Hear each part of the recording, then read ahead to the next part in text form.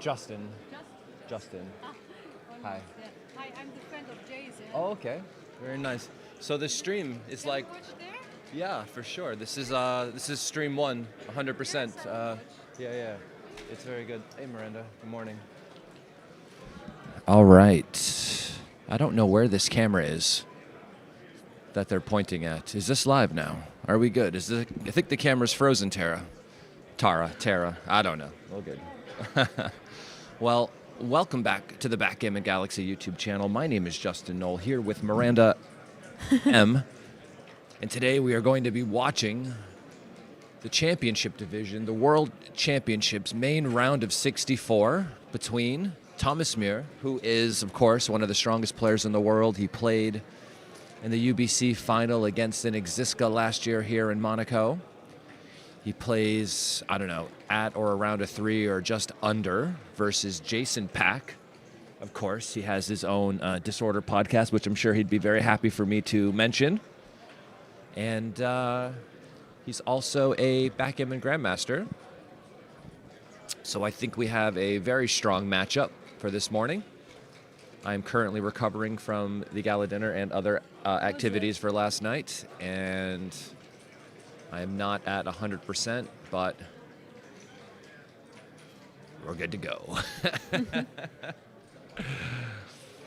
So thank you all for tuning in today. Yeah, it's okay.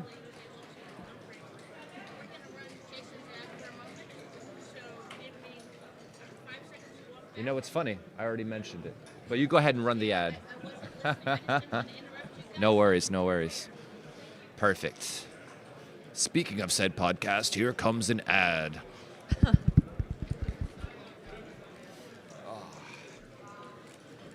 Where's the ad? I don't know. Well, she has to get back there and press the button for it. Well, the World Championships have been great so far.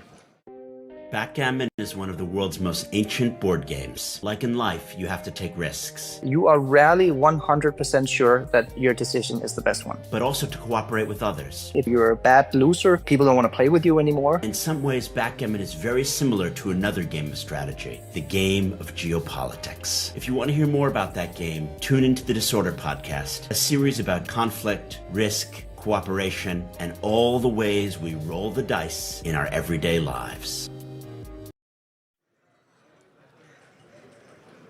All right, and we are back for Jason Pack and Thomas We are back Muir. for Jason Pack.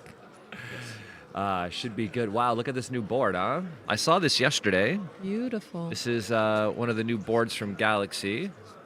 Are they calling it is it the Prime board or Primo? I'm not sure. Yeah, it's nice. I forget the name. What happened to the other one?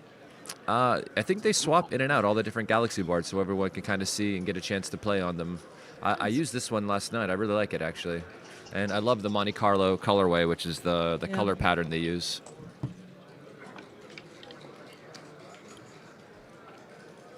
So we are here for the long haul. A 17-point match, of course. Thomas Muir is super strong. And I'm interested to see what kind of positions are going to transpire today. I'm a backgammon nerd. I go, ooh, interesting positions, and I'm like, in my zone. How many Brits are left? I think on the Calcutta auction yesterday, there were 4, I think, Brits left, if you include Jason Pack, who has... Who's not really. He's not, no, Not but really. he represents the country. I think... If you include Jason Pack, you can include David Wells. If you include Jason, you can include David. Yes, of course, you can do it. I live there as well, but I am American through and through. There's no hiding it. And if he fans, the game is over. He does not fan. He gets to enter and hit. Very nice. Nice reply. I'm not sure. Is this better than just anchoring? He didn't have the opportunity to anchor, but, of course, this is a very unstable position still.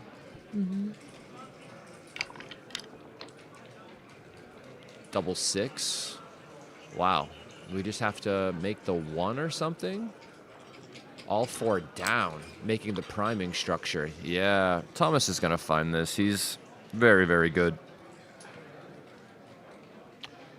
What's interesting to me is that putting 4 checkers on the 7 is better than playing 1 down and bringing the other one to the 10. Like I Yeah, wouldn't know I like that this this is more. such a big.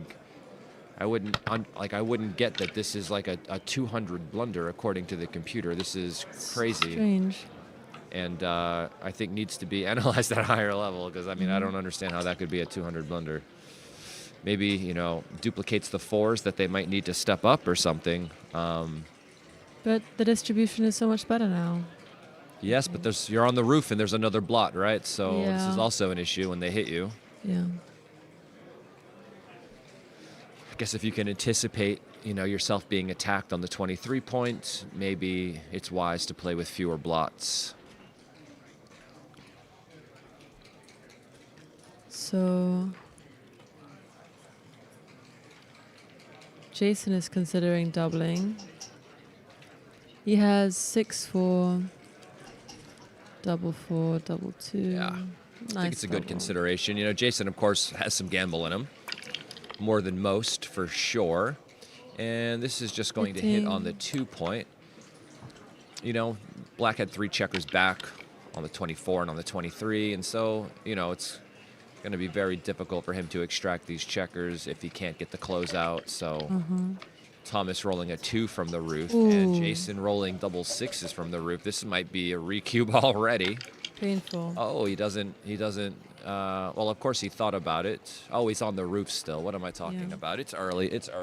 So It's early, but this is certainly and where's the last 4? one of his Stacking another one on the 6 is kind of ugly. absolute best rolls. And if Jason doesn't enter in a nice way, this game might be redoubled. It's crazy in the matter of like a few rolls how much can change. Thomas, of course, sees that Black has 3 checkers back behind decent structure. This doesn't look ideal, though, does it? This really large stack of checkers here.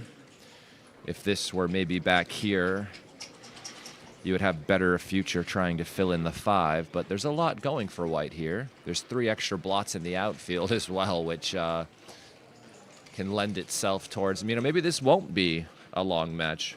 Could be a short one. Could have a 4 cube, another turnaround, give himself an 8, and Thomas does stick the Nice 4 double. cube in the middle. Jason, of And course, it is a drinking from the massive- smallest cup I've ever seen.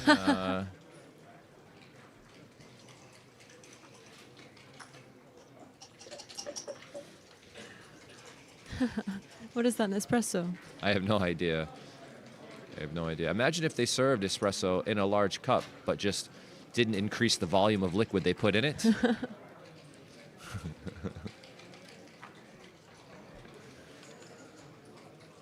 What kind of coffee do you like? I don't drink coffee. Really? Yeah, I drink How do you Red stay Bull. awake? Oh, okay. Yeah. How do I stay awake? You've seen. yeah. You've seen. Uh-huh, You do the same. Espresso martini, my favorite. Not espresso, but espresso martinis. Yes. Yeah, you want the Need a mix caffeine of and alcohol both. combined. Yeah. See, my version of that when I was younger was the vodka Red Bull, but I tried ordering one at a bar within the past year while I was in London, and the bartender looked at me and he said, "What is it, 2006?" And I go, "Oh my gosh, what is this guy's ripping me a new one?" I liked it. Never met this guy at all, and he just starts bashing me, and I go, "Oh, you could be my friend. This is how we get along, Jason, of course, finds the take. Backgammon Grandmaster Jason Pack. 6-2. 2-6. Hits on the 13. Yeah, oh, no, this hits but it's, outside. oh, wait, it's On the 13. Yeah. And Thomas is going to need to find, Jason's going to need to find some sort of double anchor, some 2-3 game. But the problem with these double anchor games is that, Jason's already in like blitzing structure mode on the other side of the board. And so it makes it difficult to contain a checker. And 3-4 does hit back. Would be great to see an 8 cube coming. That would be fun for me, And 2-1. He's slotting put it the on point, stack, of course. yeah. I love this. Slotting the point in front of 3 back checkers. So you know, like, the majority of the time you're going to be hit, but look how ugly it would be just to play 7 to 6 here. At He least just he's can't get himself anchored. to do it, and it's right by a mile. Yeah. It's right by a mile. Thomas knows it. He senses it. Beautiful play from Thomas. And Jason hits, of course. 4-2 makes the 20-point 20 anchor. point. Great shot, and now this game is, like, basically equalized again. But Jason's holding the 4 cube, so of course he has Upgrade the probably, anchor. you know, maybe a small advantage holding the cube. And double 5s comes out and all the way around. Comes out and all the way around. I don't see anything else.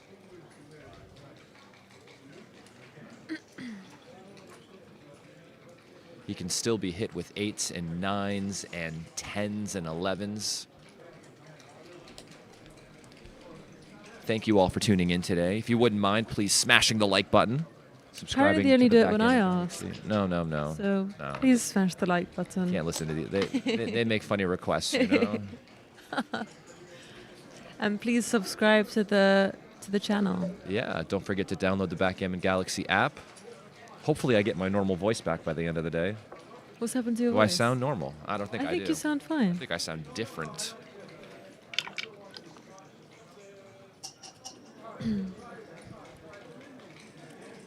There's only 2 of us speaking. Maybe you can hear everyone in the background.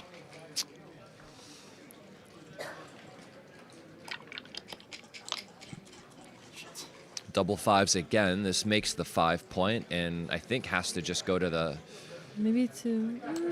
2 the other checker. Slot Down the and next to point. 6 or to the 2. Thomas can find a way to cover the blot on the 3-point. Jason, being up in the race, could be stuck behind this prime and wouldn't be ideal. Of course, he really just wanted to roll a 1 there and find a way to get out. 5-4 does cover the point if he wants, but it hits outside, actually. Yeah, I see that now. Does Thomas see he can hit outside? Maybe I not. Think he... hopefully he he doesn't doesn't miss see it. it. I'm sure he'll at least observe it. There's no way he... Maybe he's bluffing. Yeah, there's no way he Yeah. doesn't see it, right? Yeah, he just wanted to look at it for a moment. I'm not sure how it's going to be played. When there's 3 players left, did they do the thing where they play... Because in... So yeah. there aren't 3 players left 2 anymore. The 2 matches. players already played to see who's going to be in the final. So it's going to be Okay. John Veltri versus The other guy. the other guy, whose name is I'm at a loss for at the moment. But he played in the doubles finals as well.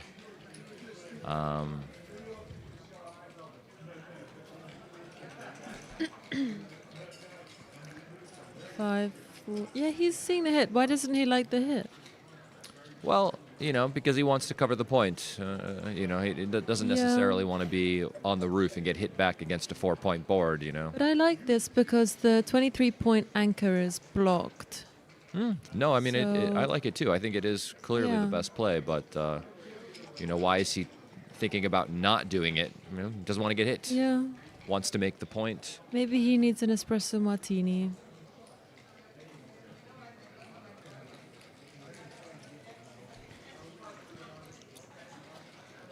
That's too high. I don't know. I mean, when I was in a format when there were 3 people left, it was like one of us got a bye to the final, the other ones played for a third of the prize money, and then the second 2. Yeah. So you could kind of... It's like an anti-buy. Yeah, I think yeah, that yeah. I think they, for the players that had to play the extra round, they get extra money for it. Yeah.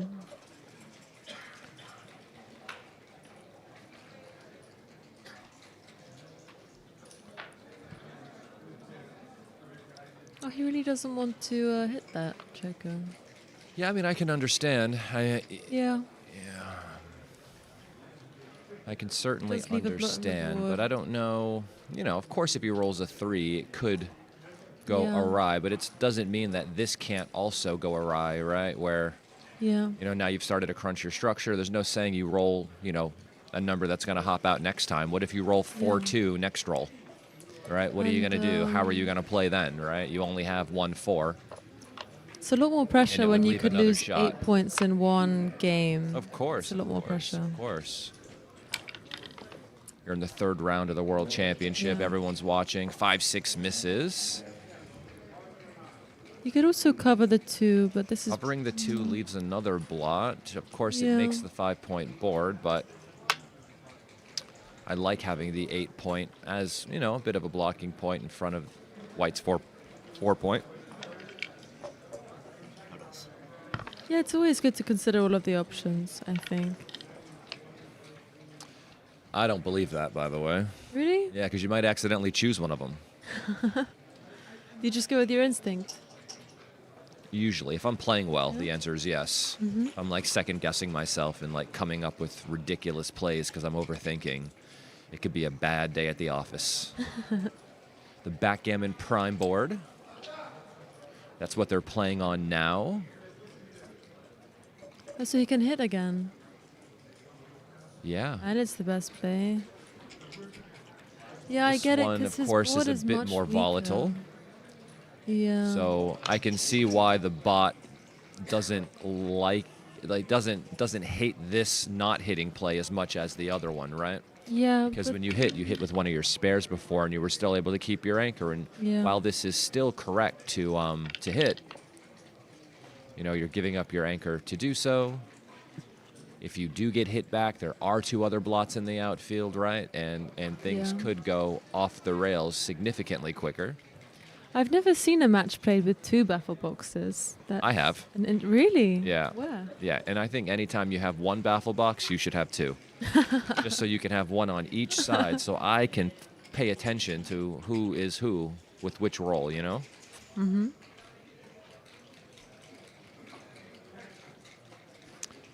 With all the extra equipment, I think you're just, you know, 1 bad roll away from, you know, wearing a helmet and shin guards when you play backgammon as well, when you pull out the baffle box. I think it's kind of funny, but... Which G are you? Hmm? Which G are you? Which G? Which one? Oh, just a 3. It's like a 3.6 or something. I don't really play many tournaments, so... I only really play at the Wii Mabs now. Oh, you played the Wii Maps? Mm-hmm. I didn't know that. Yeah, I played your dad like the last 2 times there, I think. Yeah. Yeah. They always invite me, but I can never make it. Mm.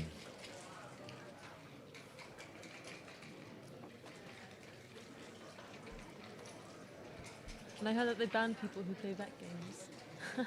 Yeah. I'm not going to talk about This is what Pete would want. He's so concerned about it all, you know. He really cares about the number. Yeah. That is such Jason's a tiny hat. cup. Jason's hat says France.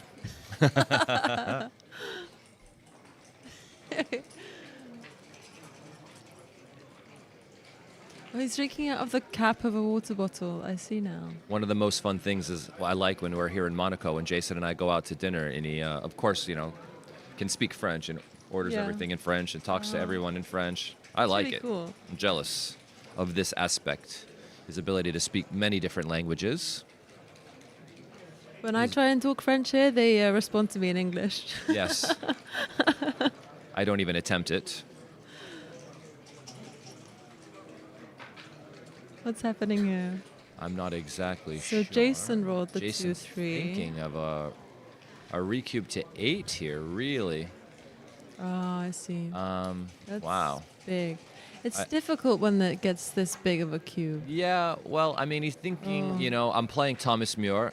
If I roll an Yeah. ace, Or a I could win a 7. gammon and win this entire thing, like Yeah. almost right now. Or a 9. Thomas is like snickering a bit, and Jason is doing a dance.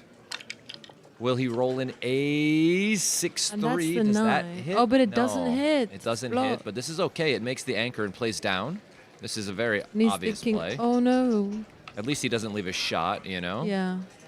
But Jason was really trying to work a 1 out of that. Yeah. Out of that he baffle was trying. box. He really chucked it in like he really wanted one. That was a good effort. If he finds another play, he might eat a 16 cube, so I think he should make that anchor pretty quickly. Yeah, Jason speaks many languages. It's extremely impressive. 6-1. 6-1. That's what Jason wanted. Yes, of course. So it just comes in and you play 3-2. There isn't any other option, really. And then Jason gets to hop off of the 20 point, or he hopes to be able to do so and flood the outfield a bit, Yeah. just to kind of keep white from being able to do that first, right? So whoever Yeah. floods the outfield first is going to have an advantage here. And of course, it's easier for Jason to do so because there's 2 blots in white's board. So of course, he needs to just hop off now. Yeah. Just face the music. Hope white doesn't roll one of these unspeakable Face the numbers that I would music. never say. Because Don't Jason call is it. my Don't friend and I jinx it. am a psychic. We love Jason, but we also love Thomas. I love Thomas as We love well. them both. So this way is better. Yes, of Fewer course. shots. I mean, if you roll 6-5, is he really going to hit? I don't think so. Like double 1 would have been really bad the other way. Double. 6-4. Okay, this just covers and breaks the 8.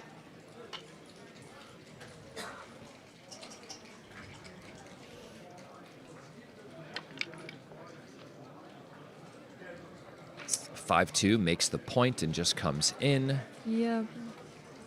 What does that block? Now, if Thomas 6-5? rolls 6-5, he just has to come out and stay there. Yeah. Double 1. Double That's ones. a lovely roll. Makes perfect board. Now he's ready for all of the contact.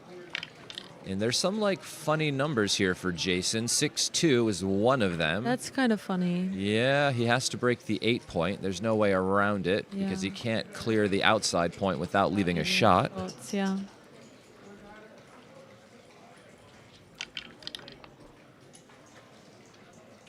(6-3), so this has to come out, and it should come out probably with both. All the way because it duplicates the Ooh, twos. look at this. This is, you see, duplication is cute actually, but often can be wrong. Just because Why is something it better is to cute come up with 2? doesn't mean that it's right. And that hits It outside. does hit. And then, I guess that just leaves double 2 because he's gonna hit with the 2 anyway. I think coming out with both left more immediate bad numbers for the other side. Yeah. This leaves 4-5. Oof, close. 6-5 fans. Jason's feeling go. Oh, that was almost double 2s. Did you see it? It was Yes. close. It was very close. So he can't Jason can't hit. with He's a going to go to the 2. 5 and play the 2 down. He Yes. can't believe it. He wants to hit. He wants a gammon, but that would be nuts. It would be nuts. Gammon would get him to Crawford. Yes, of Which would course. be But insane I in mean, the first game. I will say that losing won't get you closer to Crawford. This, if you do this, I mean, Yes. the guy rolls a random 4, you're closed out. You can't do Yeah. this. This is a bit extra. A bit A little extra. bit extra. A little bit That's extra. such an American thing to say. If he,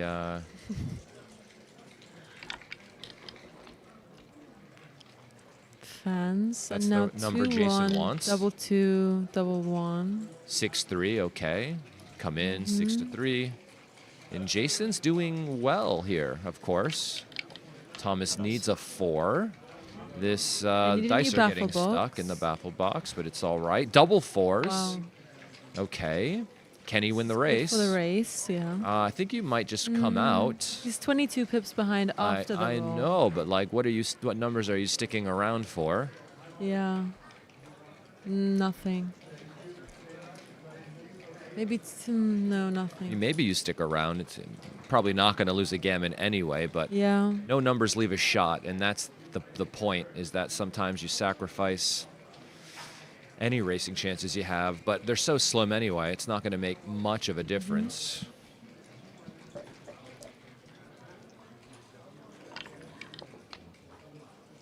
S- 4-3, okay. You can take 1 off and Yeah. maybe play to the 1, and then you still have 2-1, double 1, double 2 to make the 6-3. point. He's probably gonna stay. He's sticking around again. What for? There's no bad numbers. And you just sacrifice your Oh, and racing there's the double chances. This is one. the point I was That's trying rough. to make before, although it was actually correct this time to run, and it wasn't before. We Yes, we already have an do. 8 cube, and Jason crazy. rolled a very awkward number.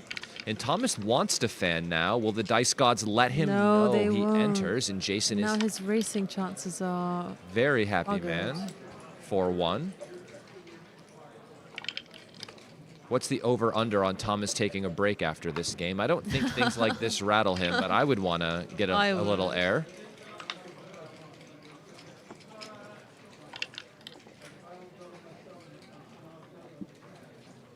And in. I don't think he's got a chance here. No, there's Sadly. no chance. But, you keep rolling. I find that when it gets to an 8 cube, usually one of them was incorrect. The 2, the 4, the 8.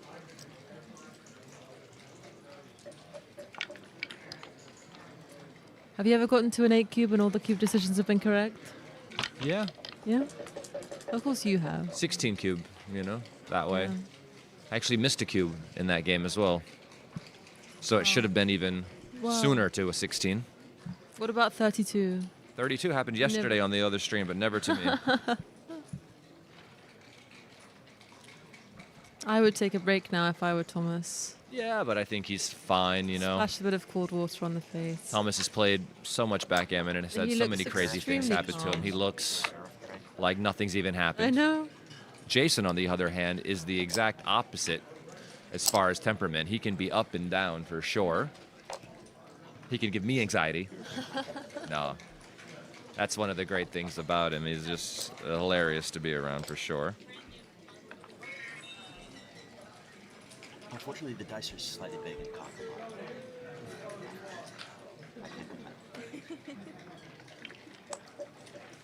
You'd think I like the blues singer face, too.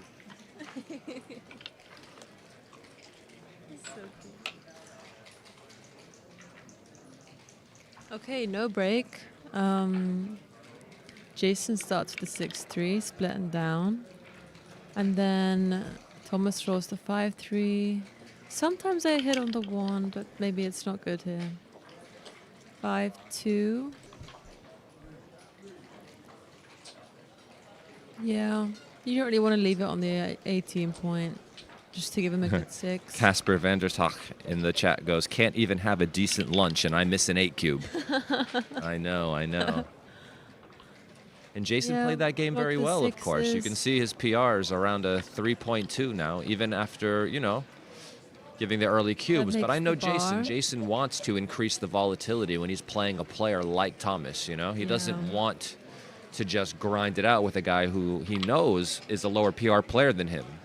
So I know his strategy is to actually increase the volatility and just try to get lucky against a guy like this. Makes sense. Because if you just play a long, drawn-out match against Thomas, your chances of winning go down.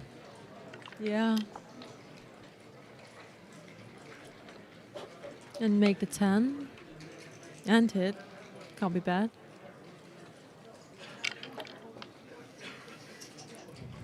5-3 makes the 8 point. And now Jason's outfield points are very stripped. But he can just do this, and then he doesn't have to break any of them. What is your favorite backgammon book, Justin? What?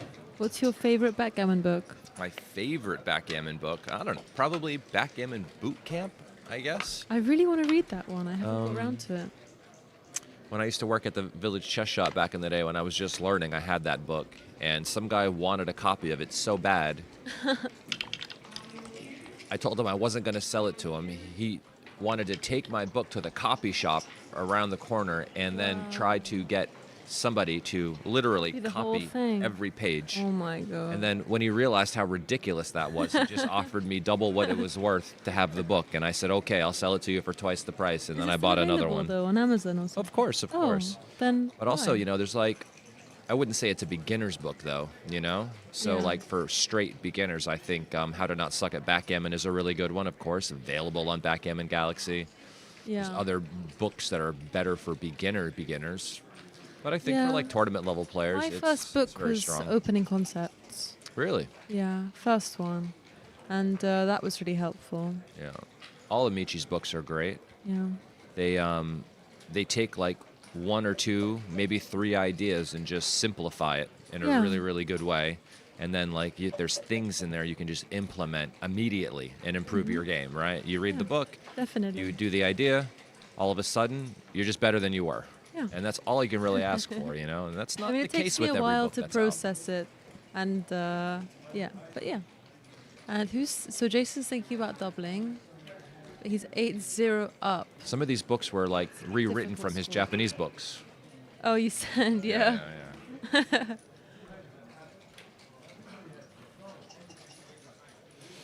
We have someone from North Carolina, USA, checking in. Good morning to you. Good you know, morning. Please don't forget to smash the like button. Please, so we White can is eat on the roof. today. Jason is thinking about whether or not he should be doubling in a gammonish position while up 8 points, and the answer to that question is always going to be no. Not always. No, maybe. almost always. Maybe. Almost always, right? Especially, you know, when Yeah. things are not as settled. He only has a 2-point board. He's up 8 points. I mean, Yeah. what kind of turnaround is Thomas going to need to give him a 4 cube? Not much, right? I mean, in racing positions, I guess you can Of double. course, very yeah, different. but Gammonish this is positions not a racing versus racing position. and holding games, right? Yeah. So this is certainly something we're not going to want to do in general. You can make the Is 8-point. No. double in, you know, you really want to wait until you have higher winning chances. And that's the problem when your equity comes from gammons. You know, you can get to a cube through gammon wins, but you really want to be getting to cubes through actual wins, Yeah. which would require you to be much closer to their take-pass point. But Thomas fans and Jason feels pretty good, I would bet. 6-2 makes the 4-point. No other choice, Nice. really. Can't run. This and helps him to fan a little Thomas bit is going to need a more. 5-5 or a 5-4. A 1-6 is better than fanning, He's that's for down. sure. Jason would love to make the 5 here or escape the back checker.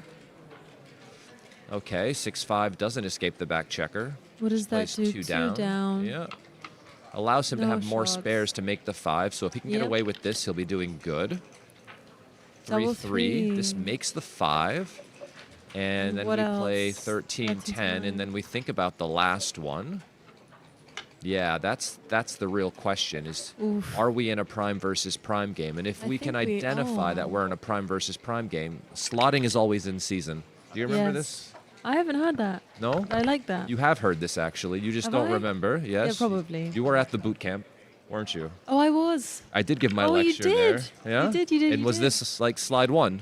Slotting is always in season when you're in a prime versus prime game. Yes, You've never possibly. heard that. I know you've heard this. Whether you remember is another thing. I'll write it down in your quote book. Yes, of course. Slotting is always in season. Yes, well, step 1, are you in a prime versus prime? If you are, then slotting is always in season. And now Thomas is holding this cube, and black is on the way to cracking. It is very close, but of course, only one of them has a 6 prime right now. Anytime white rolls a number that can slot the 2-point, they're going to do so. But I think I would wait to redouble until black has cracked. But of course, Thomas knows that, you know, his ability to redouble is going to come very, very quickly, trailing 8 points, holding a 2 cube. But he's not quite there yet. It's hard, and the 5-4 goes here and plays the 5 down. Right? We always slot in these prime versus prime games. Any other play is going to be like a double blunder or more. And Jason needs an ace, and he doesn't roll one. 5-4, and the cube is coming. The cube is coming. Here comes the 4 cube. Here comes the hot stepper. No, here comes the 4 cube. Nice. And this is a really borderline take pass. Yes. And I think, you know, Jason should pass. Yeah. I don't think he should, right? And this was very, very avoidable from Jason to lose 2 points here. I think, of course, you know, giving the cube in the gammonish position, it didn't require much for him to turn it around, and he did. Even after Jason rolled some good rolls, of course, Thomas found the slotting plays here. He was missed, and that allowed him to solidify his position, and then Jason just rolled a number that was a bit too quick and sped up the crunch of his board.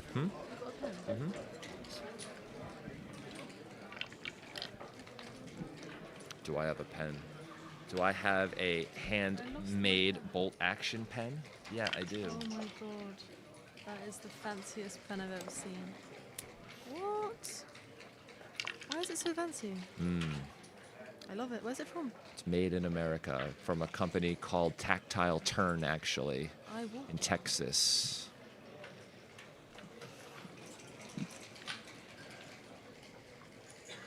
Oh, that writes really nice.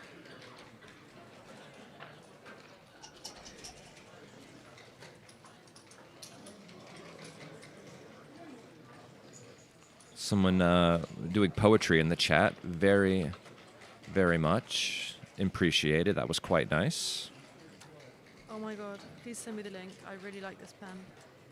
I really like this pen. Well, the ink cartridge is doing the work, but the pen itself is nice, yeah? Really nice. It feels nice when you hold it. Yes, it Lines are does. really, I'm serious. Please send me the link. Okay, I will.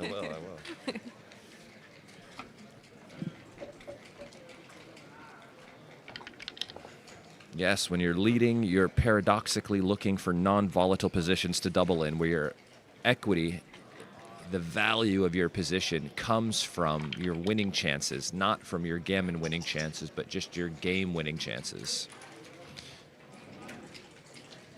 And Jason, of course, as the leader here, is just looking to play less volatile positions against Thomas, right? If you're up by 6 points in a match, you're already closer to the finish line. And so you can just pick up 1, pick up 2, and just try to get there that way. You don't need the large chunks of points like the trailer does. In it. Right? So Jason shouldn't be hitting and playing with more blots and allow Thomas to roll a 7 from the roof, or a 5-6, 4-6, 3-6, 2-6, right? Or some number with a 1 that's going to hit loose. And then if he fans, get gammoned, then all of a sudden now the score is 6-8. That is what Jason wants to avoid, right? Yes. Nice play, Jason. Nice play, buddy.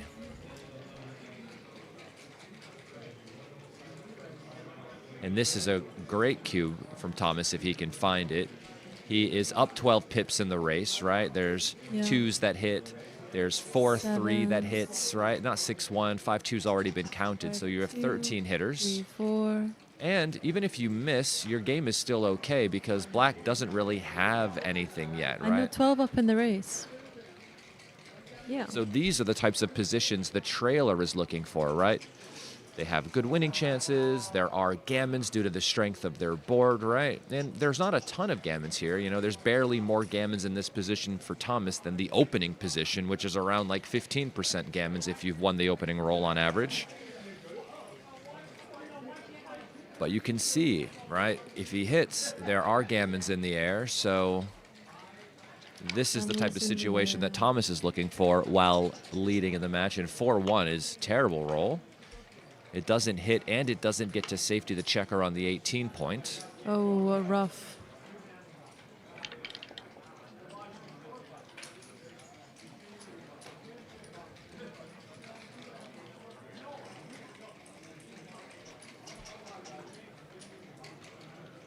Four 2, nice play, Jason. He's playing safe because Thomas has a much stronger board. 5-1. 5-1. The blot on the 18 by making the ankle. All right, so it's difficult because he kind of wants to stay there just in case Black rolls something bad. But notice that Thomas isn't actually trailing in the race, is he? He's actually No, he's up in well the up race in by the a lot. race. So if he was down in the race by a bunch, right, he might need to stay back on the 24 point. But because after the play he's going to be up 23 pips, it's okay to make the 18 point here. He's probably doing a So count. Thomas though. is just, I'm sure, assessing the race, seeing where he's at, seeing which way he wants to play. Because, of course, if you didn't know the race, it would be hard for you to choose which way you wanted to go, if you wanted to go forward or if you wanted to stay backwards.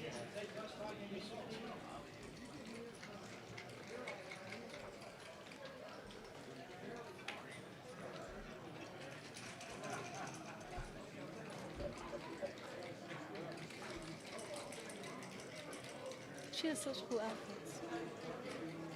I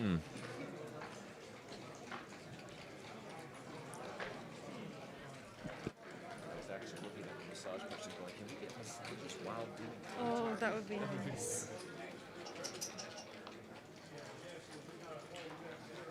Yep, and he's making the safe play because he counted. Yeah. Oh no, he's not making This this. is not the correct idea, of course, due to the race. Probably thinking about can he get some shots because his board is much stronger, which makes Double sense. but this fives. is Jason's blitzing feeling good now. again. Makes the 1 and makes the 3.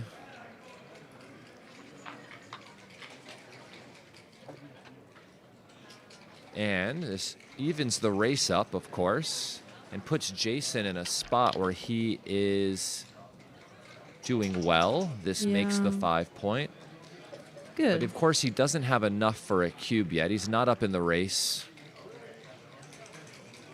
He's not priming the back checker. The future for blitzing it is also bad. And of course, you're up 6 pips. You want to be doubling in situations where you have more equity from winning the game, not just gammons.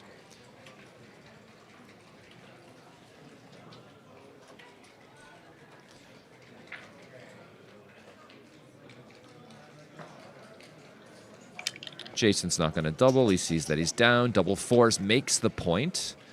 And what do we do with the last one? We make the 7, maybe? I know Jason's not going to want to leave him a 5-6, but I don't know what else we can constructively do here besides make the 7. This is 5-1 and 2-1. This is more numbers than just 5-6, which is what you would be giving if you made the 7. So that would be 11% of the time you would find yourself on the roof. And here, it's only 5.5% of the time. And here, this is 0% of the time. And Jason likes 0%. I know he does, even though I think he'll sense that making the 7 is better. I don't, I'm not exactly sure he'll make the 7 because, of course, maybe he thinks he can just cube if he fans, and he thinks he will fan. But if he's going to fan, leaving the shot makes no difference, does it? No. Give the opponent nothing. Probably what Jason is thinking. I think this play is just tougher if you enter. If he does enter. Yeah, this is a great play, Jason. Nice play. 5-1. He enters. He would have been hit if he made the other play, but of course he was not here. And what is the race now? Jason's up 8 pips, which is not a lot. Of course, if he were the trailer, this would have been doubled a long time ago. And this is actually a very, very, very small cube here. Okay, now on plus plus it's not. But it's so close, it doesn't make much of a difference what Jason does. The gammons are out of the position. You can see he only wins about 6% of them now, and his winning chances have gone up tremendously. Yeah. Jason, of course, won to increase the volatility of any situation. 6-2, 6-1, 2-1, double 1, double 2, Double fours. double 4. Lots of good rolls. Thomas will, of course, take this. He is trailing by a bunch and So should much. understand that he still has a lot of wins in this position.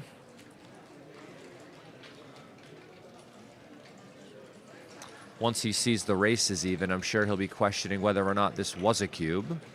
But of course, it's hard to know what anyone is actually thinking when you're in that room playing on stream. 3rd round of the World Championship. You can be there, but also, mentally be somewhere else at the same time. It's hard to keep everything in line.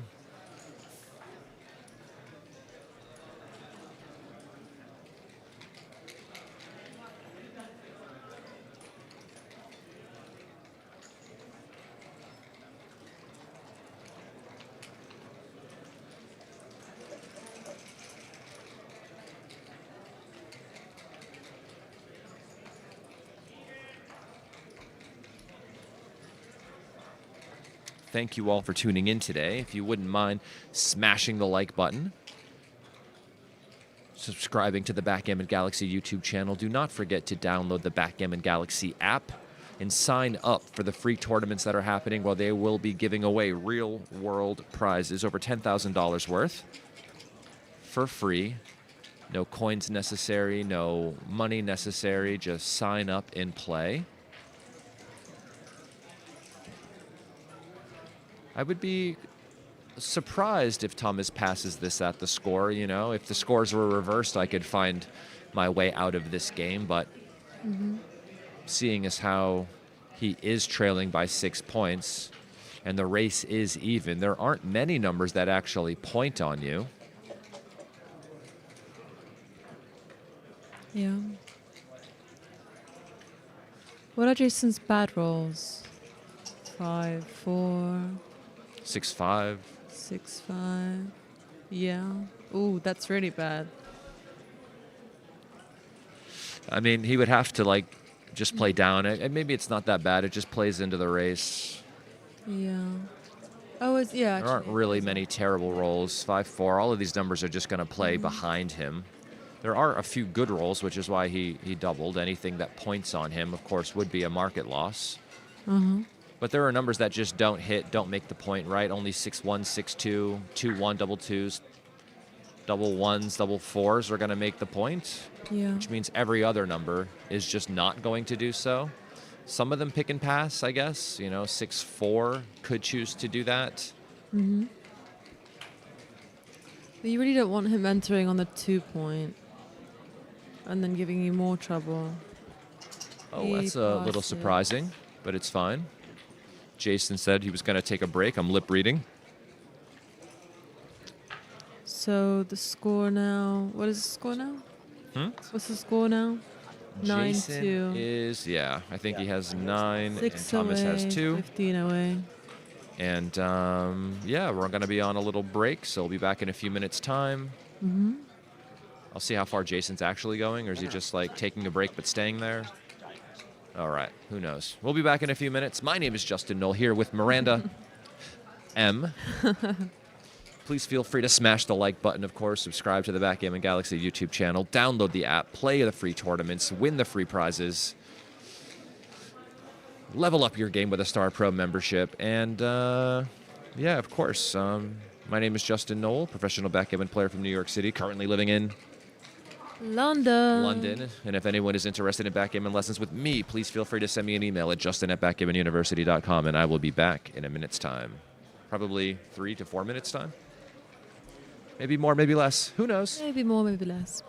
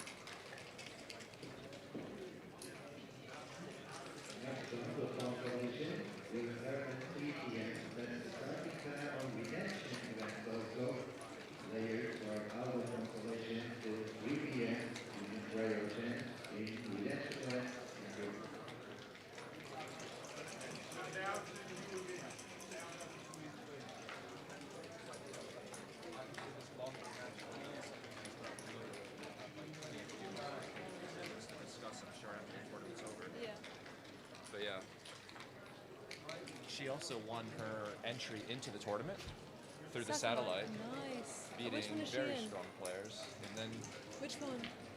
she's still in the main tournament. Like champion? Oh, championship. Yeah. Yeah. That's really cool. She was a part of the Calcutta auction yesterday. That's really cool. So, yeah.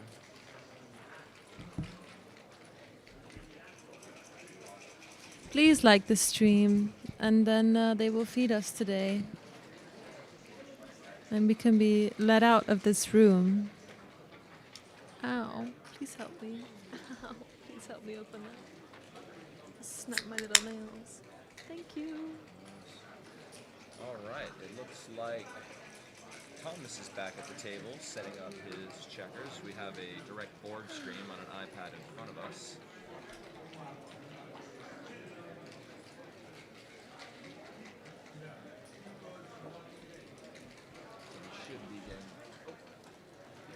Let me turn the microphone back on. That'll help.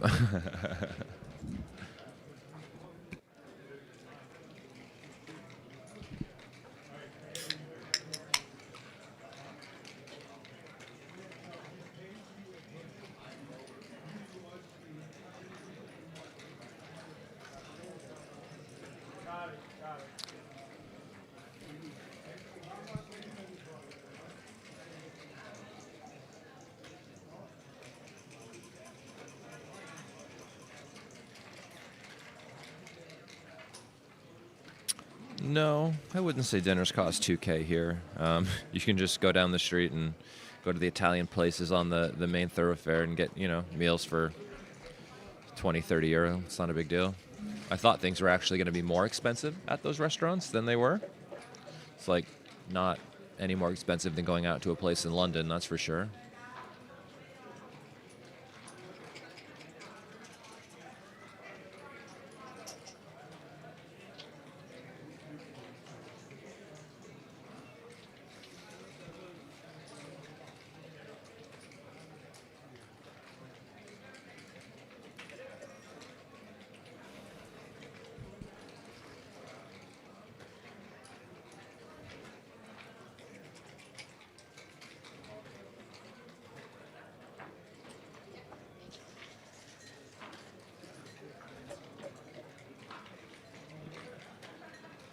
Thomas is back at the board.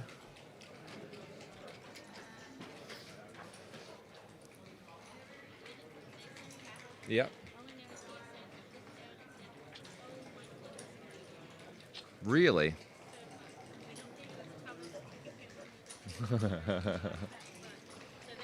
That's strange. Injury timeout from Jason. Injury All right. timeout. No worries. Can't have anybody bleeding at the board, can we?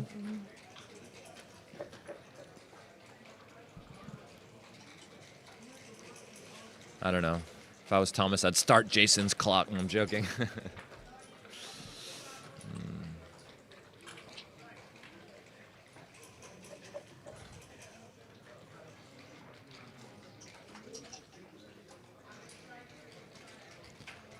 Hi, Lynn. The live brackets are... What's the name of the website where the live brackets are? Do you know? Gammon.gg. Gammon.gg is where the live brackets are for this tournament.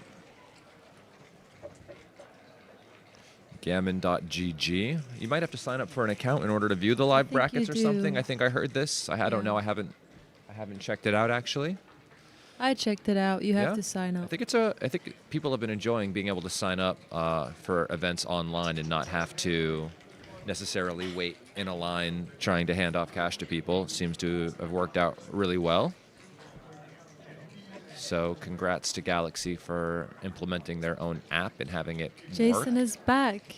Jason is back from his injury timeout. Hopefully he's okay.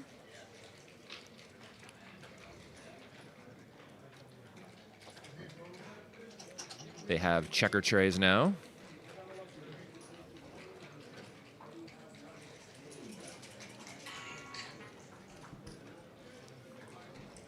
Getting into the zone. Jason playing a 4.65 right now, which I'm sure he'd be quite happy with. He's also been able to sneak a few unforced errors by Thomas, which is surprising. Jason will be happy about that as well. You know, if this match goes long, though, of course, I'm sure Thomas's PR will go down significantly. Not that this is some sort of PR competition, because it's not, but, you know, of course, we think in theory playing well will increase your winning chances, right? So. Yeah. Double 4. Double fours for makes the Jason. 5, Makes and the slots 5. the 9. Just plays down with the last one. Mm-hmm. Seems like a strong play. Making the 4 and then the 9 seems worse, for sure. This seems very solid and leaves your spares in a good spot to try to make the 4 next roll. 6-5 runs.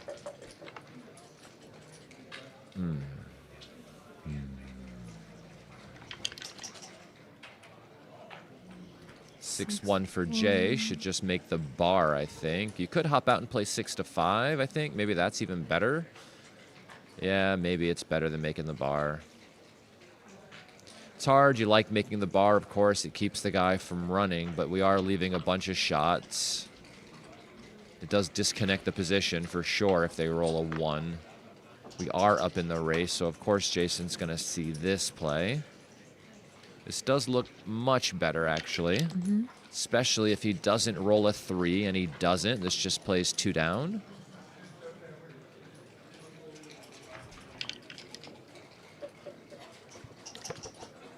He kind of wants the 6. 5-4 makes the 4. Oh, it makes the 1. Pointing on him. that. Wow.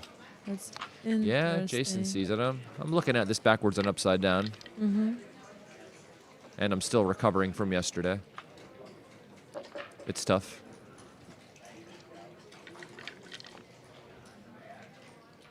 6-3 is a great shot. This just runs all the way out. These are the types of games Jason's looking to play. He doesn't really want to blitz the guy. He just wants to turn everything into a race or a holding game and then just win from there. Jason's now going to be up, I guess, 13 pips after the play.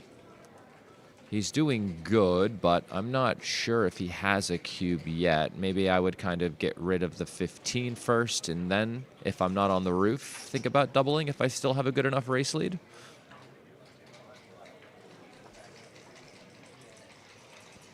Thank you very much, Peter Brooks. Hi, Justin and Miranda. I'm new to Backgammon, and I've fallen in love with the game. Love your commentary for helping make sense of strategic nuances. Thank you. Well, very much appreciated. That's kind.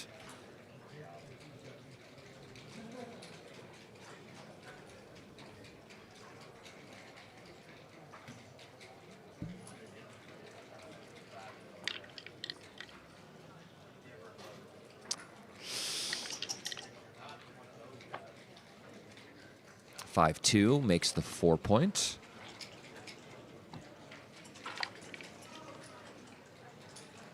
4-6 doesn't go anywhere for the back checker, and so he just builds his board. Now that his board is stronger, he's probably thinking about it. I would likely still wait till I did something with the 15. You know, because there are maybe a couple bad rolls or a roll that would leave outside shots, and then I would hope to be missed and then think about doubling. You know, if the scores were reversed or this were an even match, maybe this would be a cube already. I mean, certainly it would be a cube already. But when the match is tied or you're trailing by a lot, the doubling window opens much sooner, right? You can double earlier. You don't need to be sitting on top of their take pass point or their pass point as much as you would when you're leading. So while he can't really take exceptionally deep as white, of course you just want to wait till the position is just a bit stronger. It's all right though.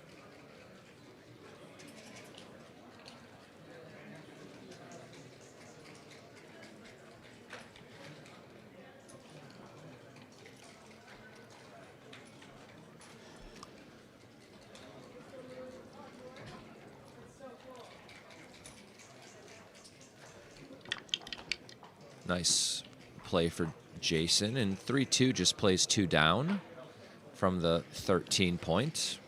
Of course, he would have preferred like a 2-4 or a 2-5 or a 2-6, something to clear the 15 because it would have gotten rid of a lot of the contact in the position. 5-3, 5-4 hits. Nothing with a 2 does, but we have a reroll. 5-1, okay. So the 1 might step up, I think. No? Yeah. Interesting, not stepping up there. Giving yourself 4s and 6s to hop out. You're not trailing in the race by that much, right?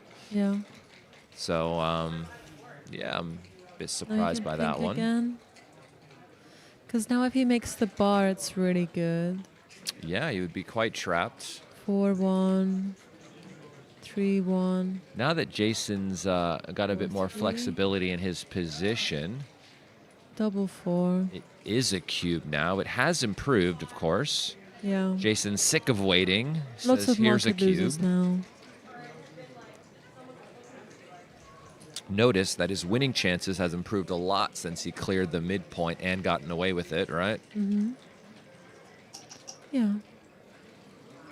9 pips up in the race. The threat of making the 7. Yeah, the clock is just above and below the players' pictures there, if you can't see it. And the pip count is next to it. If you can't see the clock, you should look there. 5-1. It's not one of the ones that makes the 7. Not ideal. So maybe we just bring the 11 in or the 10 in. All we want to do is just leave like 2 numbers if possible, I think, to get hit by. Yeah. So 11 to 5 or 10 to 4 just leaves 2 numbers. I'd want to come a little bit closer to try and make the 3 point. That's my thinking. Maybe 11 to 6 and then 10 to 9. To make the 3, because it doesn't leave any extra shots. No? I don't know. I can't really hear it. Oh. It's loud, yeah.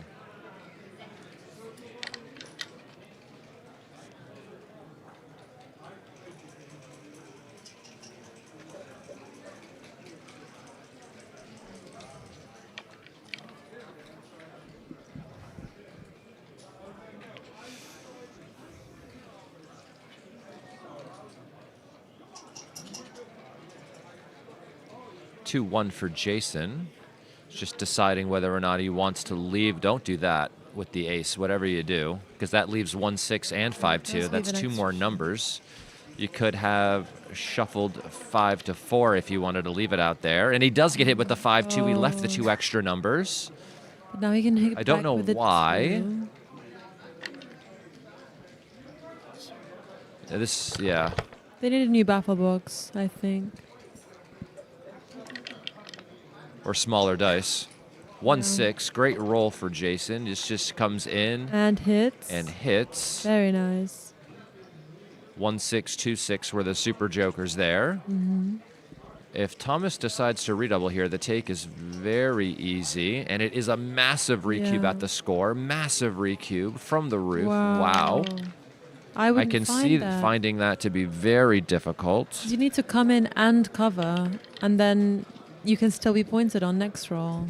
Yeah, but you see why it's difficult for Jason to give cubes while leading.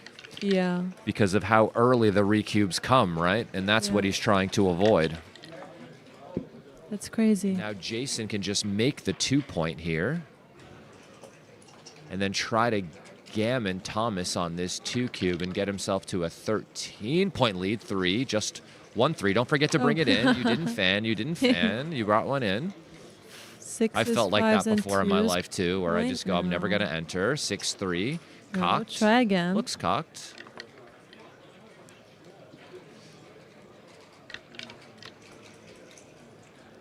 Five, 5-4. Okay. Well, hitting looks a bit scary to me, but of course, it's right though. The gammons are gammons quite are high when you get away with this, and you don't really want your opponent to anchor. And so Jason, of course, finds the 5. And the 4 comes down, I think.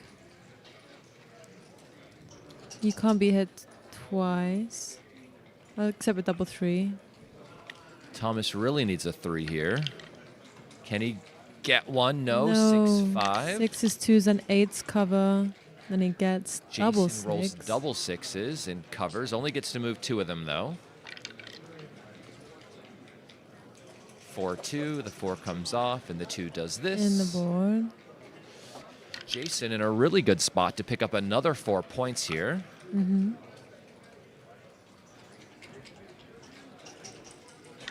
Yeah, and if he does, then he's 4 away, which means he can win the match on a doubled gammon.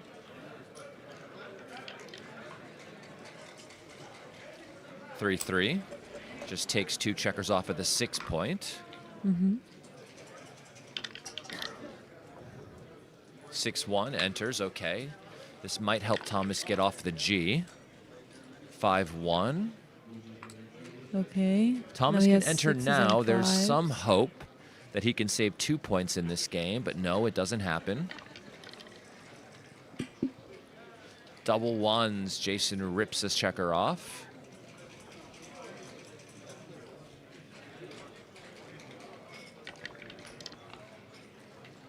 Four, 3 fans again. Bad luck. He for really needs to Thomas. come in to get off this gammon. 6-5. Now, next time, big doubles will leave a shot. The only way he gets off this gammon now is by getting a Hitting. shot. Oh. He's going to get a crossover with a 1. 4-2. 4-2. He needs, maybe 2 big doubles might save him. 5-5 is going to help, but Yes. still going to be hard. He probably needs another one at least. Why do that instead of just crossover, playing down? Wastes That a wastes a pip, pip bearing in, yeah. to be honest. And I don't think it's good to waste a pip trying to get off a gammon here. But now Jason's missing with 2s. Playing down must have been better. That was almost double 6. 6-4.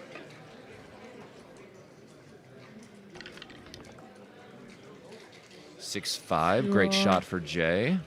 Now he really needs a double. Still needs a double. Double There we fours. go. 1, 2, 3, 4. He's actually Lovely. going to save this, isn't he? As long as Unless Jason Jason doesn't can roll roll double 3 or higher. Exactly. Or Thomas enters with an ace or something. That would be awful as well. Ooh, Double oh. 3s. Jason doesn't give him a chance to get off of the G. Wow. And he takes another 4 points in a race to 17.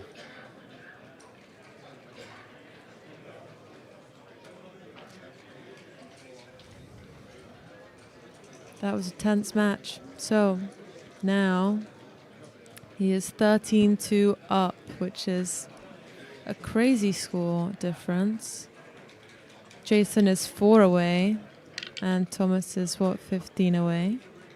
So Thomas wants more volatile games now, so he's going to bring 2 down to start with.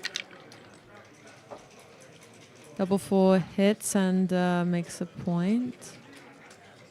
4 hits and brings 2 down. Yeah, that doesn't leave an extra shot. So Yeah, I think with the better. baffle box, you just have to throw the dice in there, you know?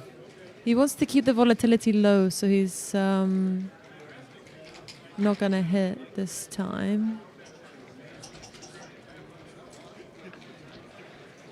Because he's leading so much in the score.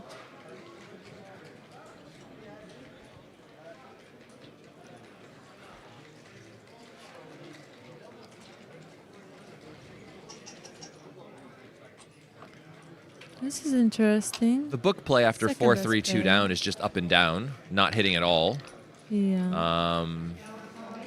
6-1. Yeah. Slow, seductive manner.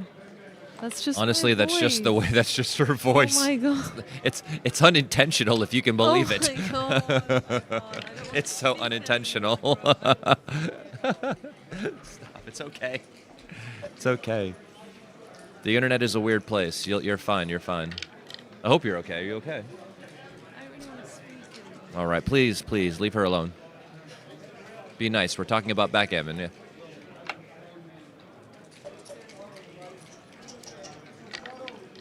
Sorry. You all right? Okay.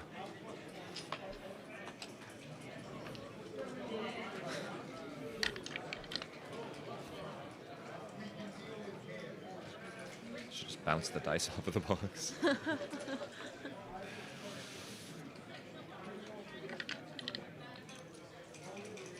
5-5. That hits. And maybe we can make the 3. Yeah. I don't love making the 1 in a situation like this. I still have too many checkers back, but of course this leaves many blots in the outfield.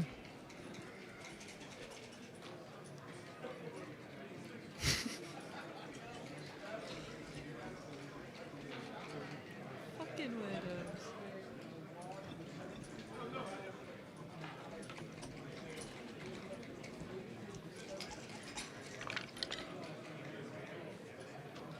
Five five for 5. Jason. Makes the 3-point on Thomas's head, and I'd like to remake the 8. yeah, remaking the 8 seems good. This puts pressure on a lot of those checkers in the outfield if he has a hard time entering, and the 2 enters and the 4 hits. Nothing else much to do here. I feel better now.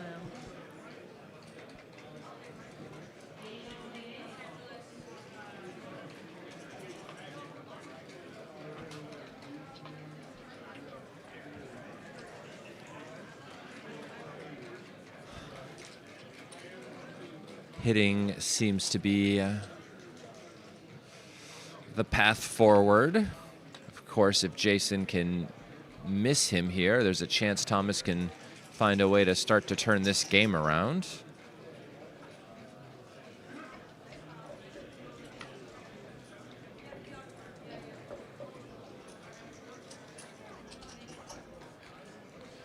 Thank you for the apology.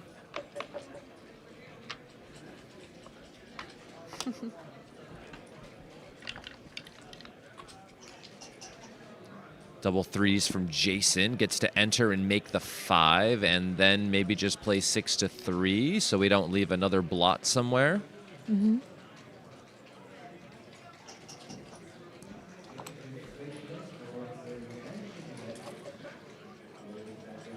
Jason doing well again in this game. Thomas has 3 checkers back, 2 of them on the 24, 1 on the 23 behind superior structure. Of course, Thomas having the 1 point made, not ideal when you have a bunch of checkers back. What is this color? Yeah, red.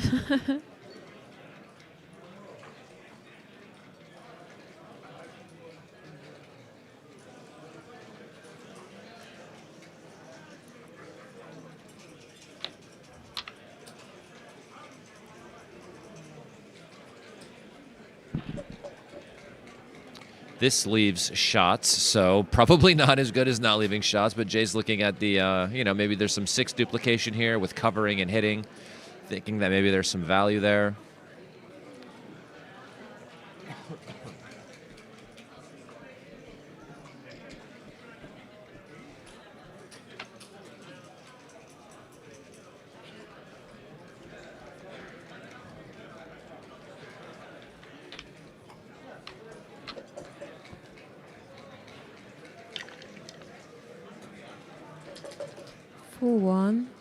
4-1, okay. So I think making the 5 is Definitely. mandatory. And what 4 can we play that's not destructive, right? So let's just take the There's spare that we shots. He really have and wants to make slot the 7. next Yeah. time. Yeah. Anything else leaves more shots, except this. But we would prefer to have the 5 point than the 4 point.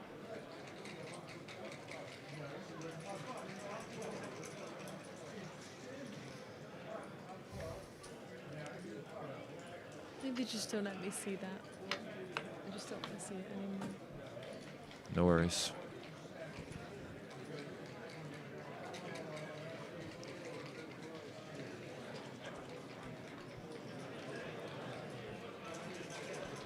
Both plays seem reasonable. Making the 5 point, of course, is making a better point, but it leaves a direct 4. But the 4s are duped here.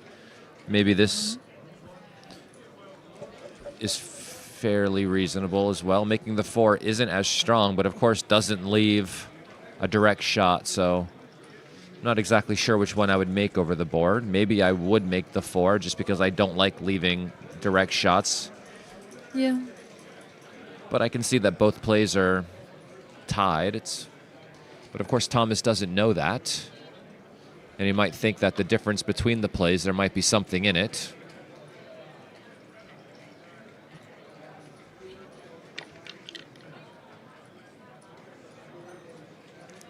Three, 2. You could remake the 8 point, priming the back 3 checkers. Nice play, Jason. Just making the 8 point, and 5-3 makes the point on his head.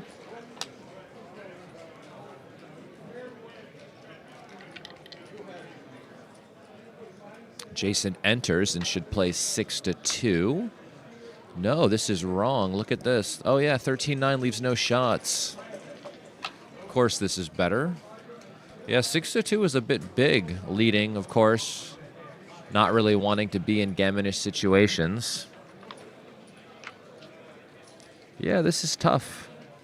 As you can see, the stack might want to do something like that, but of course it just increases the other side's good rolls.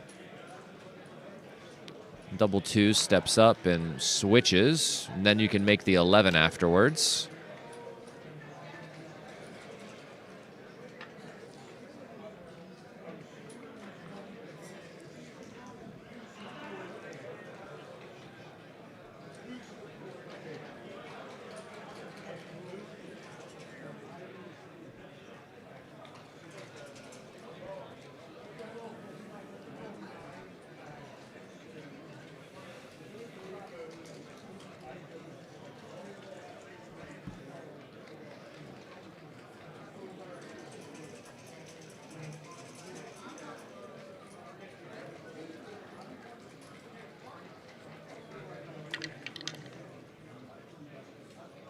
Double 4s for Jason. Makes the 4 point on his head. Wow. What an amazing roll. I would likely just play this into the 5 point and try to play for a gammon. Coming out puts pressure on the other blot, but I think Jason's doing pretty good now. He's just going to continue to play on from here. Double 5s makes the 2 and comes around.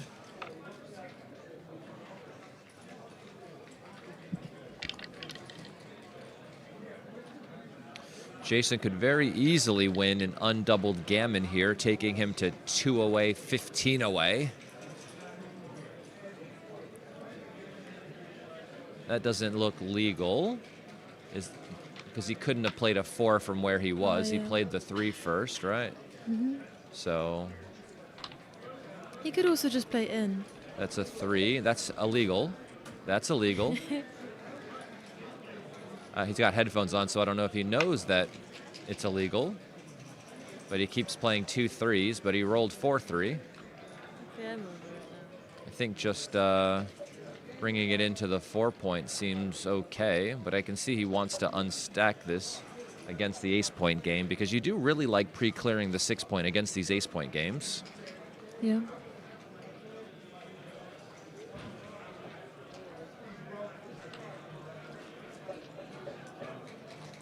Yeah, I never thought that they could listen to the commentary in their headphones, but I guess... You never thought about that before. I guess we just trust people. Yeah, I mean, Not really. I mean, yeah. I've thought about somebody maybe being on the phone.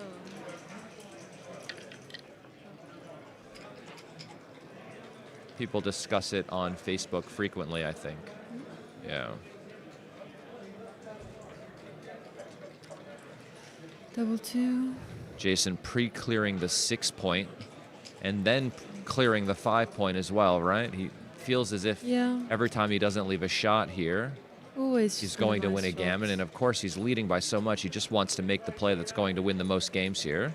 Yep. And this is the play. Putting checkers on the 2 point versus an ace point game isn't something we love doing anyway. Mm-hmm. 6-4. 2 Okay. off, no shots. He would have left a shot if he made the other play, even though the other play was correct. And now And this- 5-4, 6-4. He's leaving shots. Didn't call it. What would you play with the other two?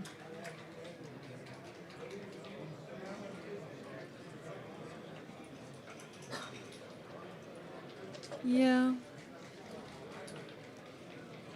Yeah, taking the checker off the 2 point. You leave shots the other way anyway. Here you leave shots with 6-5 and 6-4 and 5-4. The other way you would leave shots with 6-3, 5-3, 4-3. So it's the same number of shots, except you take an extra checker off, right? Yeah. So taking checkers off is good, because if you get hit, you have more checkers off to win these post-late hit sort of variations.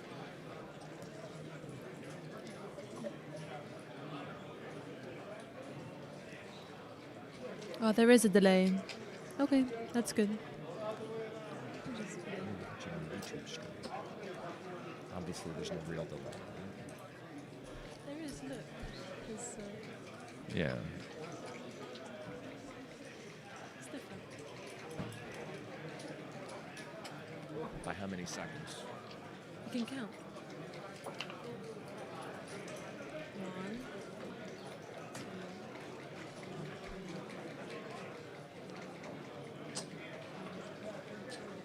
1, 1, 2, 3. Is it a minute? Okay.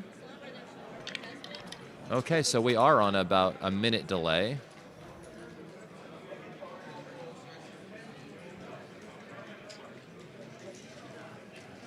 Was that a minute?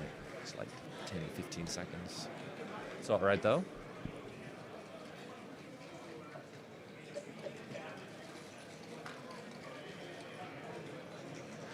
I think pre-clearing the point is a good idea here, just trying to get rid of the next point in line.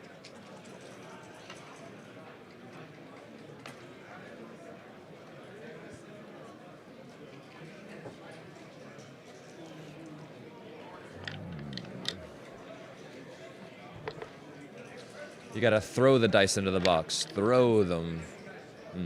6-2 clears the 4 point. Jason has 9 checkers left. Thomas is just trying to make his board and get ready for any potential shots that might happen in the future. Of course, you want to have a really strong board when the shot comes, so when you hit it, you can win. 6-5. 2 off. If Jason doesn't roll a 2 next roll, it looks like a lot of numbers are going to leave a shot. Yeah. This gets a crossover in. And now, yeah, any 2 big numbers. Then 6-5 leaves a shot. Any 2. 2-1 would be a joker. Any 2 Oh, there's really the would be 1. really good. The 2 and the 1. Come on with the 2. No 2. 2. Double 5s. It's okay. It saves the gammon, That- possibly. Maybe. Could do. Yeah, I think the crossover is okay. You could also just go to the It does 9. waste a few pips, though. Give yourself more covers, because there's a chance we could achieve that 3 checkers left Coupe Classique sort of position, right? Yeah. Where he only has 3 left here. And now that he has 3 checkers left here, if he rolls an ace next roll, he might leave a double shot. And so he Double rolls 5 again. a terrible number for staying, but a great number for Gammon saving. 1, 2, 3. Wow. Wow. Even if he chooses to run, it's not still very guaranteed. difficult to get off the Gammon. He's going to need to roll doubles to get off the Gammon again. But here, if he stays, he's going to be breaking his board, and he might get backgammon. Backgammon is So the I think you match. should I don't think it's worth it. maybe, I don't know, because if you break your board and you get the double shot and your board is busted, you might not win Yeah. anyway. Yeah. And maybe you roll a double and get off of the gammon. But losing a backgammon would So not worth it. I lose you think. 3 points and allow Jason to get to Crawford. Wow. Yeah. This is such a sick thing to think about, because you're just damned if you do and damned if you don't. Everything loses. He goes from 0% wins to 1.5% wins by staying. Yeah. Are you really sticking around for 1.5% wins? Potential backgammons? Such a tough choice when everything you do is like losing. How do you remain objective? Yeah. This is what I would... Then he still needs a double.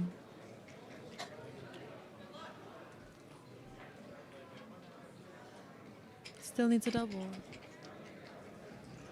Seems like a reasonable play. Yeah. Jason rolls 6-2. And double twos are See if he better. We'll would've hit. get off of the gammon, but no. So 2 away, 15 away. 2 away, 15 away.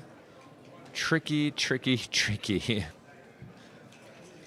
So, of course, Jason is going to wait to double until there's just zero contact in the position. He's just going to wait until it's a race or maybe a very, very well-timed holding game. Not a normal holding game, but like a very, very well-timed one, where he has a massive race lead and a lot of flexibility.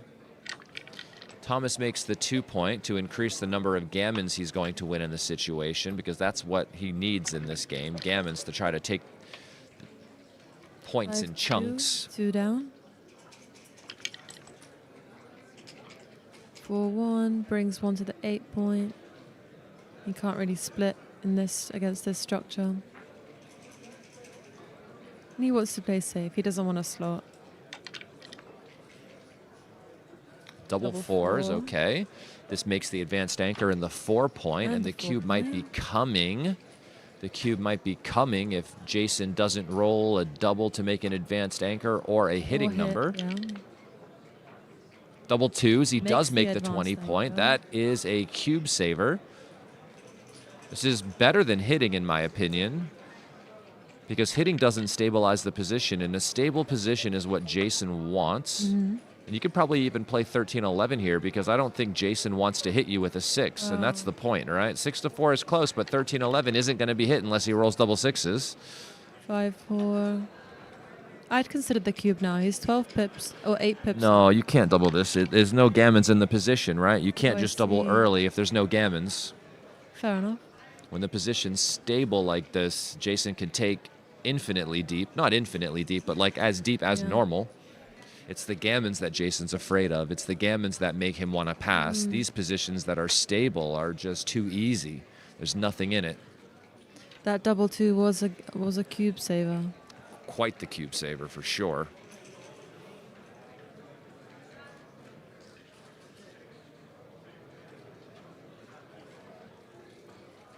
Yeah, I mean, he's thinking about running. It's a little bit early. I mean, I don't know if it's the best play or not. I haven't looked at the XG, but I just midpoint. have a very difficult time getting rid of my 20-point anchor for no good reason. Yeah. Just allows hits and covers. You know, when you have the 20-point anchor, it takes a lot to want to run off of it, right? Yeah. Because it is just such a strong asset. It just does a lot. This plays down in covers. At least I would. Maybe Jason shouldn't because he's such a massive leader. Maybe doesn't want to leave a shot, but I think twos are for gonna money, this is a hit. strong play. 5-3 makes the 1. Okay, I like Yep. it.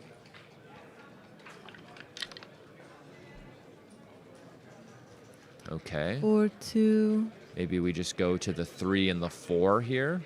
I don't think you Yeah, want to leave a I shot agree. outside by making the bar. Making the bar doesn't really prime him anyway, Yeah. right? So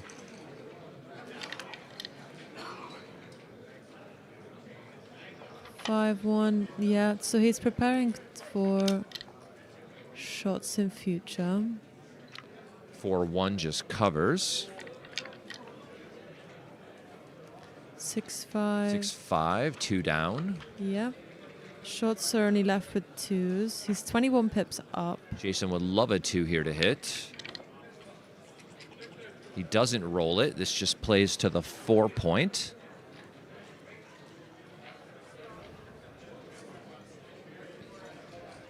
Thomas needs an 8 to hit.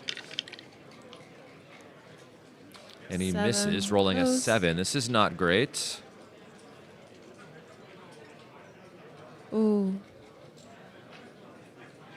Well, if he makes this 3 first, you can't find the correct 4, right? Because obviously the best play, not obviously, by the way, I'm saying that incorrectly, but I can see the XG feed. It says the best play is to break the point, which is something I really don't love doing. But only behind But it's the impossible anchor. to find the best play if we think that this is the correct 3, right? Because then the only 4 you're going to make is shots. 8 to 4. Yeah. And then you're just going to leave Jason a 3 shot. Hard to find the board breaking play, because often we just don't like to break our board in backgammon. Tricky decision. Unfortunate that it's worth so much. Jason doesn't roll a 3. I think you should maybe just go to the 3-point, because hopping out with both leaves a lot of shots and a lot of blots. So if you just go to the 3, White's going to have to clean this checker up, and then there's going to be no spares here to attack you with, and you'll be able to just come out next roll, right? So I think that he can just wait till a better moment and do it next time.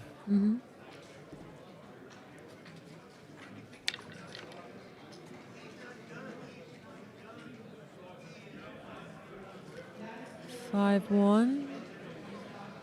8 to 2.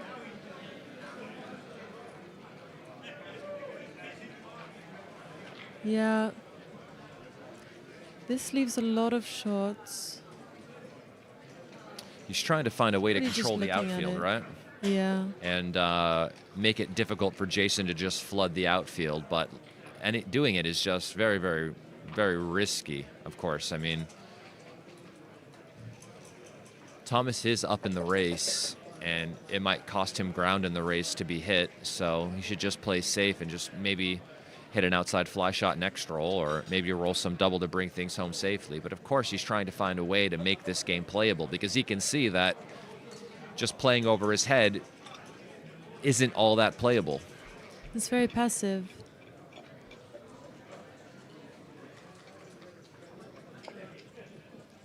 But it's correct. 5-5, okay. Double Jason 5 just comes out. all the way around. Yeah. Very clean. Taking a race lead, escaping both back checkers, and Thomas rolls double 4s. Okay, great roll for Thomas. Able to enter the race now, up 11 pips. 11. Jason on roll.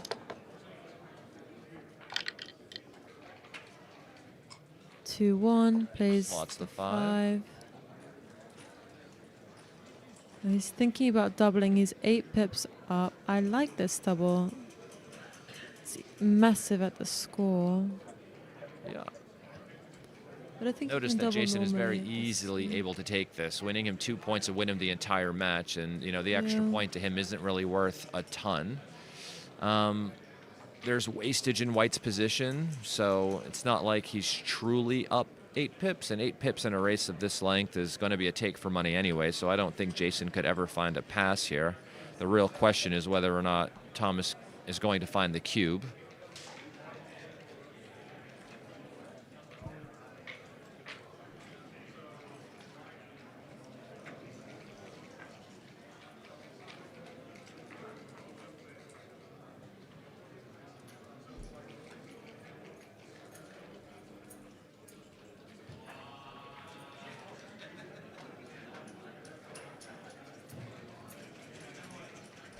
We want to know where the battle box is from. Yeah, I know. I don't want to talk about it. It's a Galaxy product, but I have to get it Oh, I solved see. before the next round. Yeah, yeah. So people don't get a bad impression of the board just because the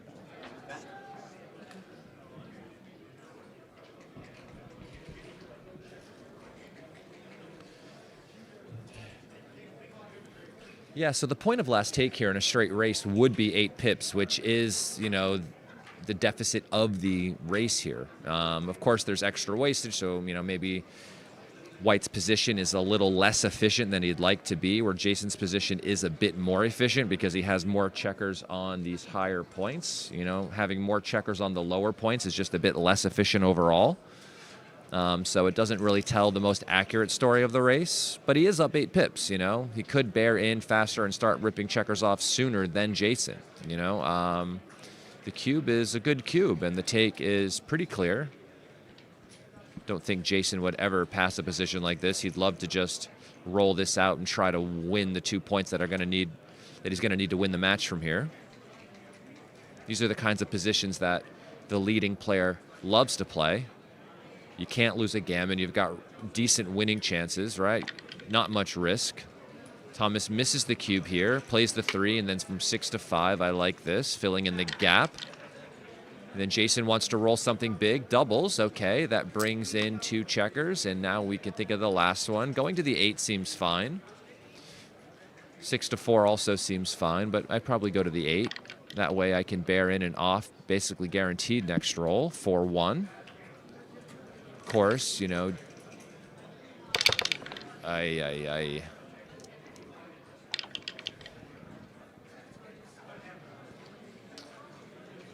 2 and then 4. Jason wants to take a checker off. 4-3. Thomas doesn't get to take a checker off with this roll, so advantage Jason on roll, 5-2, okay.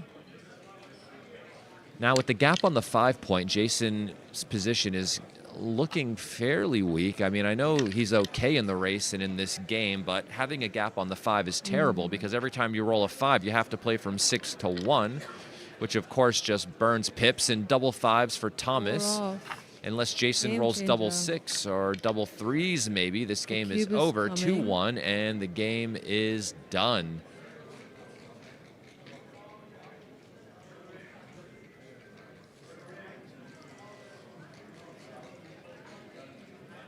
Jason has, what, 30, 41 pips. Thomas has 24, so, yeah, game over.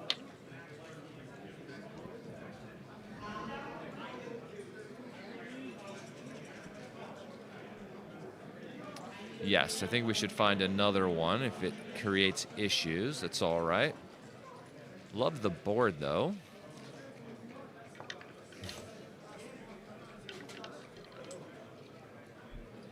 There's a good amount of contrast with this board, which is really a good feature. So, split and down. 6-4 hits in the outfield. So Thomas has a big racing lead now. Double 2 hits back and makes the 4. Fantastic roll from Jason. Great roll.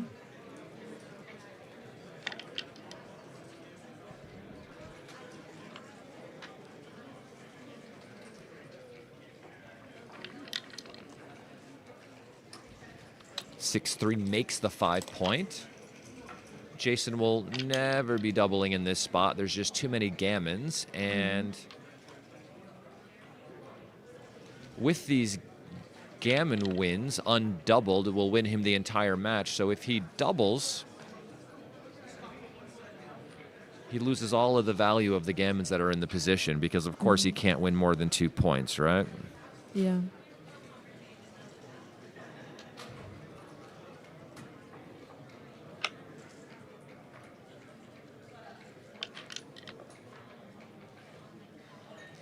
Four, 6-1 makes the 6-1 5. makes the 5 Great again. roll. Jason's position is super strong now. 1-3. Another blot is Gives 6s, but it's the only play. available to hit. Jason, will he roll a 6 or a 9? He does roll a 6. This hits outside, and can Thomas anchor? Fudge. All right, we gotta. I'll be back. 4-3 fans. And now Jason's just looking to get his checkers around while Thomas is still on the bar. He's not going to double because the position could turn ugly if Thomas manages to anchor and build some kind of counter structure. 3-1. He's anchoring and playing 15 to 14. He wants to make some. Yeah, he's just trying to roll his checkers forwards.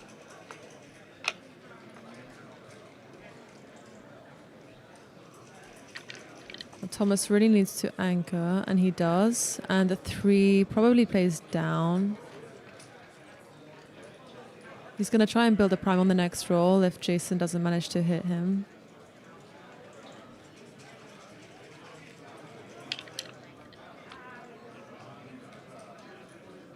And Jason doesn't hit, so what are we doing with 4-4? XG likes to hit on the 1 point. Probably stops Thomas from building anything next roll. So I see why that makes sense.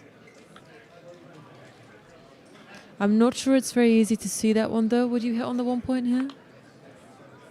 This is the original position. Yeah, he sees it. Yeah, Nice. of course. Jay understands the value of the undoubled gammon here, winning him the entire match. So, of course, he's going to make this play because Jason Pack is a backgammon grandmaster. Of course. You know, if he can pick up the outside checker, have Thomas fan here, cover that, the wins and the gammons just go up, up, up. And, of course, an undoubled gammon win is going to win him the entire match here. Yeah, I think the problem is they're using the streaming dice, and the streaming dice are larger than normal dice, so we can see the numbers on the board. The baffle box is great, just if we're using really big dice to help see on the stream. So I think we're going to replace the box because we need the larger dice to be able to see the numbers on the stream.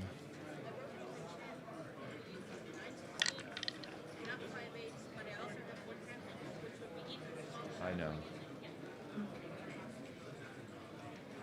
Yeah, I think it was just the It's okay. We're getting it changed. ratio of dice size to baffle box. Double fours, okay, that fans. Jason, of course, just wants to cover or hit, and he can't. So maybe we just, oh, we can hit. Is this, what's going on here? What am I missing? 20 to 15? Maybe I must be he's missing something. thinking about covering instead. Or the position's wrong. I think that's what's happened. They're discussing with the transcriber.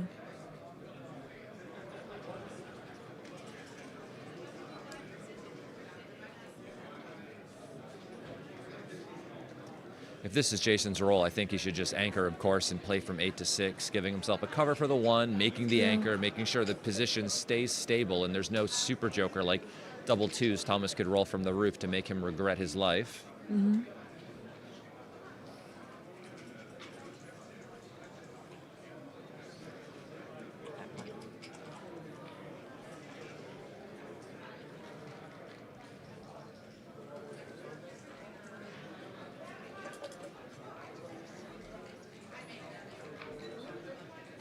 I could do a project on that. That would be fun. But I'm more into the aeroplanes field.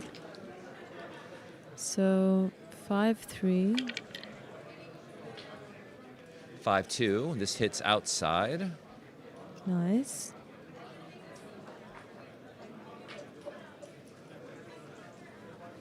There are 2 checkers on the roof right now, not just 1. Thomas rolls an ace. Nice.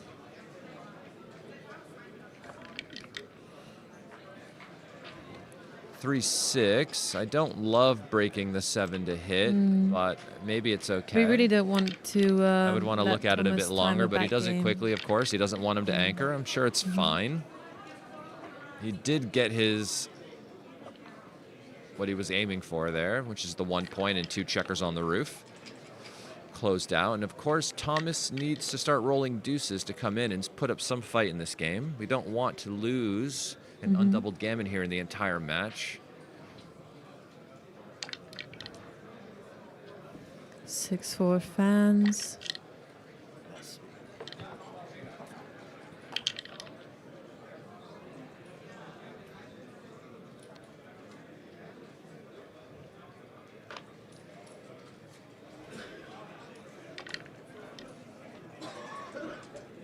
Six, 4, and 2-1, okay. I mean, anything here is going to be fine. It's going to be difficult for Jason to make a bad play in this situation because there aren't really any bad numbers for him, I think. As long as Thomas keeps fanning. And 3-1 brings the checker in. Yeah, I like it. Yeah, I mean, nothing can hit this checker. There's 2 on the roof right now, so... Yeah, they're stacking the checkers. We can't see the second checker beneath it, but there are 2 on the roof. He doesn't need the bar then, in this case. So he's just going to play in. He's still fanning. 6-4. 2 in. 4-6 leaves good distribution all the way around. I don't think anything could leave a shot here. Even double 4s plays fine, which would be the worst number possibly, I think. 3-1 just bears into the 5-point, I think, yeah. And now Thomas really needs to come in and slot something, so he has something in case he gets a shot. And he really doesn't want to lose the gammon Jason here. takes 1 off with 4-2.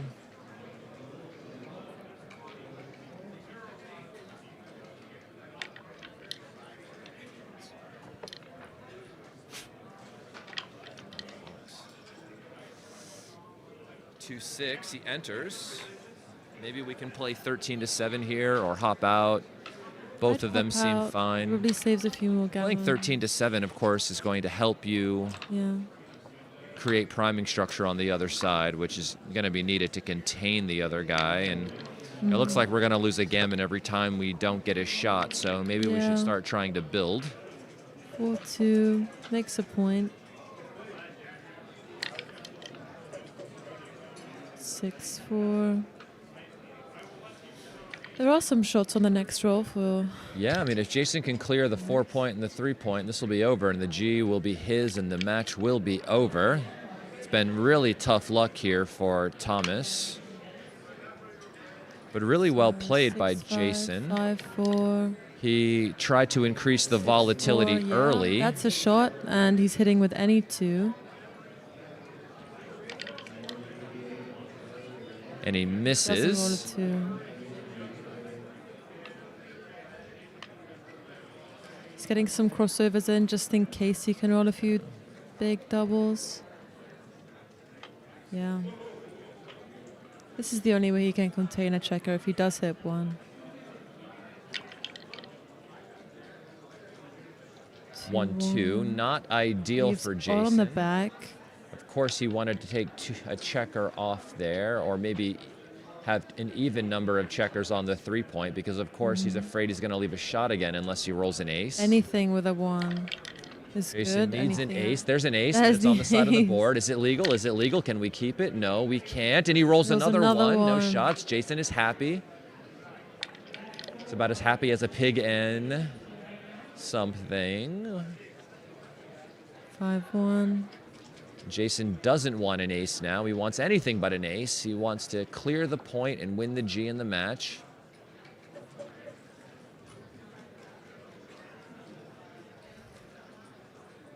And he does roll this ace, or is this Thomas's roll still? Okay, Jason. Oh, and he rolls the ace and leaves the shot. He can't believe it. And if he loses the match from here, he can't believe it. I mean, he's up 12 points on his opponent, and he thinks he just got unlucky. Can you believe it? He's up by 12 points and thinks he just got unlucky. He doesn't want to make the move. If he loses from here, he will never sleep again. I mean, the dice look cocked, right? Can we re-roll? No? Sure something else is happening, right? What's going on? It must be a transcription thing, I'm assuming. He's talking to somebody. I think they've got an extra... Is it stacked? Yeah.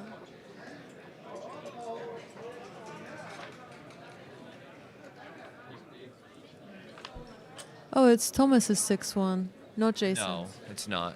No? No, he's showing him that how he played the 5-1 last roll. Okay. So it is just a transcription error. Mm-hmm.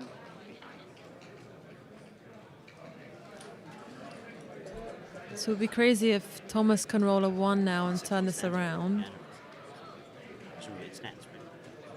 It was an illegal play, and now they're questioning whether or not it's a re-roll. And it No, is. the roll stands. The roll must stand. I think. I'm not sure. Obviously, I'm not a rules guy. Of course, if I were Jason, I would argue the side of said to allowing stop. myself to re-roll. No, that's not what we're But I think we should just get the tournament director Yeah. to sort it out so no one feels any sort of way at the end of it. After he said to stop. He said to stop. I have my headphones on. Was it an illegal play, or did the transcriber just stop it? I think it was an illegal play. Well, just get Arda.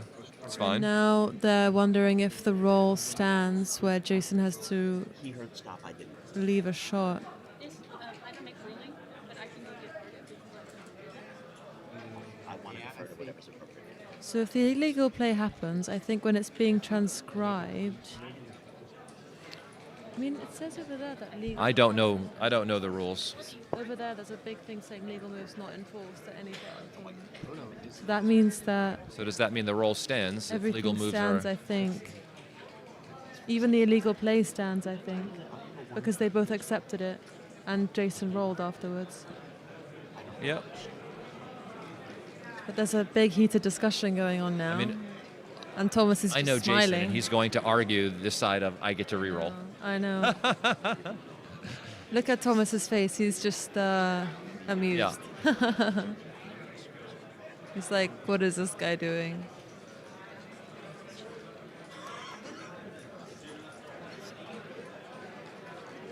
Yeah, this is responsible moves tournament. It's not legal This moves. isn't a discussion There's between the big players. You just get sign saying legal moves not the enforced. tournament director over, Yeah. explain the situation, and then keep it moving.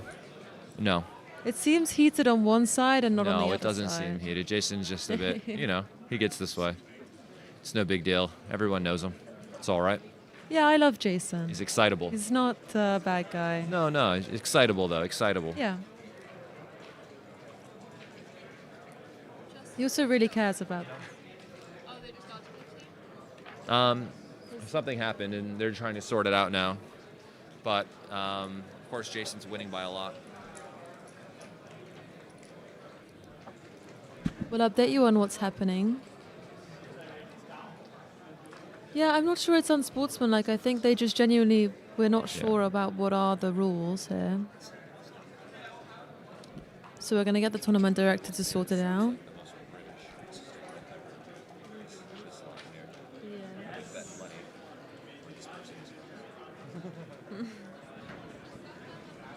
Jason has a seductive voice.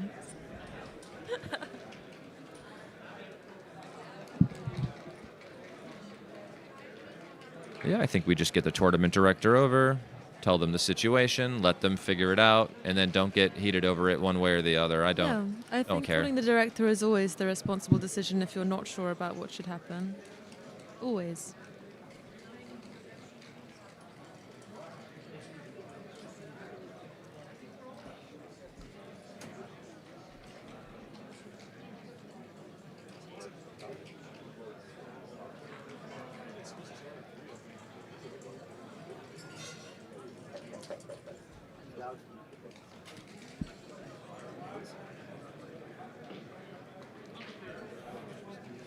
See why we don't respond to the chat.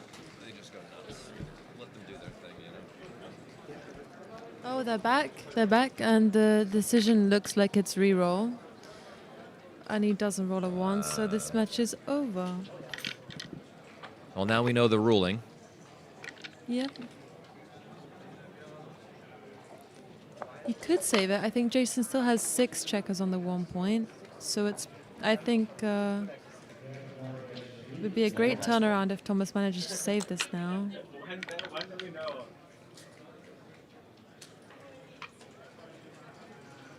So another double 6 and he's in it. He needs 2 doubles. Double That's a twos. double. I don't think it works He though. needs, there's no way to get the crossovers necessary, and Jason wins the undoubled gammon for the match. Jason Pack moves on to the 4th round of the Backgammon World Championship 2026. Congratulations to him. Tough for Thomas. Very tough. You know, they had a really big game 1 with an 8 cube that did not go his way, and, you know, Someone has to get lucky in order to win. It was Jason this time. Congratulations to him. My name is Justin Knoll. We will be back shortly, probably. Maybe there's one more match. I have no idea. I'll go get this Hopefully. clarified. I know there is Excellent. the high roller finals tonight at 10 p.m. local time here in Monaco, which is 9 p.m. in London and then 4 p.m. in New York. So stay tuned for that for sure. And I think there's another match coming up. I'll go get that clarified. And then when I know, I'll let you know. Miranda M., thank you. Thank you. And That we'll be was back fun. shortly. That was a great match. See you the next one.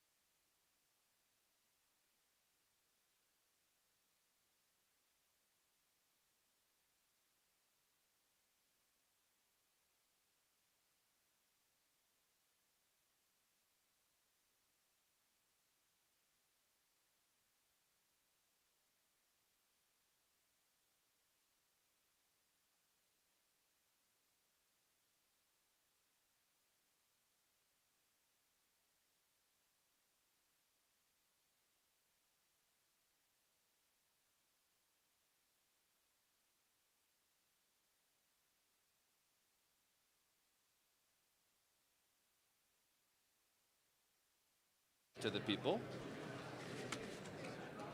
All right, so I think Jason is going to explain what happened in the room, just so people understand what's happening at home, so we don't get a bad impression, because I don't know if there was audio in there to hear what was happening, but please, Jason, take the other mic and let the people know what was going on.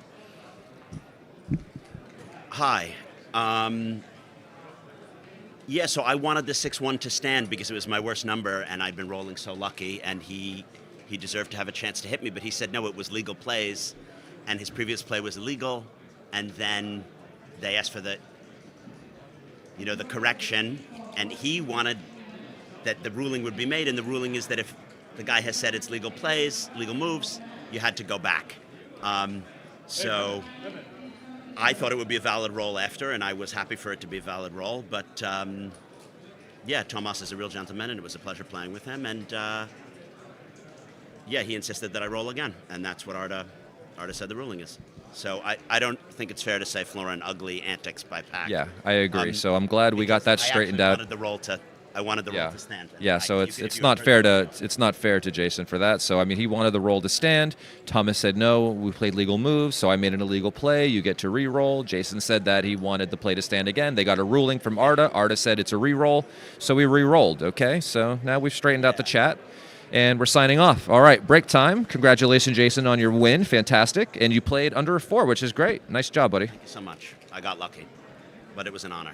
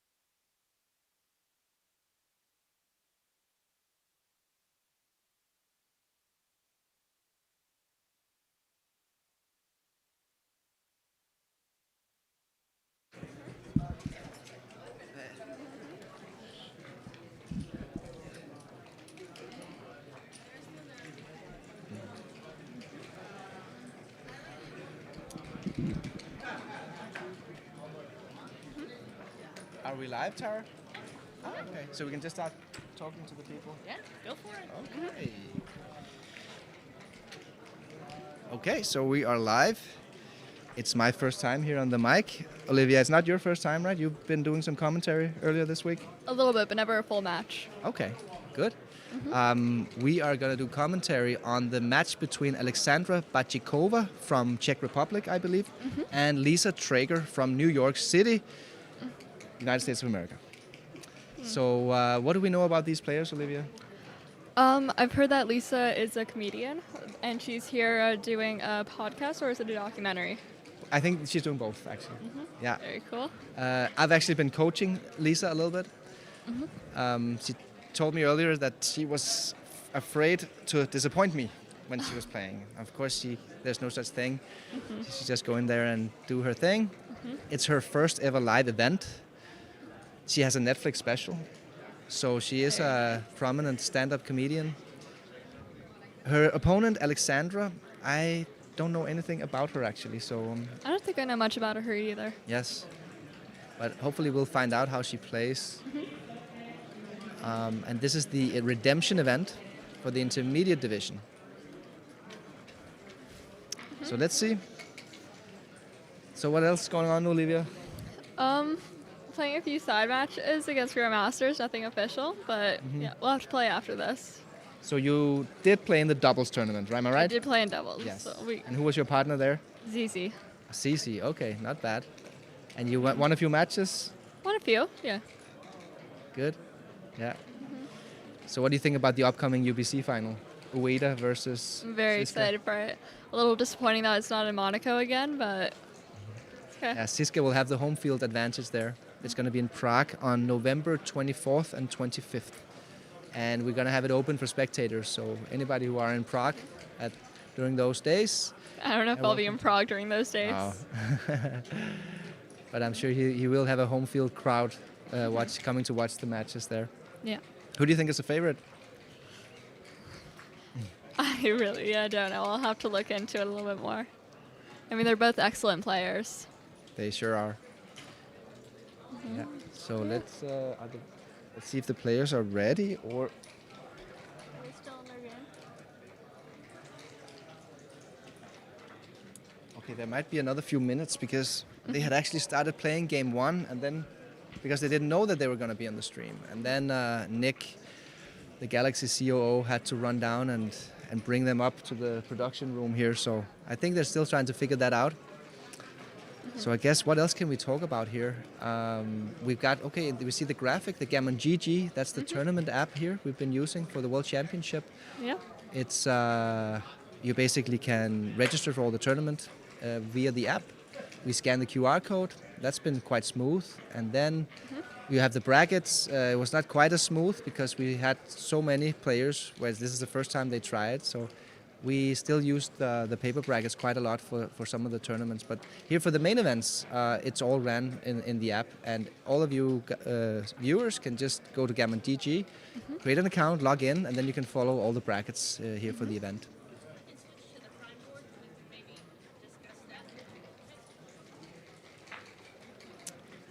Yeah.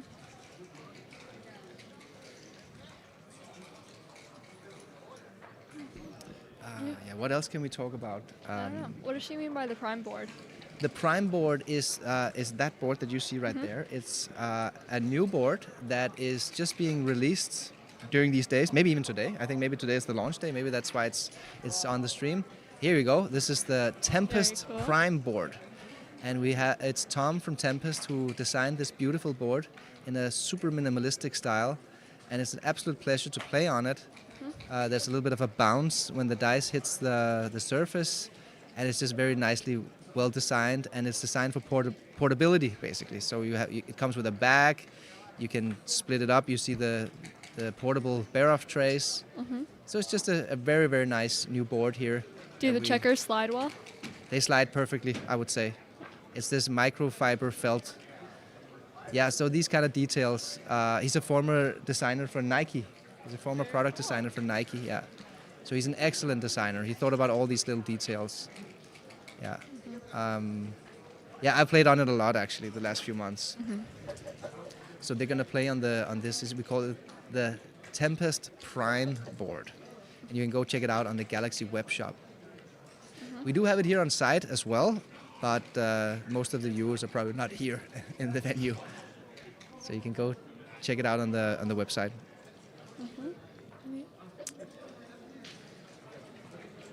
Still no words for the players. So we're just filling some dead air here. What else can we talk about? Maybe I could tell the viewers about our new product called Gammon. So Gammon is a technology. I've been using it because I have the test version on Galaxy. So it's going to be inside of the Galaxy app. You put the phone on a rig, you record the game, all in the palm of your hand, you upload the match, it auto-transcribes the match, and it analyzes the match for you in like 15 minutes. So I have all my matches from the World Championship, it's here on my phone, and I have the analysis and error rates 15 minutes after the match is over. So that's pretty exciting. I encourage all of our viewers to play around with it. We're currently waiting for Apple to approve our version in App Store. We've been pending for a few days now, so hopefully we can release it today or tomorrow. And yeah, you guys can play around with it and see if you find it as useful as I do.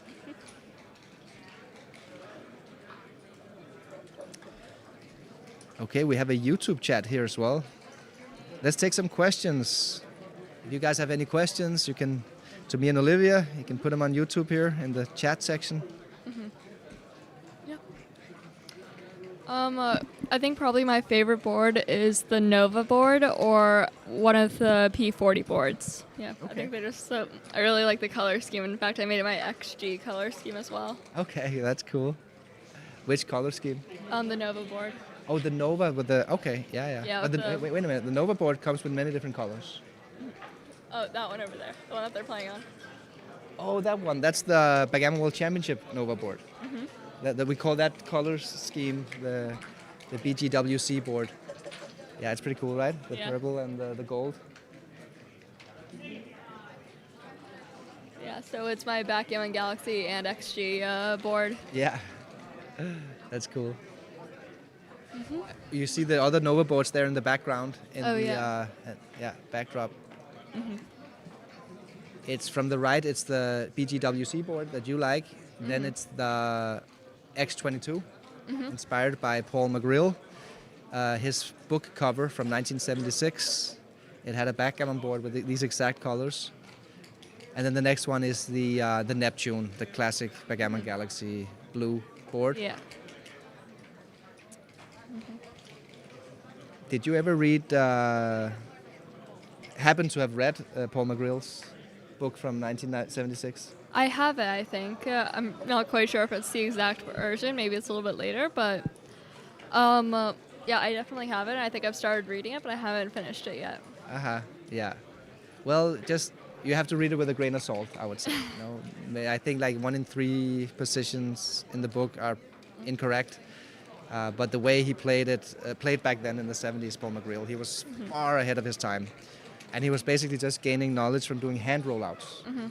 So literally just rolling out positions manually, trying to get some knowledge there. And when you see some of his old matches, the few matches they have transcribed from back there, it seemed like he was playing like a 6.5 to a 7 PR, which is... I mean, with no XG yet, no computers, yeah. The rest were playing like a 12 or worse, you know? So he was way ahead of his time. And the book is utterly impressive. But now, of course, we have the all the neural nets solve the game, and you should read it with a grain of salt. But it's still a fun read.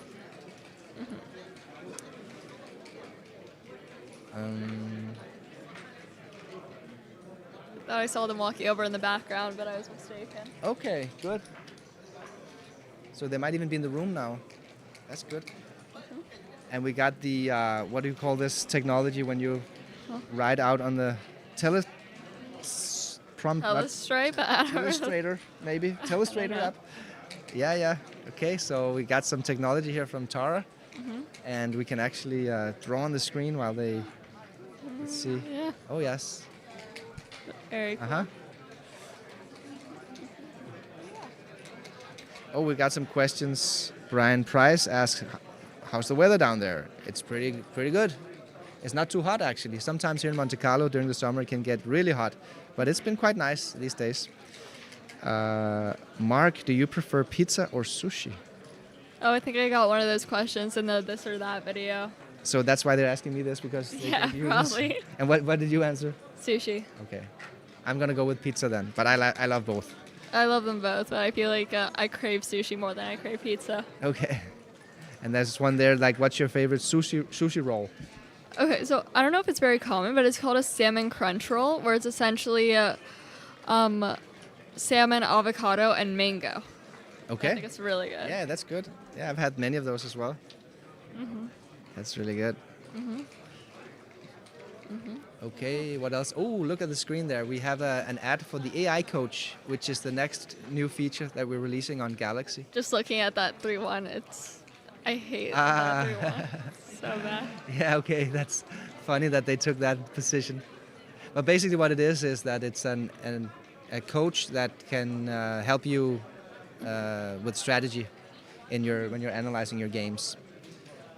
Yeah, when we release it, we didn't use an LLM to solve this, which means that we used smaller models and combination of many models, which means we're basically putting it on every single position on Backgammon Galaxy. And we're analyzing 9 million positions a day on Galaxy. Yeah, so all of them will have the AI coach analysis as well. Very nice. Yeah, I think this is particularly good for new players or intermediate players who are trying to figure out what are the concepts, like flexibility, efficiency. You're ahead in the race, you want to race, all that kind of fundamental strategy. It's going to be really good for that. So that's something that I'm looking forward to when we're releasing the AI coach on Galaxy. We've been testing it thoroughly and it's ready. We just basically needed to get it to production and get it pushed into the app. How do you go about analyzing your games, Olivia, when you play on Galaxy? Do you review them or you just move on to play the next? Sometimes I move on to play the next, but other times, like when there are certain positions where I know that I was debating between two roles, I go back to see if the role or the position I did was an error or not. And it also depends on what my PR was for the match, and if I noticed I made some similar mistakes in previous matches as well. Okay.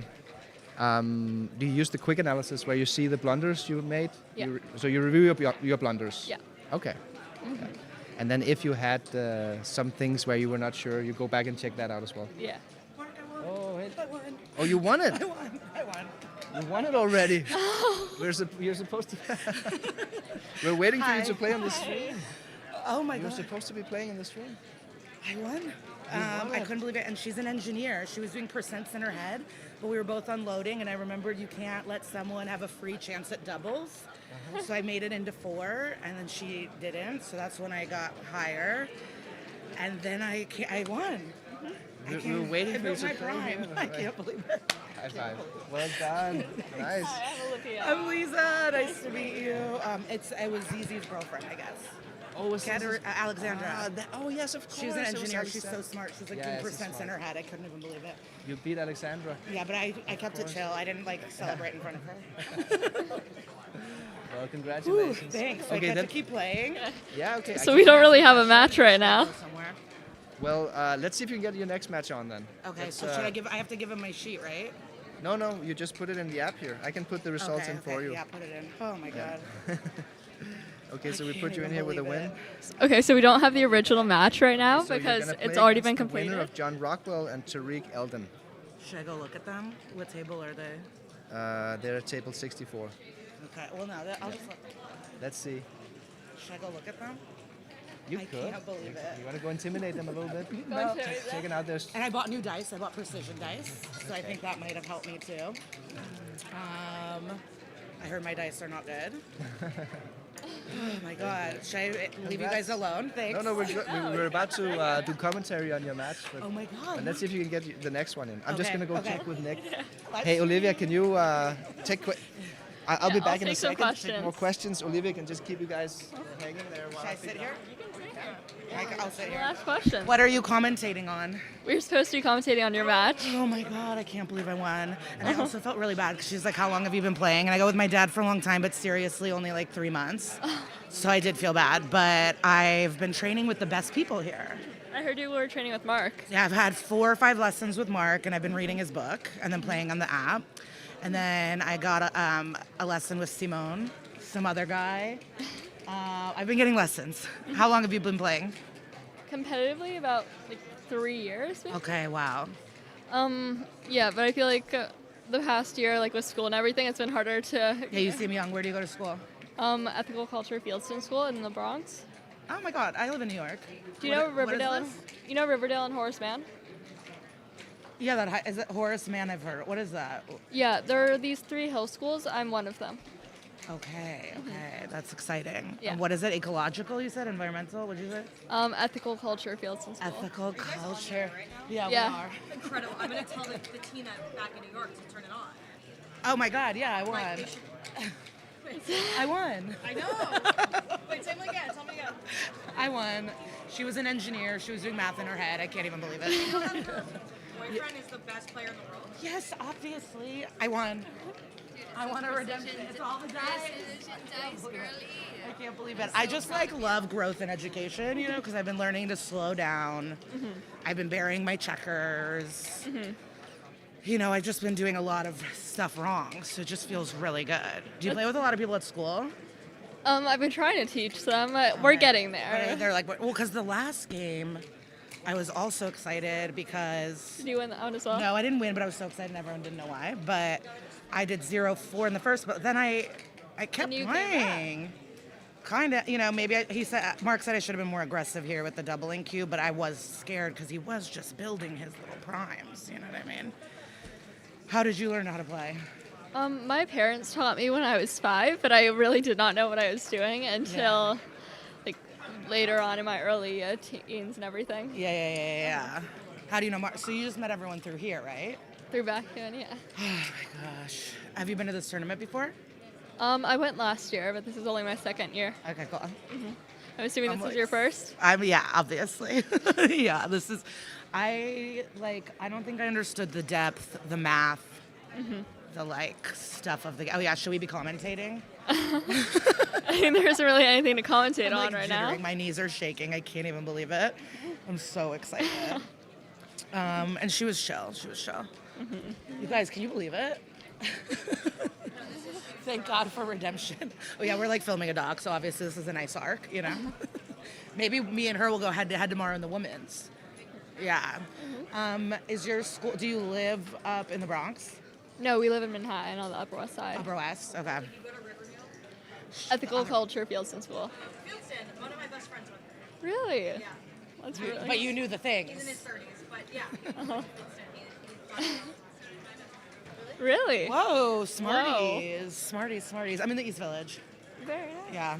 I feel like Upper West Side and East Village have a lot in common in terms of like you could do everything right there. Yeah, you don't have to go 5 blocks. You can do everything. Yeah, because there's certain neighborhoods, even in Manhattan, where it's like, there's certain bars that like Soho by the water. It's just not as everything. Like, I feel like you can do any errand in our neighborhood at any time, and there's arts and culture and restaurants.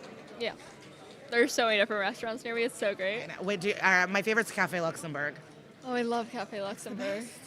I love it up there. And I go to Lincoln Center for shows. Very nice. It's gorgeous. But you're a city kid, so you're cooler. You're going to be raised with all the culture. Where did you grow up? I grew up in the Chicago suburbs, but I was born in the former Soviet Union, so we're like Russian speaking. But yeah, Chicago suburbs. Yeah. I'm like, my heart is beating so fast. I also haven't eaten. Like, should we eat or am I going to You just can go play? eat. When is the redemption? I don't know. Does he want me sitting here? Are you supposed to be commentating? No, I know I am, but I don't know why. Mark just left and I sat down here, but I'm not. I don't know if I'm at it. They're probably pissed. Are they like? No, they're not pissed at all. Are they like, what the fuck? We were trying to like, we're trying to watch the game. Oh yeah, give me tips. Okay. So what exactly? Like positions or just like? I don't know. But you know what? I don't like the constant contradiction of having to work on multiple things. while doing everything. But today I was calculating. I was like, what are the dice that she could hit here? And I was like, she would have to roll a this, this, this. There's only a 1 here. I was like really thinking about the numbers, which was exciting. Oh, lady, watch your language. Oh, do children watch this? Or are you a child? How old are you? You're out here. Okay. She knows swear words. Oh, lady. Honestly, it makes me want to swear more. Fucking loser. I can't even believe it. Don't police women. So annoying. Oh, the doubling cube. When to double, right? Being more aggressive in the doubling cube. I have not buried my checkers in 2 rounds of gameplay, I would say. I have not been burying. I had to bury early.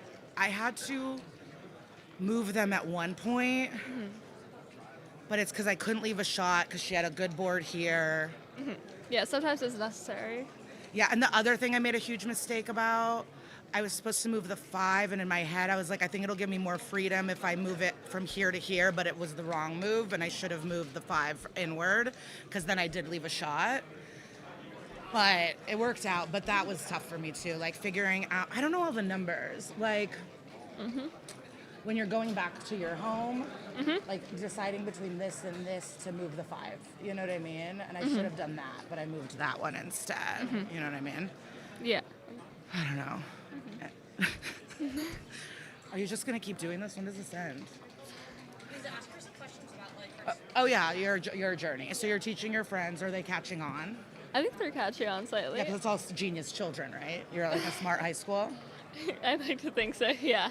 What's the concentration in the ethical part of the high school? So we take ethics class.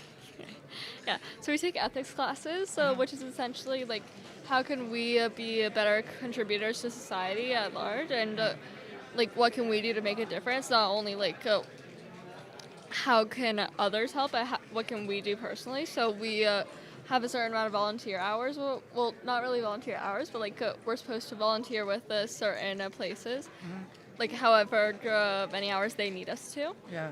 And so we like co-share. I haven't gotten to that part of it yet, but next year I'm going to be in city semester, which is essentially, you know how there are island schools and mountain schools where you travel and do like a semester abroad? Yeah. It's essentially that, but in the city, so I don't really have to leave. But yeah. So you don't know where you're gonna go, but somewhere in the city. Yeah, I mean, I'm gonna stay at home, but then we go to school and then we leave for like the day. So we might do some volunteer work. We're gonna learn as we go. Yeah, really I volunteer at the food bank on like 106th. Very That's nice. like my main contribution. What in your ethics would you tell the people in Monaco that own yachts and live here and don't really work? Like, do you feel like maybe they could do something to contribute to society? I'm gonna say no comment for right now. Yeah, I think everyone can do something to help, but it isn't really just like a specific person or anything. Yeah. Do you yeah. It does seem like the wealthy sometimes are disconnected from humanity, so they have a harder time understanding why or how people need help or support because they've never had to like do anything. Like they always say the middle class and like lower classes like donate more money than the wealthy. Is this what the Backgammon community want? Oh, my parents taught me when I was young, and then over COVID, like you know how chess blew up and everything. Yeah, there was a backgammon tournament in New York that we had never heard of, but my dad went to one year and he was like, "Oh my God, they actually have tournaments for this. It's not just chess." So then he told my family, and they signed us all up for beginner and advanced beginner. And I ended up getting second place in beginner, and I met a few people, and I started getting coaching. Who is your coach? Is it Mark? Who's your coach? My main coaches are Michi and MCG. Okay. On gear. I don't know, really. Yeah. That's exciting. Yeah. Oh my God. So how do doubles work? I've never heard of that. So essentially, it's essentially two people like contributing to each decision. So the person who's moving the checkers and hitting the clock and everything, they have the final say, but you can have someone intervene if they think better, because it's like sometimes you may overlook certain moves or positions. Yeah. And it's really like another helper to figure it out. Did they cut the street? They cut it. Oh, it's not. Okay. I'm like, I've been swearing. Also, the guy did a smiley face. I'm not mad at you anymore. Okay. Doubles, so you're chatting. But then does other people hear you talk? Yeah, sometimes. Yeah. Yeah. Yeah, are you playing in the women's tomorrow? I'm not allowed to. What are you allowed to play in? Juniors and doubles Juniors and doubles. And Yeah, when does so the under juniors 18. play? tomorrow. What time? I don't really know. It's all day. I played last year and won. You so won? Yeah. I can't believe we're talking to the world champ. I can't even believe it. Junior world's champ. Maybe I shouldn't have been swearing. What's happening? There's another match going on over there, and it's. Oh, that wasn't my voice. I was like, I can't believe you're the world's junior champ. How many juniors play? Like, how many of you are there? Because I've seen like people, young people, and who's the youngest? Like, is it high school mostly? I don't know. It kind of depends on like who comes each year. Last year was like a pretty wide range. It was very nice. But yeah, I don't know. We don't know how many people are playing this year until. But you're here to defend your title. Mm-hmm. Do you think you're gonna win again? I hope so. I hope so too. Did you get a medal? Yeah. Yeah. You played Mochi. How did it go? Not an official match. I played essentially with me and my friend Hannah against him, and we won. But yeah. Huh? I heard people who play him get a hat that says "I beat Mochi." It's my dream. No, I don't think we got that. Wait, but do you play with your family a lot since everyone's playing? Or are you now? Are you the best in your family? Obviously. I like to think so, but I also don't want to say that because my family's also around here. And are they playing? Huh? Yeah. How are they doing? My dad's doing well. He's still in the main of intermediate, and my mom is, I think she's also in redemption. Okay, so your mom's in redemption. Your dad's still in the main. That would be really That would be fun. a dream come true. I don't think she'd be too conflicted. She's Yeah. waiting for me to leave. And then my brother's gonna play in juniors as well. When do you think I'm gonna play this? Wait, your brother's here too? Yeah, How old is he? 13. Oh my God. So you're like a genius family. I'm just seeing if like my table has been set or not. I'm like, okay, well, I don't love that, but I guess I get it. Okay. Hi, Bill. Hey. Where's the remote? Oh. Or did y'all turn it off? No, it just turned off. I thought it was because I swore and that you guys shut me down, but The backgammon tournament isn't ready for comedy. It's New York comedy scene. Yeah, we didn't know what happened. No one touched it or anything. Normally My- you hit any button and it'll come back on. how do I find my games upcoming? They're gonna get me, so I don't have to be nervous. I also, I took a screenshot of people commenting being like, oh, lady, you're swearing. I know, but then he did do a smiley face later. Well, he did an LOL. Oh yeah, I have been being taught by. It is getting louder, or am I just like hearing it reverb? Mark Olson's my #1 teacher, and I want to make him proud constantly. Yeah. Well, Nick told me to. I mean, it was supposed to be your live stream anyway, so you're not interrupting anyone. They didn't think I was gonna win so fast, baby. Oh, yeah. So my journey. So the first game in intermediate, Joan really beat me. I was playing. I've learned Tara. I was playing too fast. I wasn't going through all my moves, so I would like make a move and then immediately be like, I could have gotten a shot. Happens, point this remote and hold the red power button on Okay. down until it wakes up. It has like a sleep setting that I can't change because it's like Chinese. Awesome. Okay, thank you. So I wasn't looking at all my options and I was moving too fast. And so after I was beat, I was told like make sure you look at every option of move before you make your move. So Yeah. I've slowed down. I also had a bad habit, like I would look at the dice as like 4-2, not a 6, and so I was like missing certain moves because I was seeing the numbers as separate entities instead of combined. So I made sure to focus on that. I was burying my checkers so much, but because I wasn't taking the right risks. And but I've learned to split and drop in the beginning. I've learned to, look at probability of when they would get the shot. And then, like, if their board is bad, or their home board or whatever, then it's worthwhile to take a risk. But if it's, like, really tight, don't do that. So that was, like, a really important lesson. Trying to think what else. The doubling cube is new to me. So, like, to be more aggressive with that and, like, to do it before the threat. Don't wait too long. Yeah, but I got, like, some gnarly rolls. Like, 6. I was getting some gross rolls, but so was she this last time. I can't believe this happened.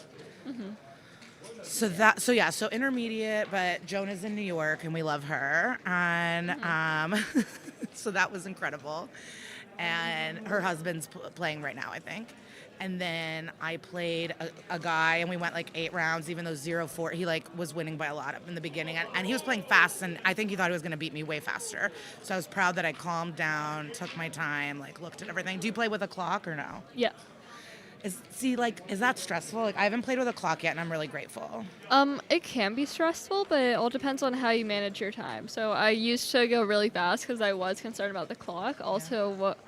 But I ended up having like 15 minutes left, even though I started at 20 for certain matches.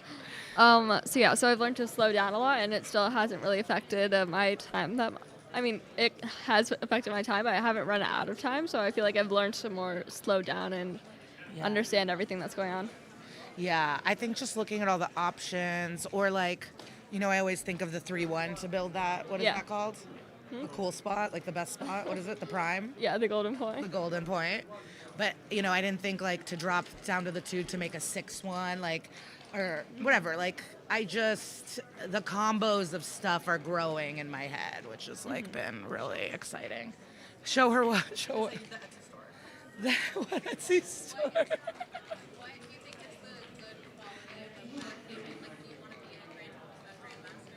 I do, but not at the expense of my schoolwork.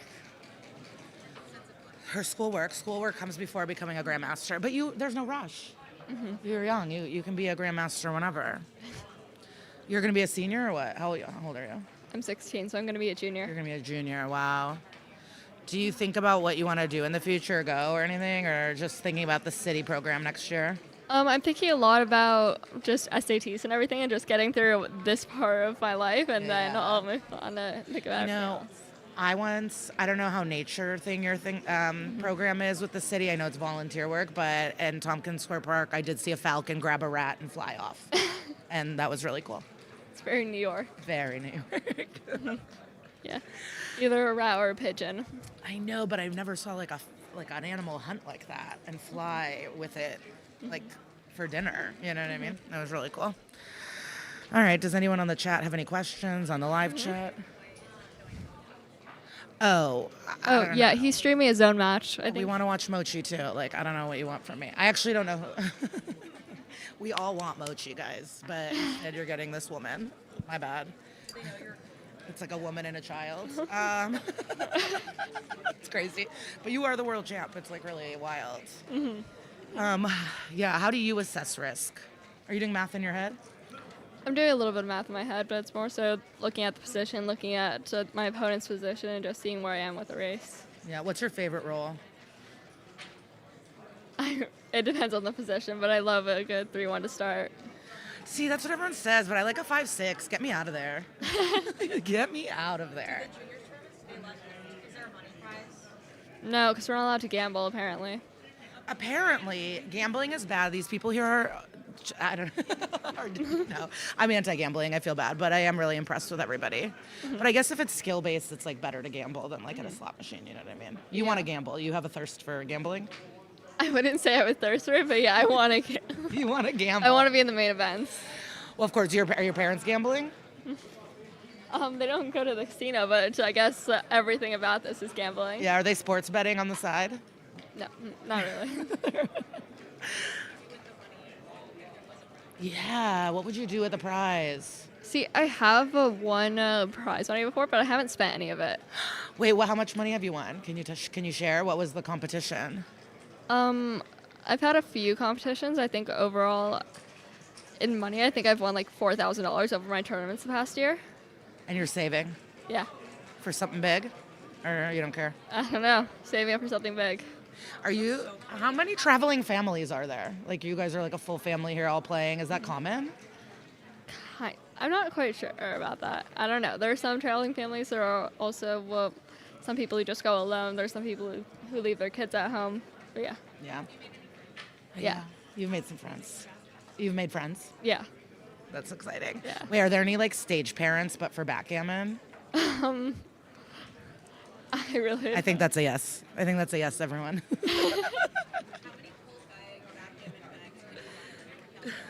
Yeah, have you seen? Do you have any backgammon merch? Like, are you like buying any backgammon necklaces, purses, T-shirts? I do have this one ring from Backgammon Beauty that I got last year. And I also reached out to this company, Tombolo Company, I think it's called, and they sent me a backgammon shirt for Monaco this year. You're a sponsored player. I guess, so yeah. Oh my God, you're a world champ. You're sponsored. You're going to an ethical high school. Wow, This is incredible. Yeah. Your brother has big shoes to fill. Are you guys competitive or no? You're a competitive family? Yes, but it's more so like for pride amongst ourselves. Yeah. I'm so impressed. Does anyone have questions for the juniors world champion? Oh, you know what else bothers me? So like in the beginning of the game, Yeah. I know with a 2-2, you're supposed to like drop and then do 2-2 here, you know, or whatever. Yeah. I just want to move to the 4 spot. I don't want to do that. I want to get out of there. I don't want to get stuck. Because I watched Mark play yesterday too, and he was doing so much, building primes, getting out, and he had one checker left in the other person's home, and I'm like, get out of there. But obviously he won, and he's the grandmaster. But like, I have this urge to get out of there. How do you know to do the 2-2 and not just like get all the way to the side? I understand like wanting to escape, but I also love building my board and then escaping after that because it makes it really difficult for my opponent. Yeah. Oh, hi, Hannah. That's one of my friends that was there last year. Oh my God, Hannah, shout out. Do you know her from Backgammon or the city? Backgammon. I met her last year at the World At Championship. the World Champs. If they weren't in Monaco, where else would you want the World Championships to be? Probably Italy. I haven't been to Italy since I was really young, and I don't remember it at all. So I want to go back.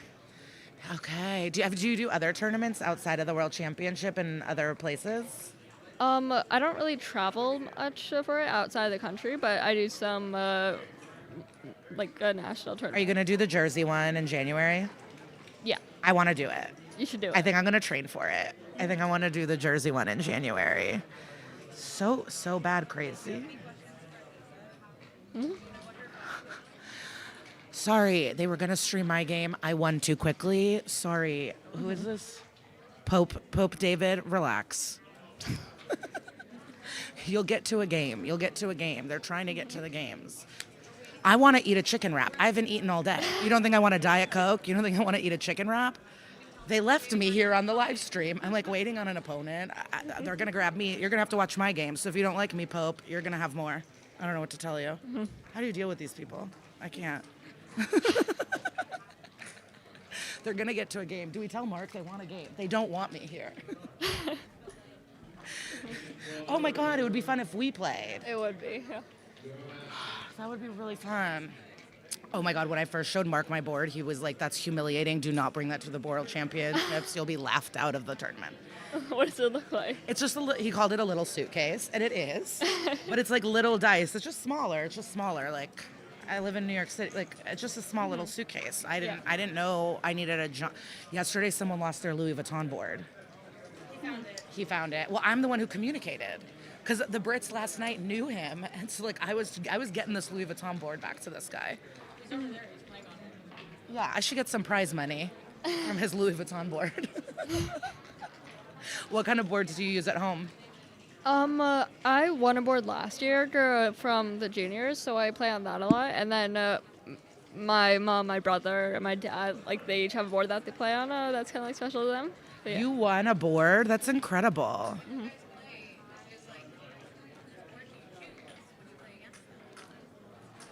It really just depends on preference. Like, I don't really mind playing on someone else's board or someone else playing on mine.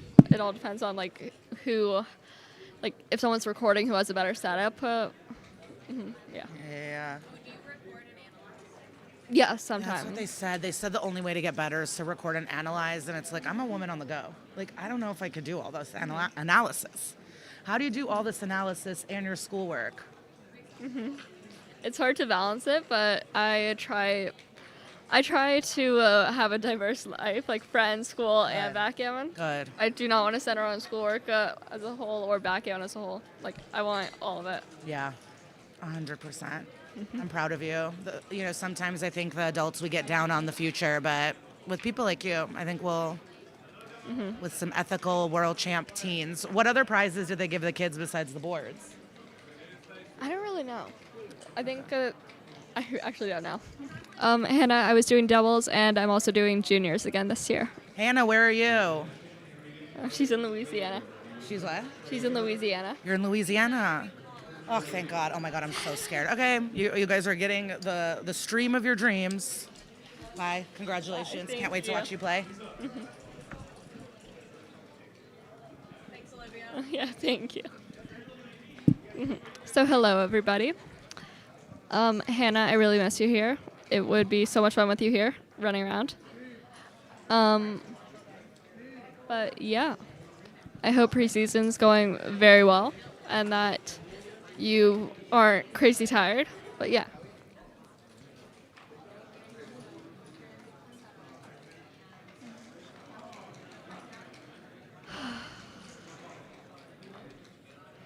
You can tell the masses that she's a stand-up comedian. Oh, yeah. Lisa is a stand-up comedian, so that's why she was making jokes all over.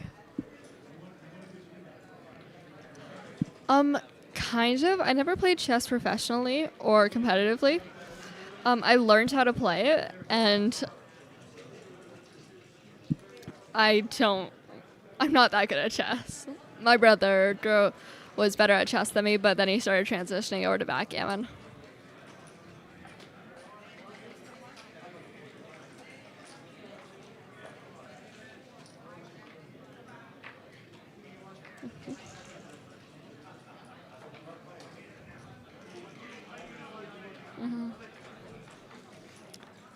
Yep. So just ask any more questions in the chat. I can try to bring some people over to do an interview. But yeah.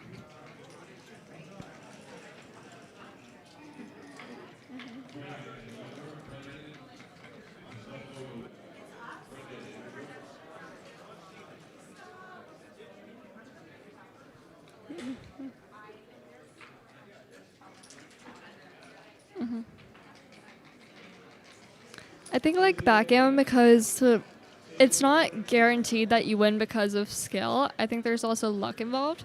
So it really helps new players like think, oh, I can actually do this. I can have fun. I can win. And it isn't just about skill. I mean, skill's a big part of it, but it's also like it's very social, and I love that I can play it with people and make friends. No, he did not cause me to lose doubles. We got unlucky in the round that we lost.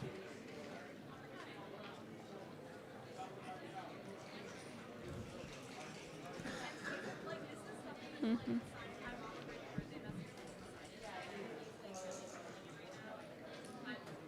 Jerry.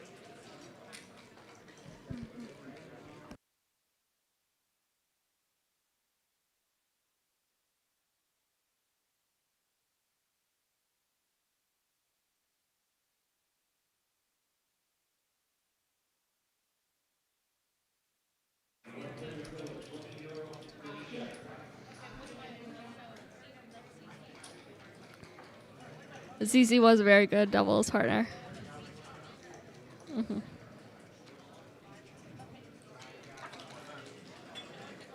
Mm-hmm. Yeah.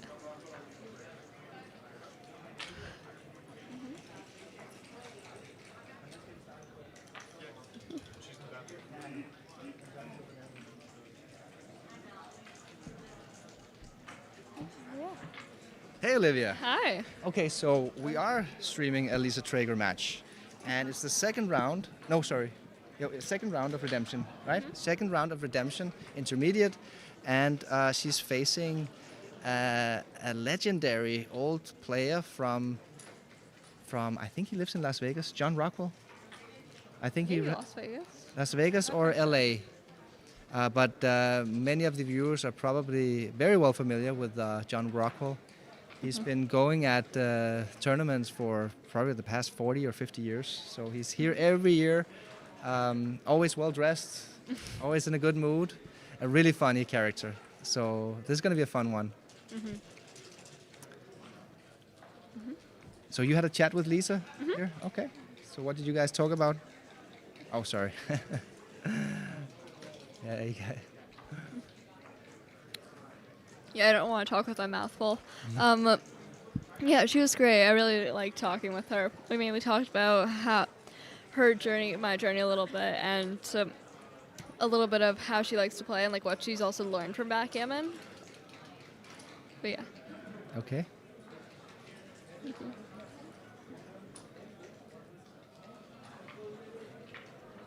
Oh, we got some questions here. Yeah, Hannah DeRosier is in the Somebody's chat. asking if whether the randomness in the Galaxy dice are really random. Yes, they are. I just saw a guy here rolling double sixes 4 times in a row in a live game. So, you know, it happens in real games too. What else do we have here in the chat? Oh yes, Hannah is mentioning here that John Rockwell is actually running a Vegas tournament this summer, or next summer. Yeah, did he have his? I think he just had his first one last month, before the World Series of Poker. I'm not quite sure. And yeah, he did, and he's gonna have one next year as well. So yeah, big shout out to John Rockwell and his Las Vegas tournament.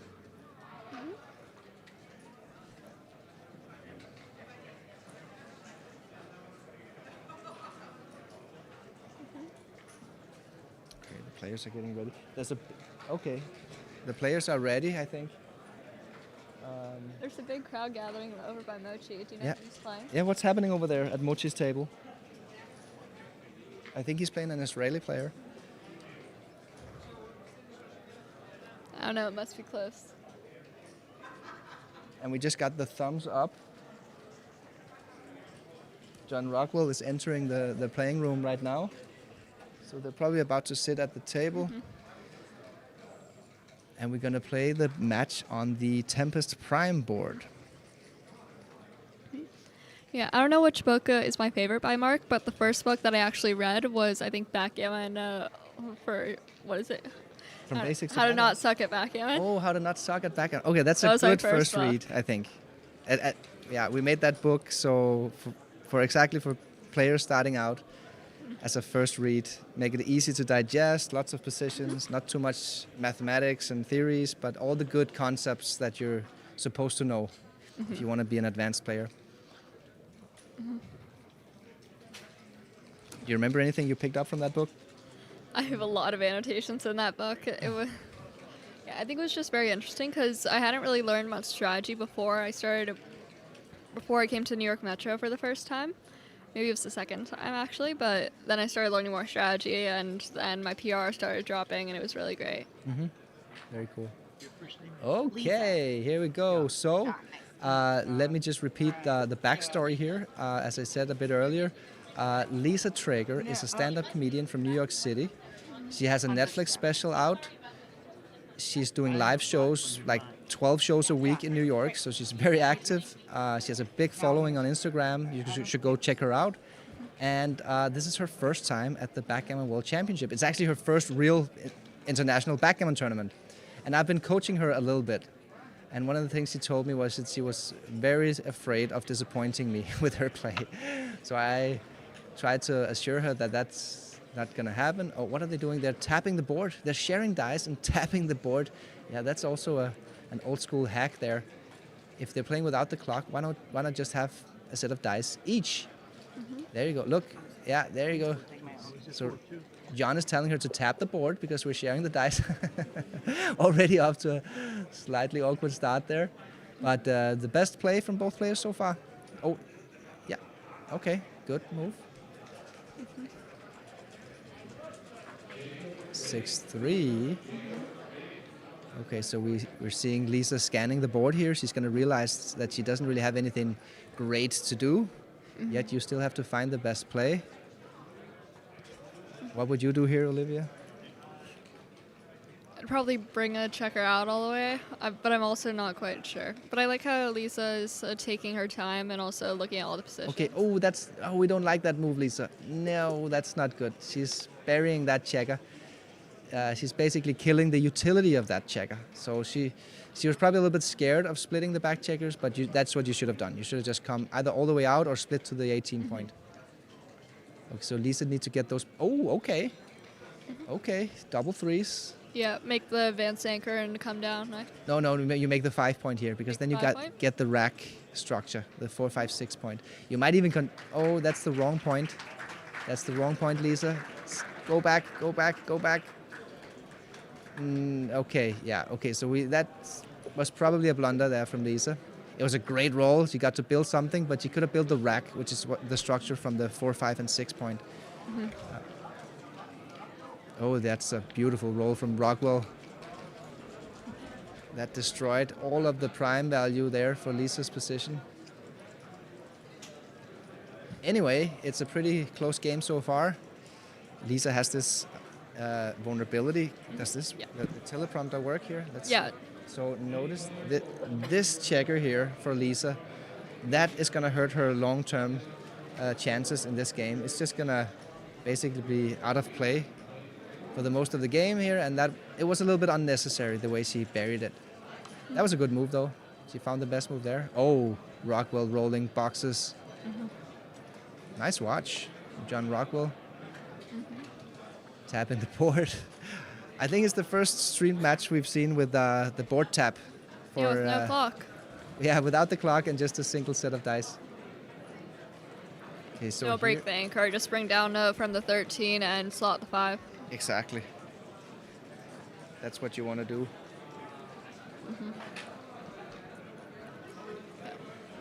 Does she see it? Yeah, it's halfway there. So basically what Lisa is trying to do here, she's just building her own home board while she's waiting to hit a shot. So she did exactly the right thing here. And John is now ahead in the race, so he's just trying to bring his pieces home and avoid getting hit. 6-3, okay. Is it time to give up the midpoint to preserve flexibility? Or can we keep it one more roll? Perhaps we can keep it one more roll. Okay, I would have made the 5 point rather than the ace point, but okay. At least she's building the home board. 5-1. Is Lisa actually behind in the race here? I'm actually not sure. Maybe the race is closer than we might think. We don't have a... Oh! Whoa. Oh, wow. Oh, Lisa. You don't want to... Why are you doubling? It's John who has full freedom, not you. You're still stuck. Okay, that cube, that was not good. That wasn't good. That was make the 5 and then... That was a beaver for money, that cube. She's an underdog in the position. So now she has to get lucky to get out of it. So I did mention this to Lisa, that whoever gets full freedom first has a big advantage, and that's what John has here. But Lisa needs to go. She needs to roll some doubles. Okay, so what you really want to do here over the board with this roll is actually to count the race. But of course, Lisa is not going to count the pips because she's never done it, you know. So how could she? How would she know what the race is? If you're not able to do an actual pip count, you got to estimate. You got to find a way, like maybe count the crossovers or something. Like figure out, am I ahead or am I behind in the race here? If she is ahead, she could consider running from her anger. I'm a little bit too tired to do a pip count here, but if I was over the board, I would count the race here.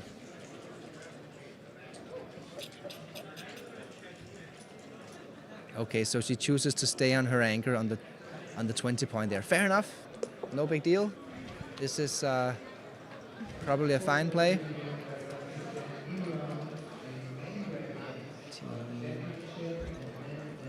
9, 5.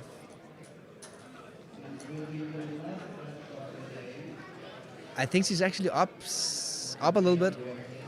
She's actually up in the race a little bit. So yeah, okay, now she can't run from the anchor, obviously, because she doesn't have any safe place to run.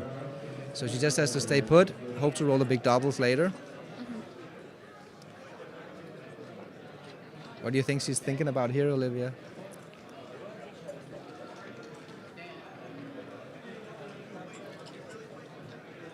I don't know. I probably would slot the 2. Yeah.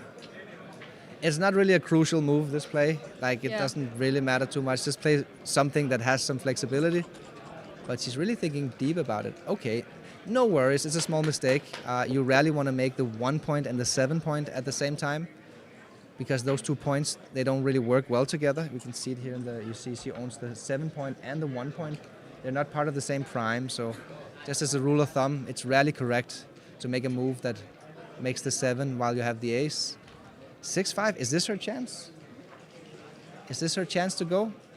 I think it is. I think so. I don't see anything better, and I would not bury a checker. Okay, let's see if I can do a quick pip count here. So we 13, down 7.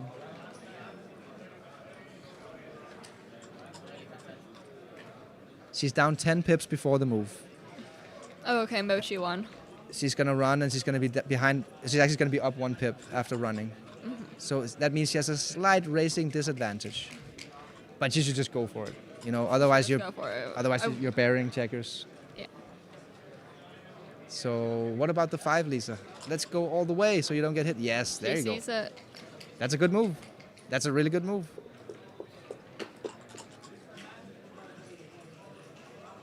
Oh, okay. I think John is going to attack her here. He has to, actually, because the race is so close. Yeah, make the 5. I think you'll make the 5, yeah. It's dangerous, but if you make the 5, at least you're a big favorite to win. Lisa would have 13 shots from the bar, 13 out of 36 dice combinations. That's a good play, John Rockwell. He's showing his experience there. So John has basically been playing for 7 decades. Wow. He's got tremendous backgammon experience. Lisa fanned. Oh, there's the re-cube. Yeah, Lisa, you doubled too aggressively initially. You got to pass this one. Don't take it. Don't take it. Just let it go. Let it go. You're down 2-0. It's all good. We can still come back from that. Don't do it, Lisa. You're down in the race. You're on the bar. Oh, she passes. Very good decision. Okay. Very good decision. But she made a big mistake doubling too early in this game. She was just supposed to lose 1 point here, not 2. Yeah, when I talked to her earlier, she said that she was trying to be more aggressive with the cube, and I think she really showed that she was trying. Overcorrecting then. You need to be aggressive with the cube when you have threats. And she doubled in a position where she was stuck basically in the holding game, but where she was playing the holding game. So yeah, that wasn't great. But anyway, she made a great decision to pass the 4 cube. She's down 2-0 in a 5-point match. That's the technical sound opening play there by John Rockwell. She looks a little nervous, Lisa. Who wouldn't be? It's her first big backgammon tournament, and now she's being broadcasted live on YouTube here at the World Championships. 4-5. Okay, actually, you know what? This position is not that far away from being a cube. I wouldn't mind if she was aggressive with the cube here. Technically, this is still a small no double. I'm just saying that, that's a spot where you could be aggressive. Yeah, she said that this was one of her favorite rolls. She loves just getting out with the first roll. Yes, right. Okay. Yeah, that's a good roll.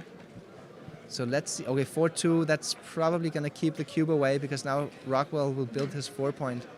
Yeah. Again, if she doubled here, I wouldn't hate it. It's still a no double from a game theory point of view. Okay, she doesn't roll a 4. Okay, she chooses to build a home. That's okay. It's slightly better to unstack the heavy midpoint there, but still a pretty good move. A constructive play. John is going to safety. There you go. Yeah, he's safetying the blot. Lisa has taken up all his space there on the left side of the board. Okay, 6-4. So he doesn't have much space. 6-4 for Lisa. Okay, so again, this is a question of the race. If you're ahead in the race, then race. And here Lisa is actually ahead in the race. So race. But maybe she's going to build a 2-point. Yeah. The best play would have been to race, but again, another constructive play by Lisa. No, it's not terrible. 6-3. Okay, John has a problem here. He's ahead in the race, so it's not as good to jump out. Okay, this is a cube. Lisa should double here.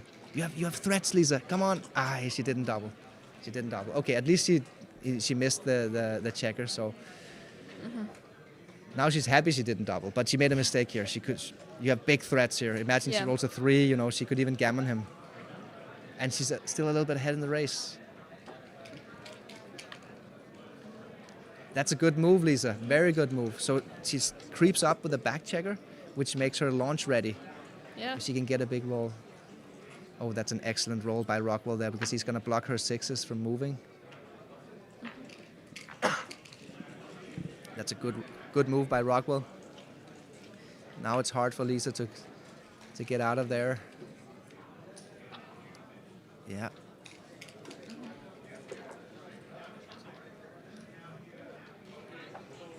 Oh, that's bad.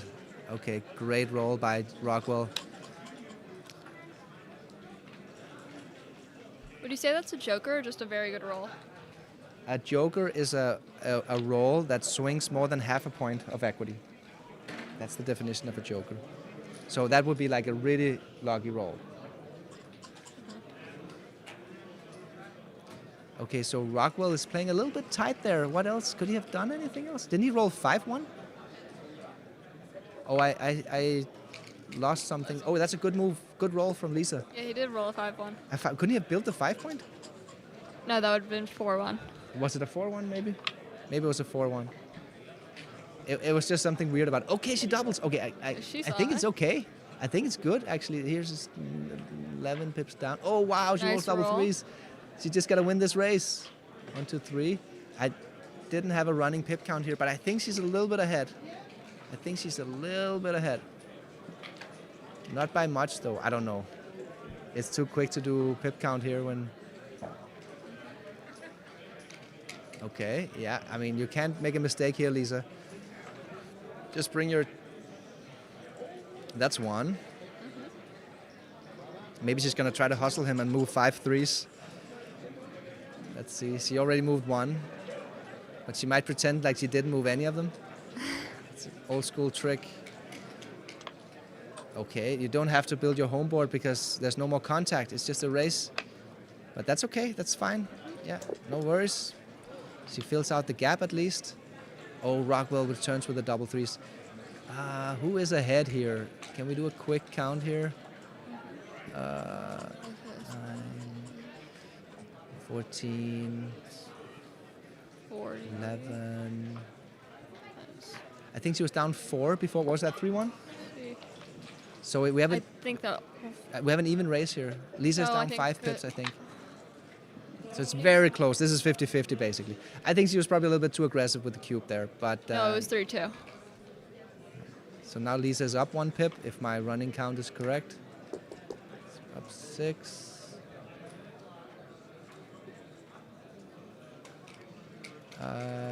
Let's see. Okay, so order. Down 8. Okay, not a bad roll. Okay, that's a good roll from Lisa. She rolls a 10. That's all you need now. You just need big dice. Yeah. Oh, and also a 10 from Rockwell here. Yeah, so Rockwell's Baron structure is a little bit more efficient because he's going for that triangle shape. And of course you want to have all your checkers on the 1 point, but if you were to do that, you would be spending too much energy getting your checkers in. So Rockwell is playing an efficient race here. Good playing move. with very low wastage. But it's very close, this race. The pip count is mostly what matters here, and it's very, very close. She's just down 6. Is she down 13 pips now? Or something? I don't know. I shouldn't be dropping any numbers because I'm really not. Oh, this should be quick. It's down 4 pips. Oh, a 2-1 from Rockwell. That's terrible. So she's only down. She's only down 7 pips. Now she's ahead. Now she's going to be ahead by 5 pips. So just maximize the checkers out, Lisa. 1, 2, 3. Excellent. And bring it down again. Great Like job. the move order. Very You good. did exactly in the proper move order there. Oh, 6-5. That's a huge one. That's something that you needed. That's a huge one. So she's down 6 pips. Even Okay, race. that misses, but so you still get a 5 off. Yeah, okay, fair enough. I would have played 4-3, but no worries. Oh, she's down 9. She's gotta catch up now. She needs to roll some doubles. 5-3, she's down 1 with Rockwell on roll. 5-3. Yeah, this is just a dice race. Rockwell is well ahead by now. Lisa needs to roll a double to catch up. Double twos. He does, but I don't know if that's the right double. Take another one off. Good, and then you spread them out. Okay. Again, I would have played 5-3, but no worries. Whoa, a 2-1. She's back. This is all of a sudden very close. He's going to take off a checker.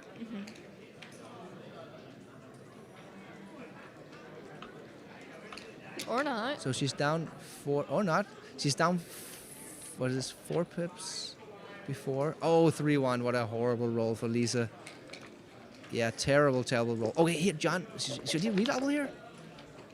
He should be looking at the recube, I think. Maybe it's not quite a recube yet. Yeah, depending on this roll. Yeah, Lisa, oh wow, okay, he's Okay. glad he didn't redouble.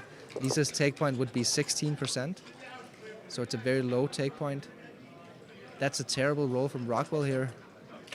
Okay, it's getting really intense now. The critical moment in the match. Yeah. Okay, Lisa's taking a deep breath. Can't She knows control the numbers. this is. Oh wow, she rolls a Okay. 6. That's really good. That's really good. She's going to be a favorite on the next roll if John doesn't get all of them out. Oh, he's 6-5. Okay, so Okay. Olivia, do you know this one? How many dice combinations does Lisa win with here? No, not one of them. She rolled a 6-1. She missed it. Oh, look at that. She throws herself back in the chair. 2 points for John Rockwell. Do you know that one, Olivia? When you have a checker on the 5 and the 2 point, what's your chances of winning? I have to remember. Work around the 2 and the 5. So that's anything. Okay, you don't have to count it. It's Yeah. more like a good thing to remember. You are exactly a favorite. So that means 19 out of 36 dice combinations. It's a useful one. Whenever you need 7 pips, it's only if you have it on the 2 and the 5 that you're a favorite. If you have it on the 6 and the 1, oh yeah, Crawford. Yeah, it's not looking good for Lisa here. She's down to 16% winning chances. 2-1. Let's see how she plays this 2-1 here. So the Grandmaster play is to slot the 5, but this is also fine. It's okay. It's okay. It's less aggressive. I actually advised her to play the openings like this.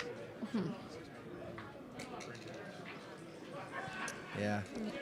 So we've been practicing the opening rolls here. Oh, 6-4. She has some options here. She could.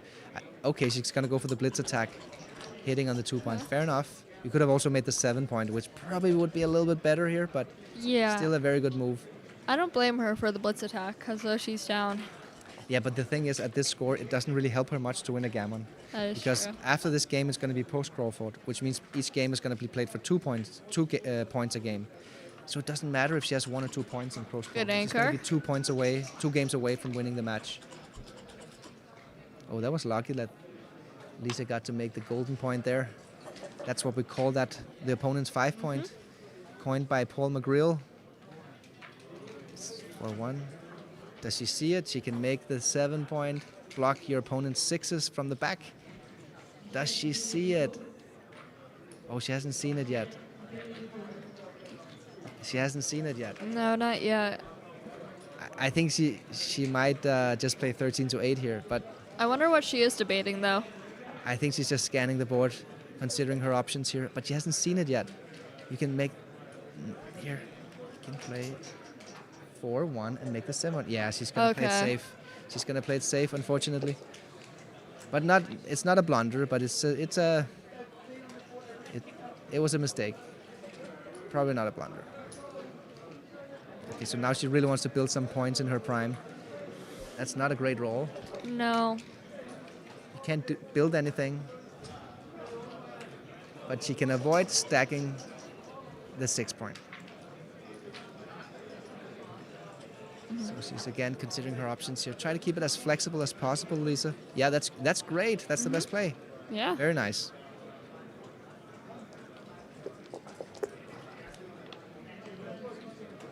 Six-one Rockwell. Okay, so Rockwell actually has a problem now, and that's his back checkers. If Lisa can build some, begin to build some prime. Oh, and she does. She does. She's beginning to trap him. Yeah, I think she's seen it already. She's just checking her options. Just build the 4 point, Lisa.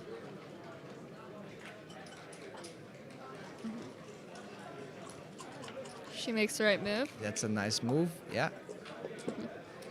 Rockwell is so calm and collected. 3-2, he's gonna build.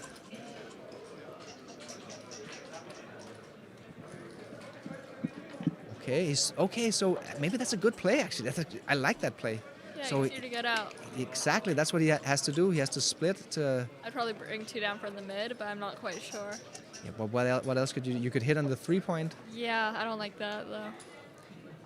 So Lisa is actually slightly ahead in the race. She has an advanced anchor. Yeah, I agree with you, Olivia. This is the best play. It's the best play because it doesn't need many shots.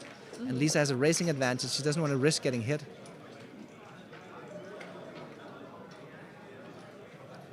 Rockwell should probably anchor up, I think. I think he should. You know what? Because of the match score, where it doesn't really matter if he loses a gammon here, I think I like his play, actually. Yeah. You lose more gammons when you don't anchor up, but I think it's... Oh, wow. Raise, make 5. Oh, yes. And what then? What then? Do you switch from 4 to 1? Go for the blitz attack with a 4 point board? Maybe. I Or don't do you know. just go for the priming game plan here? I actually like the blitz attack here, but I do don't think too. she's going to see that play. That's too advanced. That's like the grandmaster play there here to make the 5 and switch from 4 to 1. So the normal play that most players would make is this one, and then you have a 3 to play. She might bring it up from the 7. What about playing 8 to 5? Then you have a little bit more flexibility. The 8 point here, the 8 point doesn't have much utility because you have the 2 point mate, so they're not part of the is same true. prime. So I would have broken up the 8 point there just to get better flexibility. Not a good roll for Rockwell. John Rockwell used to be an actor. Really? Yes, a famous Hollywood actor. Yeah, he's on IMDb and everything. I think he was a pretty famous Hollywood actor when he was very young, a kid basically. Switch. I don't know if he continued his acting career into his adult life. There's an interesting story there. I would love to know actually a little bit more about his That'd be life. Interesting. So double 4 for Lisa. Oh, that's a tough one. I mean, I she think should come out and switch. She should come out, right? Yeah. You come out from the anchor. Yeah, you come out. That's good, Lisa. Now you got 2 4s left. Just get him out there. You're up in the race, Lisa. You're up in the race. Let's bring him home. Just bring him home. Come on, move him back. Move him back. There's a perfectly safe play here, where you come out and then you safety the blot and then you play 6 to 2. So why does Lisa want to come out here? What's the argument for coming out rather than staying back? I don't really see the point of staying back. I mean, it's easier to just get around and she likes Yes. the race. And why do you want to get around? Because you want to win. You want to win, yeah. Because you're ahead in the race, right? It's so natural for you, of course. It's like, yeah, it's because you want to win. Yeah, it's the Crawford game there. The Crawford sign just came on. We already knew that. Okay, she's she going sees for the the blitz switch. attack. I'm really surprised that she sees this play. I'm almost impressed. It's the wrong time to apply the blitz attack, but I love that she sees it, at least. Okay, I just like this coming play. out. Okay, fair enough. As long as she comes out. Very cool play by Lisa there. So she comes out for the racing game plan, and then she, out of nowhere, she starts a blitz attack. Okay, I'm not sure if Lisa actually. Oh Okay. wow! Look at this. Oh, she has a really Oh, good okay. shot. Oh, it's better to just close the home board. It's better to just close the home board completely. But she doesn't see it. Oh, No. Go back. Oh, she's gonna find it. At least make one of the 2 open points. And here, usually the 5 point is better than the 3 point, but not in this instance. Here you want to make the 3 point rather than the 5 point. Because you're already winning. It's easier to come home when you have. What? Okay. Fair enough. It was a tremendous entirely roll. unreasonable. It was a blunder though. When the engine will evaluate that move, it's gonna give her a blunder. Yeah, I'd close out because then there's still a chance that she could hit again. Exactly. Like John could roll double 3 and then he's in the game. You know, it would better just close it out. We've got an ad for Gammon GG. If you want to follow the World Championship, log into Gammon GG and you can see all the brackets, especially in the main events. We have more than 200. Oh, what is she doing? 5-3. She's burying a checker. Very.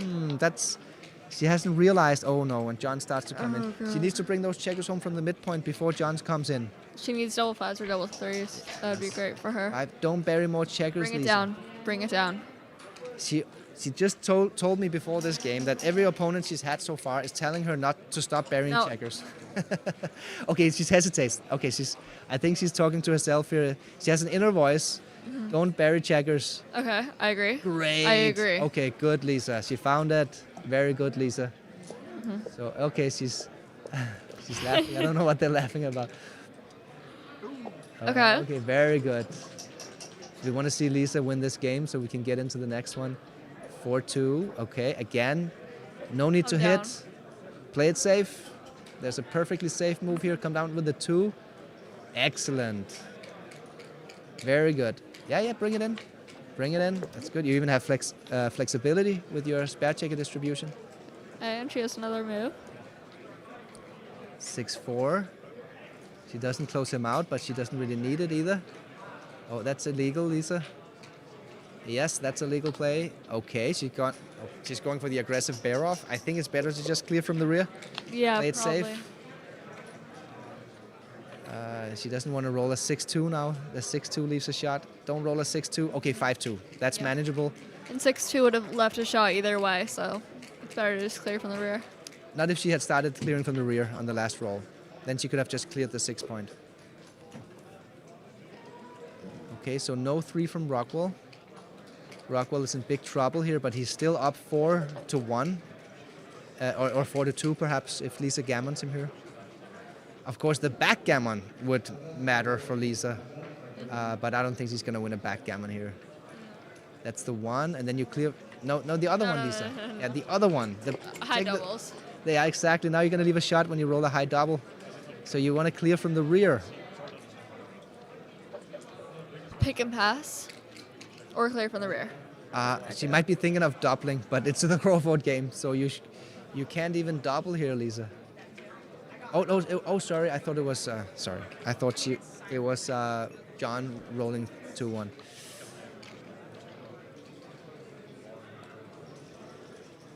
I wonder if Lisa knows that she has to double immediately in the post Crawford.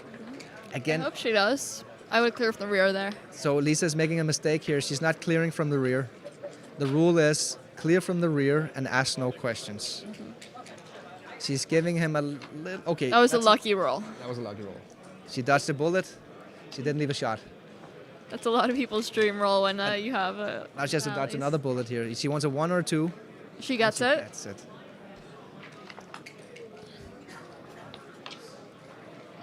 Okay, double 3s. Double 3. So John has I a think he little. stays back for one more roll. Yeah. John is trying to save the gammon. Little does he know that that actually doesn't matter. So it would have been better to just build the. Oh no, she leaves a shot. She leaves a has to shot. hit. I would hit. Oh, she's okay. It's better to not hit and take a checker off because Really? when you get hit here, you want to have 10 or 9 checkers off. That's a good move. Yeah. Okay, good move, Lisa. When you Okay. get hit, it's way better to have 9 off than just 8. It's like 8% more winning chances for Lisa when she gets hit. Oh, she does get hit. Okay, Lisa is still a pretty big favorite here. It's about 70% winning chances in this position for Lisa. I forgot that was Crawford. I would have first had to double that, but. Yeah, it's the Crawford. So let's see. Lisa needs a joker here. She needs a Can joker. she get it? 2-4. No, No, not good enough. quite. Okay, we have a little bit of a reflection in the checker here on the John's 9 point. 4-3. John could make the 5 point here. Maybe he should make the 5 point. I think I would have made the 5 point if I was John there. Yeah, Because then you have the probably. 6 prime slotted. You can. Oh wow! He's Oh. glad he didn't. He's glad he didn't. Oh, there's the 6 prime. There it is. Okay, it's actually a 7 prime. But he doesn't need the. You just need a 6 prime. The last one is. Oh yeah, Lisa. Oh, she could roll a 1 actually. So Lisa is. She's looking a little bit like momentum just got taken out of her there. Yeah. She was about to gammon him, but she's still a favorite. She has 9 checkers out. Do you know the winning chances in a position like this, Olivia? You'll have to remind me of them. When the closeout is done, assuming that John Rockwell makes a closeout, if you have 10 checkers out and the rest on the 1 and the 2 point, 9 checkers out, you're about a 58-59% favorite. So around the 60-40 position. Here, John hasn't closed her out yet, so that means something could still go wrong. That means Lisa is actually better than 60% in this position. So she's still a favorite, but it's quite close. Oh, that's illegal. He's moving a 3 here. He moved a 5-2. John's strategy is just to roll the 6 prime, keep slotting in front of the 6 prime. I think he misread the dice here, John. Probably. I think he thinks that it's a 5 and a 3. It's actually a 5 and a 2. It's very basic. You keep the. That's the 5. Let's see how he. Per tournament rules, would Tara be able to interject that, or would it have to be Lisa? Oh, he did find right. If the match is transcribed and the players has agreed to get interrupted by the transcriber, then it's okay. If not, then nobody can interfere with their play. Then it's just a potentially illegal move was played, and the moment the dice are rolled by the other player. Oh, look, he's going fishing. That's a good play, John. That's a good play. Tries to pick up another checker. He's trying to pick up another checker. Oh wow. my goodness, great roll. Oh my goodness. I don't know because. Just as long as he doesn't get a 2 or a 1. Right, as long as he doesn't get a 2. Oh, look at Lisa. Or a 1. The 1 she can survive. It's the 2 that's bad because then he gets this catch this the second checker. Oh. Ah. Okay, then now it's gonna be hard. That's pretty sick. Okay.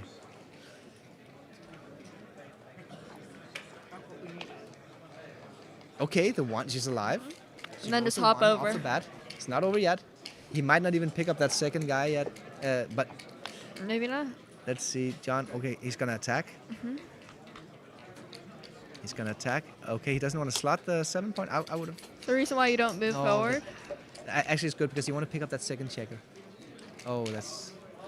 Oh, if he picks up that second checker, then it's gonna be really, really hard. Oh. Yeah, he's gonna wait. Good. He's maximizing his shots for next turn. And now Lisa hopes that he rolls the double 5s. 5-4. That's excellent. He doesn't get to Pretty pick up good. that second checker. She has a chance. Yeah. There's no way that he wants to crunch. Yeah. I really like John Rockwell, by the way, but I'm cheering for Lisa in this match. Okay. That's a good move. He needs to have. Oh, really? John needs to be aggressive in the bear off here. He played Clark Kent. Oh, we have some information here. Somebody in the chat is saying that John Rockwell starred as Clark Kent in 1961 on TV, The Adventures of Superman Boy. Wow, he played Superman Boy. And in 1960 appeared in a film. Okay, he leaves a shot. Okay, okay, a little background info on John Rockwell. That's pretty cool. Okay, so Lisa, this is her chance. She needs to roll a 5. There is the 5. There's the 5. Okay, she's back in the game here. Oh, she's back. She was almost dead. Okay, she didn't give much of a reaction to it, so she's still very nervous. Okay, she still want to hit that guy again. A 5 or a 7. There's the 5. Oh no! No. Oh, that's an illegal play. That's still too. Okay, he's Oh, pointing it out to her. Yeah, 4. It's here and no. No. Oh, he's a gentleman. John is a gentleman. Let's see. Oh no, he's not a gentleman. He puts it back in the. Oh my God. Yeah. Okay. Okay. They it's corrected there. it. They corrected it. Okay. Sorry. They corrected it and. Can they ask for intervention from someone else? Like to I don't ask for know. what? I actually don't know. Maybe they already did. This is the position. This is the. Yeah. Oh. Oh, not again. Yeah. So she. Right. They might be seeking help here, but this is the position. And she rolled 4-1, and she still hasn't seen that she can hit him.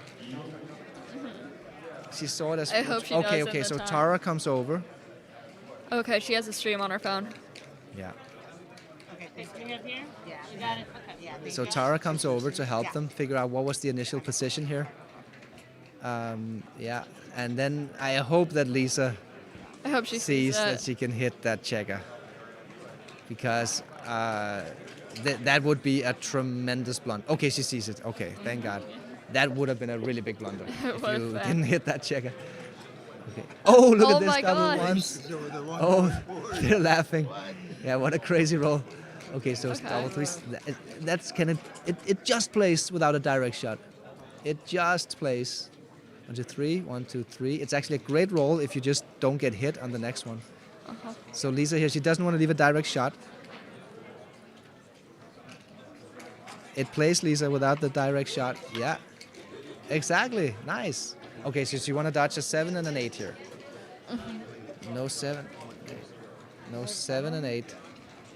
John needs a 7 or an 8 to hang in there. Yeah, I only counted one of them, not the other. I wish they had mics on them so we can listen to what they were talking about. Yeah, that would be interesting. He's probably telling a story from some game he played. The 9. 9. Okay, he She missed dodges it. She dodges the hit. Okay. So Lisa won. This is a gin position basically. Mom, are you signing my life away? I turned the mic off. Okay, now I turn it back on. Yeah, he's basically drawing dead. It's not true. He's not drawing dead. He has a very small chance here. It's basically a forced move. So John needs some doubles, didn't get it. Now I think he's drawing dead. 2-1, 2-1. Yeah. It's a gin position. 4-5. Now it is. It's a gin position. Okay, so She's on the board. she's surviving. She has to double off the bat, but Do you think she knows that? I hope she does. I didn't have any chance to give her that information actually in our sessions. We never practiced the post-Crawford situation. Maybe she can figure it out herself. I wonder if her opponent told her about it. That might be likely. That one of her opponents gave her this tip. So basically what we're discussing here, Olivia and I, is in the post-Crawford scenario, the trailer doesn't have anything to lose because they're already losing if the opponent just wins the single point. So they should just go ahead and double right from the get-go. You're not risking anything. You're only gaining. So 5-1 for Lisa. Okay, so let's see when it gets Lisa's turn here. So now the right idea for Lisa, because she's down 4-1 to 5. Okay, I think she looked at the cube. Just double, Lisa. Just double. You have Double. nothing. You have nothing. Okay, so she doesn't know. She doesn't know. This could be. Yeah. She doesn't know. If she does double, John actually has a free drop. So Lisa, she wished she would have doubled here. This would have been a great spot to have sent the cube already. But she continues playing. Okay. So 6-2. Again, she didn't double, unfortunately. Yeah. Amias Ragi in the chat says Netflix versus old Hollywood. That's a good one. It's true. Lisa Traeger, she's an American stand-up comedian from New York, and she has a Netflix special out and allegedly doing shows every day of the week. So I think you can go and catch one of her shows in New York City. Okay, double ones doesn't hit. Double ones. Okay, so John is very playing cautiously here. He's creating an anchor there on Lisa's home board to try to not lose a gammon. That's an awkward roll for Lisa. Yeah. John just blocked her 3-point there, so she couldn't build it with the 5-3.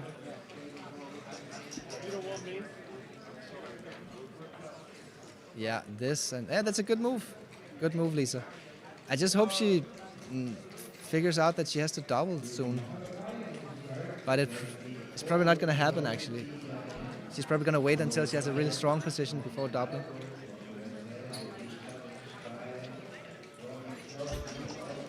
Okay, he has no open blots.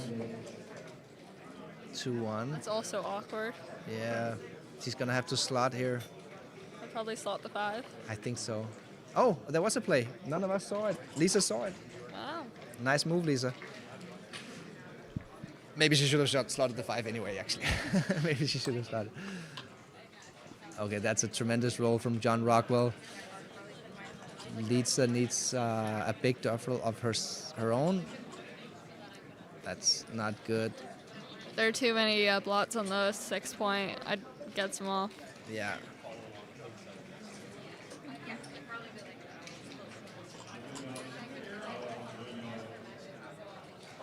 Two, 1. Yeah, you can actually just slot both points here, Lisa. I do Just that. Yeah, just bring it He down. sees it.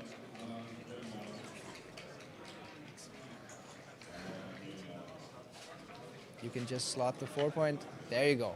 Nice move.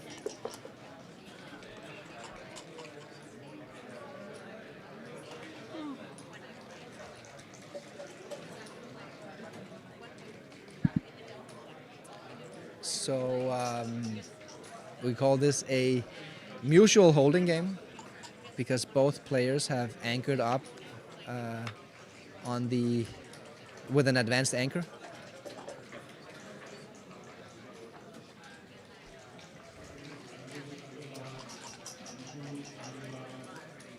Five, 4. So unless you roll a big double, you're gonna make something uneventful of your dice roll here. So we just do this, yeah. And what about the 5? Yeah, this is a good move.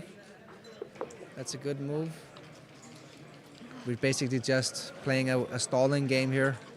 Yeah. Both players are trying to. The cue still isn't in play though. Oh, okay. He leaves a shot. I don't think you're supposed to do that, John, but let's get. Oh, that's the 6. She can hit him. I wonder if she knows to double right after that. Okay, this one we've practiced a lot, Lisa. When in doubt, you hit. So this one she knows. Oh yeah, that's right. She twisted it. Yeah. When in doubt, knock it out. When in doubt, knock it out. Right, that was Lisa's twist on it. So I think she's gonna find the best play here. I think she's gonna do it. She's just gotta muster up the courage to. There's an open blot. There you go. She sees it. Yeah, do it. There you go. Very good. Okay, he hits. Yeah, not great. That was an excellent roll by Rockwell there, and he can cover his blood. Oh wow, what a roll. What a roll. Okay, now Lisa needs to come in from the bar. Oh no. Terrible dancing roll. All of a sudden, he's got the blitz attack. Oh no, Lisa is in trouble here. She needs to produce some deuces or 3s. She needs to roll a 2 or a 3. That's a 3. He gets okay. a 3. 3, that's one of them. Okay, John is going to continue the blitz attack here. Oh, he can hit in the outfield as well. I think John should hit out. Yeah, exactly. He's going to hit out there in the outfield. Lisa desperately needs a 3 here to survive. She needs that anchor. Oh, no. Oh, no. Yeah, it's not looking good. John is continuing. This is where his experience shows. He knows exactly how to play this blitz attack. Lisa needs a double 3. He needs a double 3. Yeah. We have Olivia inserting an animation there on the doubling cube. She should double. She should have doubled from the beginning, but I don't think she's focused on that given her position. Oh.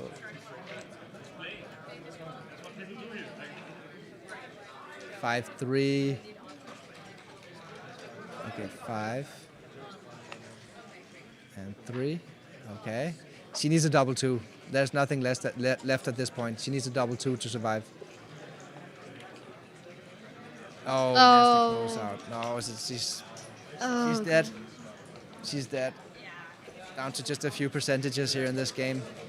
Oh, wait a minute. Oh, whoa. Hey, hang on. 1. John, is he going to crunch? Yeah, he's going to crunch, but it doesn't matter. She's still losing.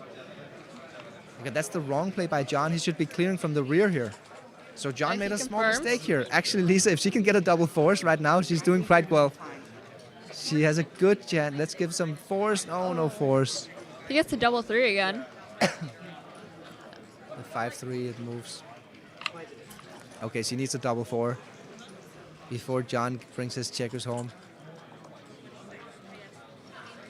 There's Okay, A4. There's A4. A4. Move it in. Oh, we got an ad. We didn't get to see Lisa's facial expression there. Okay, she's got the 4. Oh, look at this. That's a shot. He leaves a shot. He leaves a shot. That's self-inflicted by John because he cleared the wrong point earlier. He cleared the 4 point rather than the 6 point. So Lisa has a chance. She needs to roll a 6. She's back in the game if she rolls a 6. Oh. 2 high numbers, and she has another Gonna shot. get another chance of... No, Nope. she's not. She's not. Lisa just missed a shot. She had a small chance here.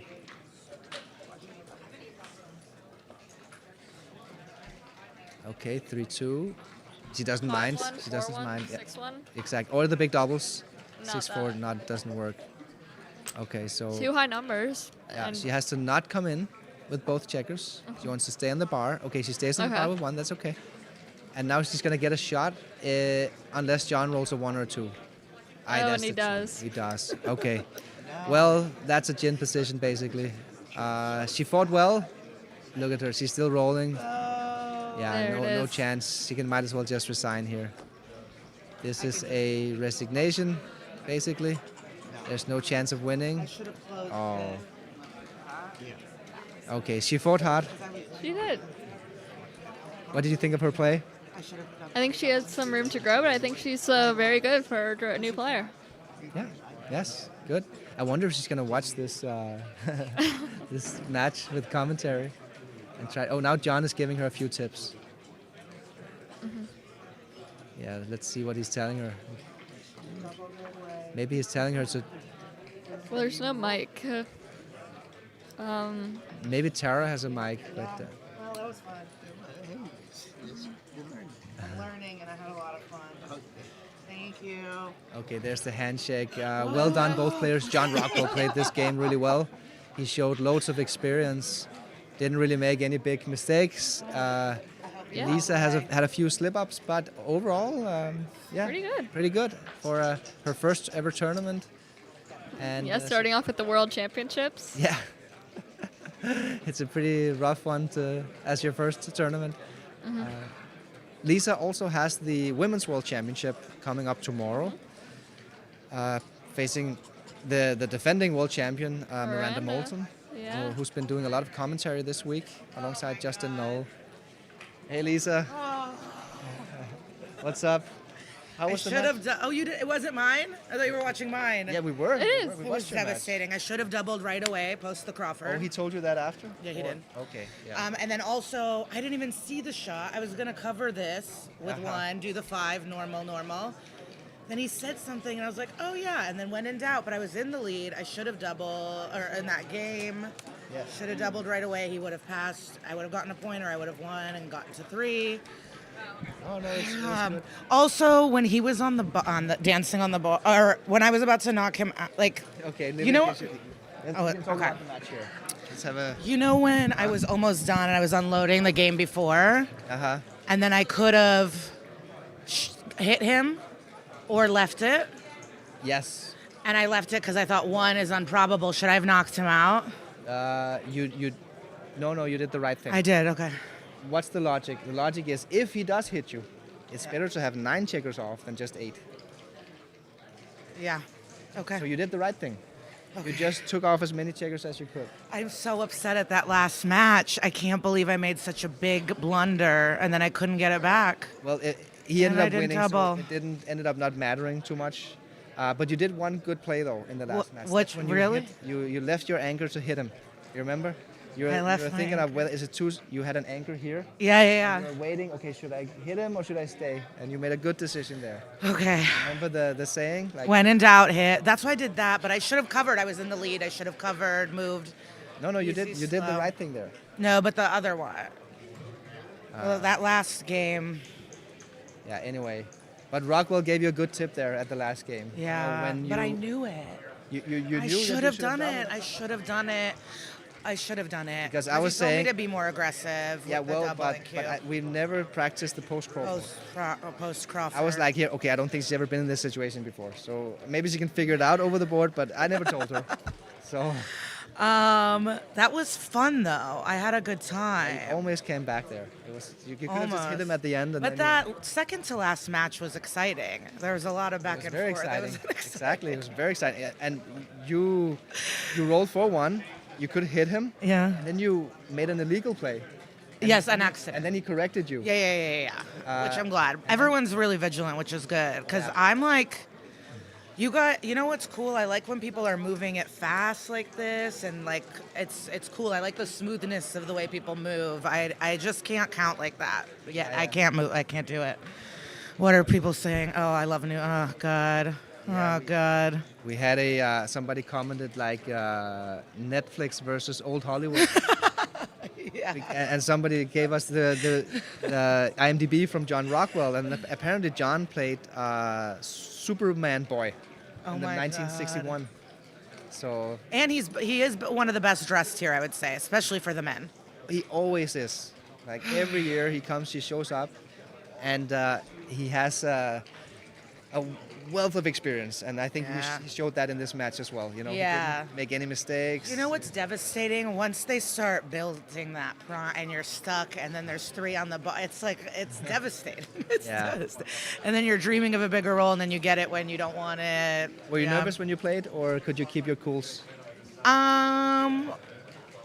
I mean, we were silent. It was the most quiet I've ever been in a game. I would say I've never been that quiet. Yeah. My heart, like I feel like my knees are shaking. Yeah, I definitely get like really excited. Yeah. No, because I love sports so much, and I know even if you're behind, nothing really matters. Like you gotta keep, you gotta go. You can't have it affect your mental brain. But maybe I should have been more nervous. Yeah, I was nervous because I know he's been playing for a long time. Yeah. But that was fun. But I think I'm better than when we started. Most definitely. I think this is what you needed to go into the Women's World Championship tomorrow and think actually have a so. shot of making a run for it there. I think I might do some cash games. No, maybe not. Okay, no, go ahead. No, but what? Okay, so now you saw this. So what advice for the women's tournament tomorrow? Like, what should I? Okay, so you learned a very crucial lesson. The post Crawford Post-Crawford. immediate. Just immediate, because you have nothing to lose. Nothing to lose, and they Right. can't redo it. Exactly. So you should just double immediately. And so if you win 2 points instead of just 1. And not listen, because he went, oh, you can hit. And I go, I should hit. And then I was like, what the fuck? Why would I listen to my opponent? What a nightmare. You couldn't hear. No, we couldn't hear you. We were No, talking when I about was that. going to do all the safe stuff, he was like, is she going to do it or not? And I went, oh, I didn't even see it. He goes, you didn't see it? And then I hit it. He goes, I never thought you would do that. And I go, John. Yeah, he was trying to get under your skin. He did A it. little bit. He did it. Wait, so post Crawford, always double right away. Should Yes. have done that. That was, Oh, one more thing. yes. In the first game, Yeah. you doubled him. Yeah. But you're the one who was trapped, and he was the one who had full freedom. Oh. So you're playing a holding game. You're the one being trapped. You're an underdog. I don't know. I didn't know. It's when you have full freedom, then you have an advantage, and you're trapping him. But you always said to do it before. I wonder why I did it. I wonder what I saw, because you couldn't tell. You I couldn't see. tell. There were no threats. You were trapped in his home board. You had no freedom. He was the one who was winning. And all of a sudden, you just double out of nowhere. Okay. We were trying to figure out what could the logic be. Like, we couldn't figure it out. Oh my So god. maybe we can go back on YouTube here, rewind a little bit, and then yeah. Oh my god. But Other that than was that- fun. I'm having more fun now for sure, knowing a little bit more. Yeah. All right. Oh, one more tip. Yes. Now that I remember, in the second game, Yeah. you were down. I think you were down 2-0 or something. Uh-huh. So maybe it's just the. Oh, third- that I passed? I shouldn't have passed?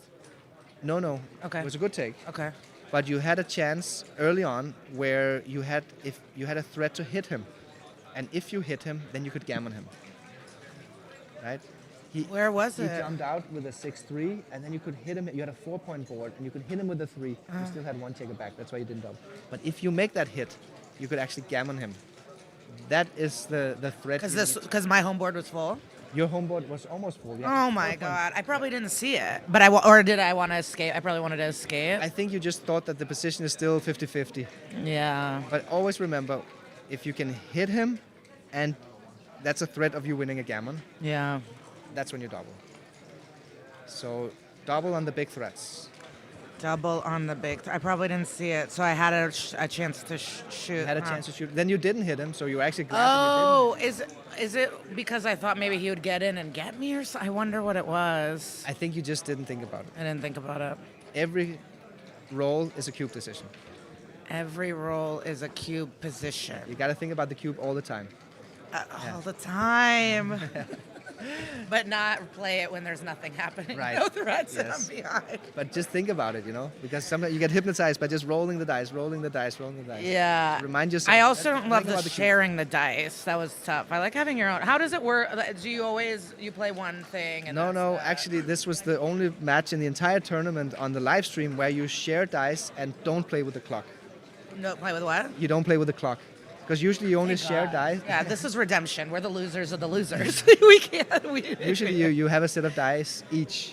Yeah, that's what And I if like. you play with a clock, then you share a set of Oh, dice. if it's a clock. So here you were playing as if it was Is the with a women's clock. with a clock? I think it's optional. Okay, I will see who my opponent is. Yes. Wait, Okay. clock, dice, sharing, cube. Wait, I had one more question. I don't know. Oh, do you think how's Olivia gonna do tomorrow? You think? She's underaged. She's what? She's 16 years old. So But she's not playing in the allowed. juniors now. Oh, she's playing in the juniors. Yeah, I thought you meant she was in the Yeah, women's yeah. World Championship. Oh yeah, in the juniors, she's probably a favorite. Favorite. She's a shark. Do any of the adults bet on the kids? Are you guys? Are you betting on the kids? I don't know. Probably not, but I don't know if that would be No, take ethical. my time. The dice. I got new precision dice. What was my other question? Huh. Well, whatever. That was fun though. Yeah. Well done. You're ready for tomorrow. Yeah. Oh, You put up a good fight. what was it? Whatever. I'll remember. Thank you. Yeah. Well done, Lisa. I'm having fun. I'm having fun. You did well. Oh yes, definitely. Always learning a little. Okay. Big What's progress next? From this from your first match. Oh yeah, yes. I'm slowing down. I'm thinking about it all. Actually, I can show you here, Lisa. If I do this.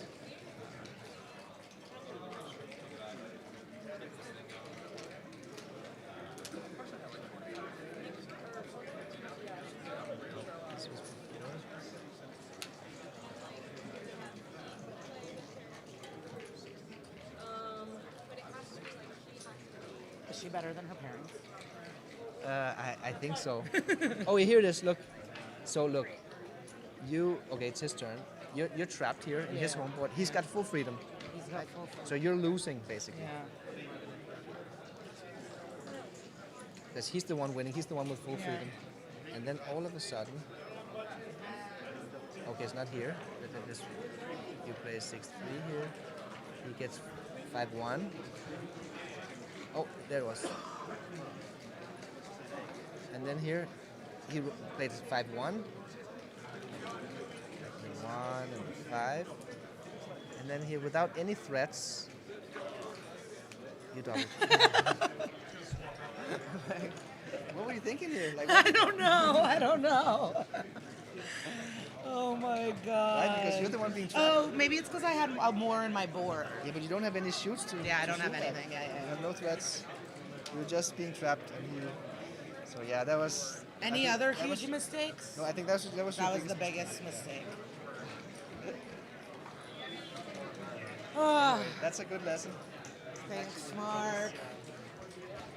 Whew. Electric.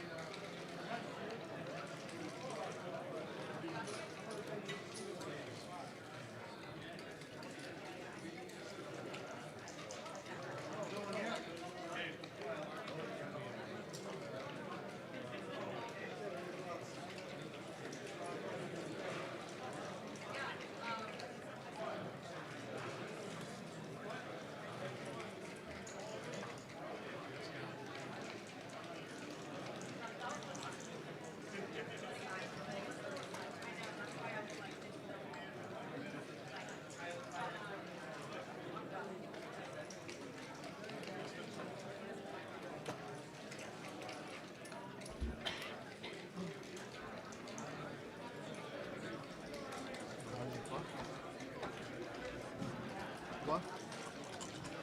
Oh, okay. You start.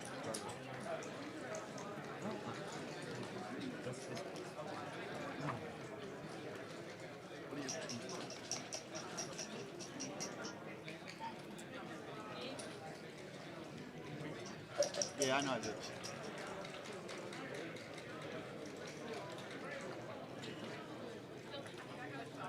Just swipe up.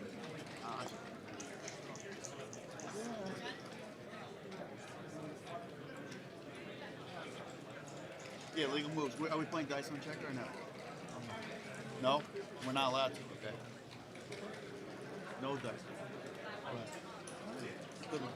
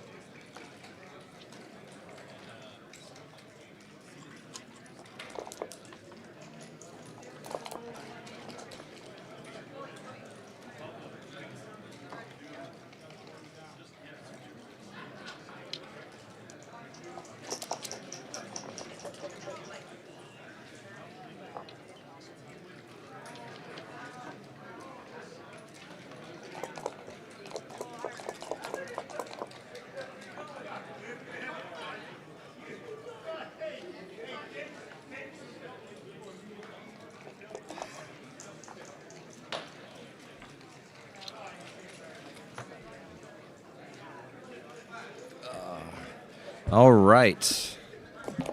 We are live, and we are here with the main round of 32. We have a 17-point match between maybe the world's #1 backgammon player, the first Super Grandmaster of backgammon, Masayuki Mochizuki, otherwise known as Mochi, versus Abe, the Snake Mosari, gambling legend from New York City.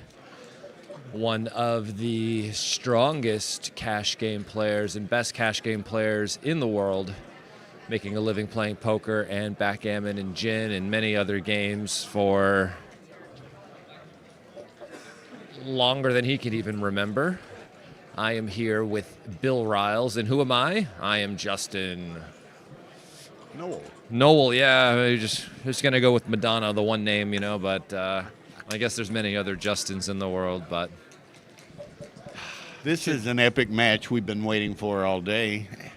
We passed on, they drew each other in the first round of the high roller, but with all the great matches that we had, and Mochi was going to stream it, we passed on it. A lot of people gave us flack, but now we get it today. We do. In the main event. And the last time they played, Abe Mossari played their match to a 2.8 PR, and I believe Mochi played a 1.2.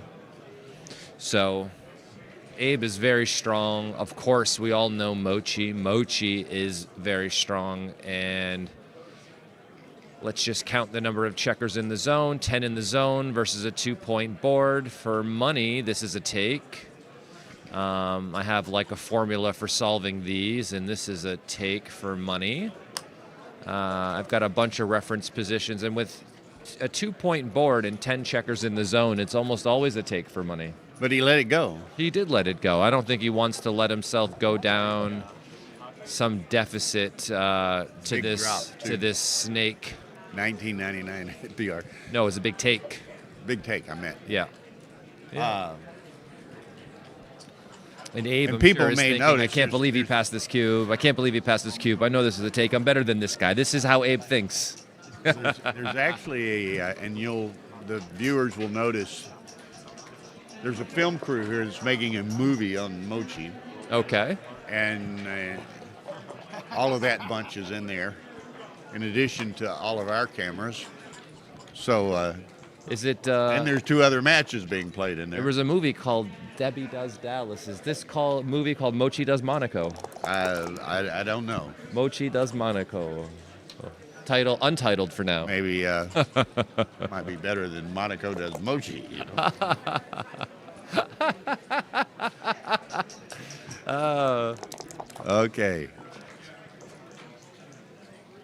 So there was a guy in New York City called Russian Paul. Not actually from Russia, though, but this is what he was called. He actually gave Abe his nickname, the Snake. He also gave Falafel his nickname. Falafel, yeah. So, very famous guy for giving good nicknames. I asked him for one once, and it came back with something terrible. And I was like, well, I don't have a nickname. I'll stay with Justin. Yeah, but I went to the guy who, gave the Snake and Falafel as nicknames. I was hoping I'd get a good one, but alas, it was not to be. I see Iketani standing up behind Mochi there. Maybe they're taking a break. Iketani was up 16-6 on ZZ. Wow, that's a pretty good lead on the ZZ. I see both commentators still there, so I'm not sure if the match is over. But thank you all for tuning in today. If you guys wouldn't mind smashing the like button, of course, and subscribing to the Backgammon Galaxy YouTube channel. Don't forget to download the Backgammon Galaxy app. We have tournaments coming up, I believe starting tomorrow and then the next day, where they're going to be giving away free prizes, boards, lessons, and stuff like this. All for free. So you make the point, come down, make the 10, and then step up, I would say. Said he won. So he won. Iketani won. ZZ. Congratulations to Naoki Iketani. 6-4 runs out, makes the outside point. Well, let me check one thing real quick. Tar needs to switch Petco over to that.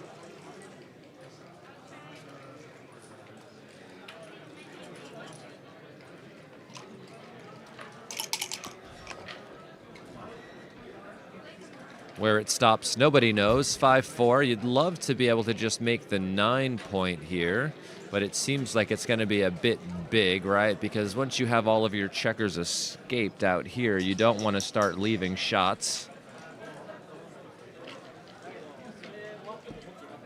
Okay. Yeah, and doing this and leaving shots, giving Abe the ability to roll a 2 or a 5-4 or a 6-4 to hit would not be ideal. He's done all this work to try to escape. Black has a good board on the other side, and even though you would love to be able to make the 9, you just can't leave shots once you've escaped everybody to the midpoint like this.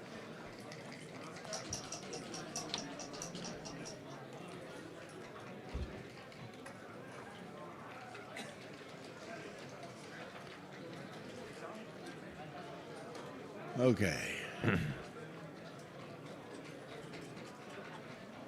Pizza man. You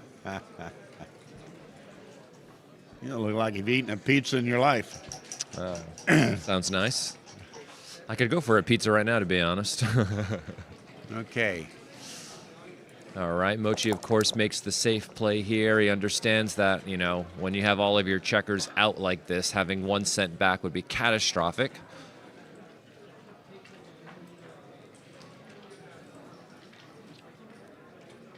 I like this play, stopping these checkers from being able to make the 5-point. 5-4 is another issue. I guess he has to just play to the 3 and make the deuce, right? We don't volunteer shots in these situations, not voluntarily. And I think one thing that I will notice here, you may be more familiar with both of these players, maybe not Mochi, but anyway, I think you're going to see Mochi play very deliberately and Abe play very quickly. Is that true? Well, I will say Abe's PR doesn't change if he plays fast or slow. You know, he's the same player, fast or slow. So his instincts for games, and this game in particular, are so strong that the time will never really be an issue for him, ever. MCG has joined the house, so we'll... MCG in the chat, nice to see you. Of course, he's very familiar with both of these players as well. Get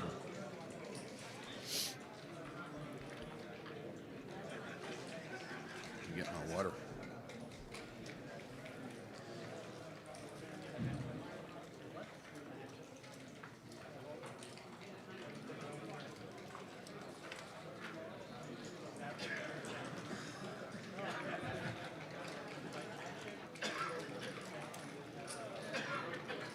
Tricky play here.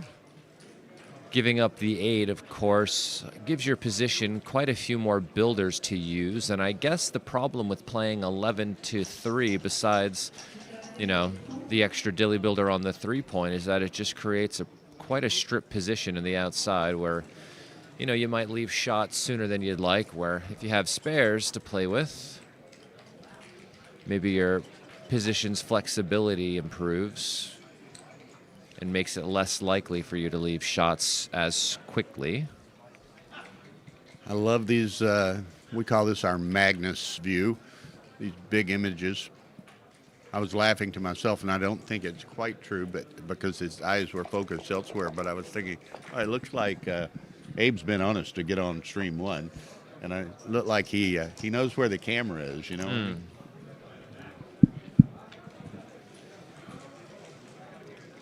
So, I mean, White is up 20 pips, and the contact zone has been decreased now that Abe has left. And it's not going to be easy to bring this game home, you know, clearing the 11-point. Oh, double 5s brings this in. But there's still this 6-away contact here, right? And it's going to be quite tricky to clear this over this anchor, because you need like doubles or to roll a 5-3 in order to do so. And that's not going to be easy. And because of that, you always get a take in these sorts of situations, provided there aren't a ton of landing spots out here for them to make it easier to clear that point. Oh, and he rolls it and clears it instantly. You said something about doublets. Slot the 4, go to the deuce. That was definitely a market-losing sequence, because now Abe is down, I guess, 38 pips, and Mochi's on roll. 5-3, okay.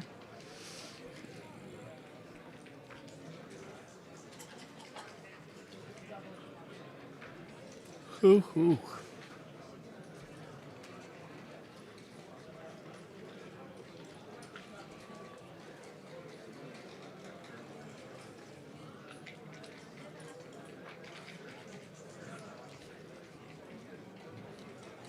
Yeah, just great study of the players with the big cameras. Double 5s. So Abe will stay. Getting back in the race. Go to the 3, maybe. Slot the 1 seems reasonable. It's not as good for the race to make this play because it buries your own checkers deep, but it does give you the opportunity to stick around a bit longer. And now he'll take this opportunity to run off of his anchor because the cost is a lot lower now that the board is broken and there's a blot in it, 6-4. Clears the 8-point, doesn't leave a shot. Abe's going to stick around for a while, though, because, 6-1, 5-1 will leave a shot next roll for Mochi, and he wants to play for that contact. 5-4 clears the outside point. Pretty much ball game there, so it's going to be 2-1 Mochi, huh?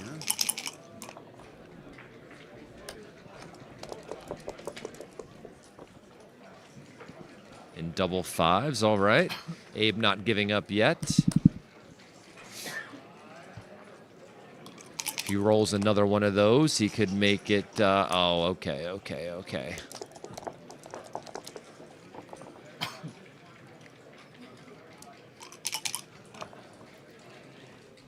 There's Another double and another double. partner is here.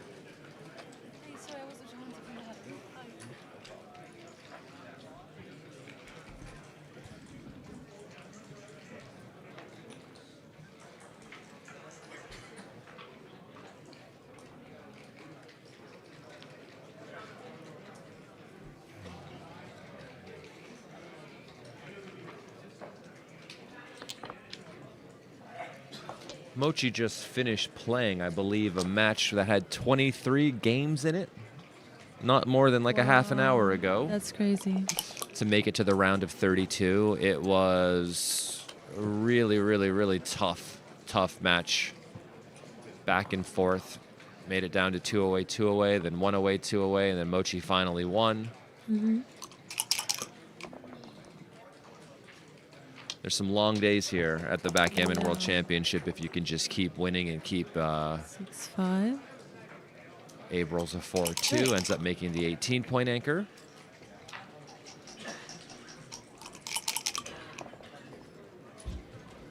$6-3. Yeah, there's a woman here from the UK, I believe, who's selling those pins. I bought not one of the pins, but she also made bags that have backgammon fabric print on them I got earlier this week. Oh, Rowena. Mm-hmm. Mm-hmm.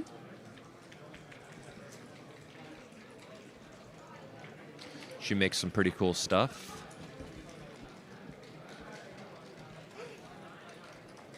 Looks nice as a lapel pin on a smart jacket, Makes me a little jealous. Maybe I'll get one before I leave. Yeah, she made a bag for me. They're really cute. Oh, did she make your bag? Not this one. No, not that one. A lovely leather one. 6-3. He just decides to run. I think the issue with this is maybe Black had many bad rolls that could leave him a shot. Right? It's a very stacked position. But he didn't hit, so... And he didn't get the opportunity to capitalize on it. But after double twos, it seems like a great play because... this isn't so good, though. Because Abe rolled a really good double twos. And all the way here, down, duplicate the 3. I mean, he has to break his anchor to hit. And wow. he rolls the double threes, so of course he hits. And then the real question is, do you make the 5? And the problem with making the 5 is that all you're trying to do is get to a position where you can offer the cube, right? Mm-hmm. And if you make the 5, you'll get hit with 2-6 and 3-5, which will stop the cube from coming. But if you make this play, there really isn't any roll that white can roll that will stop you from doubling because you're just up in the race, right? And with the commanding position against the other guy. I guess the only question is like, okay, after Mochi rolls and Abe doubles, what is he going to do? Yeah. I always think about duplicating and then don't think about, oh, what if they roll double that number? 1-6, and this just plays down, and the cube comes. Now it's a double pass, as we can see. And it's just a pass. He's down 13 pips. Abe is almost all the way home. He's got many numbers that are going to make the 5 or the 7 or... Okay, it's not that big of a pass, actually.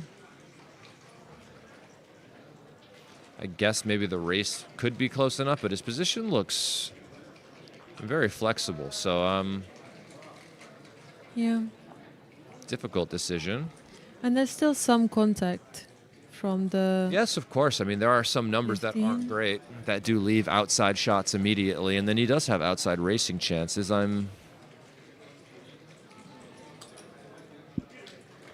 Yeah.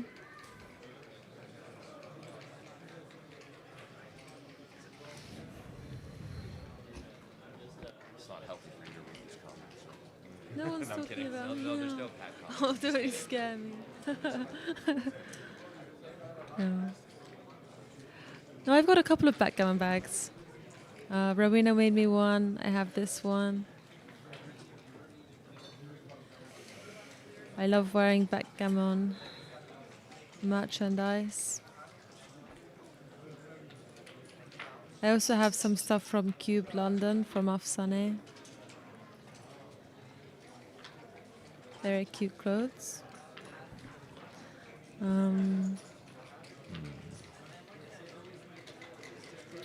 Mochi finds the take. Not a big mistake. Totally fine, unless, of course, your opponent rolls double Oof. threes, and he can do And this and make the four. 7 point, actually. Would be better than making the 8, Yeah. Abe, because I'm coming out with sixes. then the guy can't just leave with 6-5, right? So we make the 7 and make the 5, and I know we're paying off to 1-6 and 5-2, but if we get away with this and we just have this checker eventually trapped behind a 5 prime, I mean, Yeah.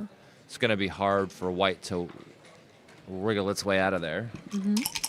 We can definitely try and make it on the next roll. Of course, he Make finds the 5. best play, 1-6. No, Good for double the 6. race, Yes. but still trapped. Good for the race, but he is trapped, like you said, for sure. Yeah. So now he really needs to make the point, and he does. And he splits the back checkers just in case white rolls 2-6. That way he can send them back with 1s and 2s and 6s. Yeah. And now there's more numbers to make the 3, 2 9 point as steps well, Up. which is what he really wants to do. Slot. Yeah. He really wants to get out of that. The race is even now.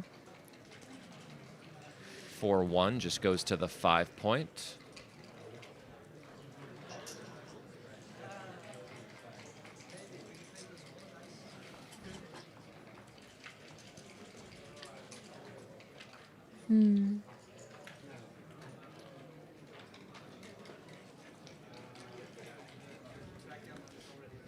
Nice play. Now Mochi has 6s out of the prime. That's a 6, but he needs to do a bit better than that. 5-3 5-3. makes the 3 point. Great roll. Now he's heading back with 2-6. No, but this can make the 4.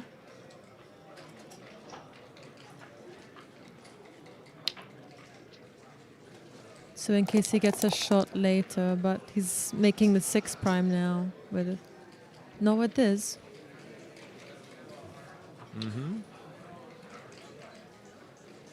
Seems to be the only play here. You know, hitting loose on the 2 point is an issue because if you get hit back, just look at white side of the board, right? Yeah. You could very, very easily lose. And here you're doing good in almost all variations. Of course, you know, if he rolls a 6, you'll only get a 7 shot at him. And this is what Abe is worried about. This is why you might sometimes want to hit, but is it worth the risk, you know?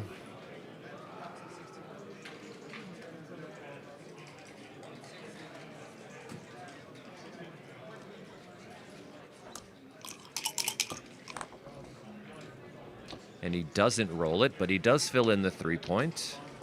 Abe, of course, is looking to make the 2. And he doesn't. And if Mochi can roll a 6 here, there's a chance he can find a way to win this game via the race, and he can't. So he should just play inside, of course. 4 and then 5, or 5 and then 4, whichever. 1s, 2s, 3s, and 5s make the board. 4s and 1s do not. 4 is That's a not great. You have no bad roll. choice really here but to, like, hit. Well, I guess you do have some close choices.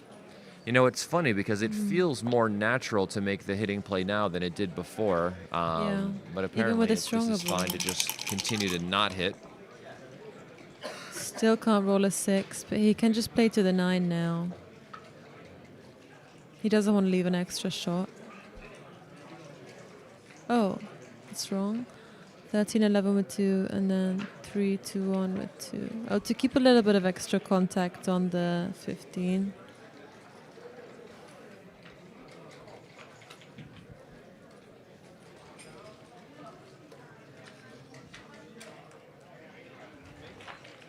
This is difficult. Is it for the extra contact if you just play 13 to 11 twice and then 3 Yeah, to you 1? create more contact there because you don't just allow black to, you know, control the entire outfield with all of his numbers. You know, But then your 6-1, prime is 5-1, kind of some of these gone. other numbers, any number like 4-1, Yeah, it's going to have a okay, hard I time see. breaking the outside point. So if he just came to the 9 point, right, like black has freedom in the outfield to do whatever he wants. So they're kind of doing this like halfway play where you don't just clear Yeah. the entire thing and you don't just stay all the way back. You find Mhm. this middle ground play that does a little bit of this and a little bit of that, you know? Okay, makes sense. It's less committal. Yeah.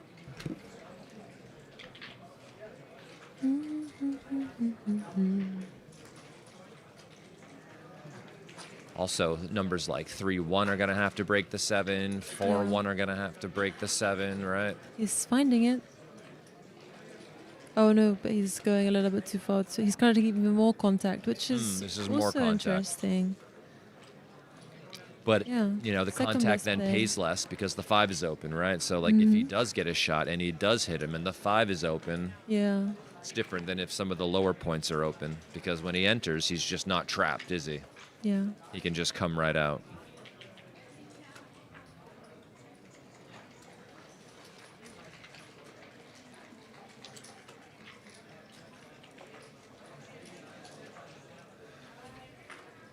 And this is the right play that he's looking at now.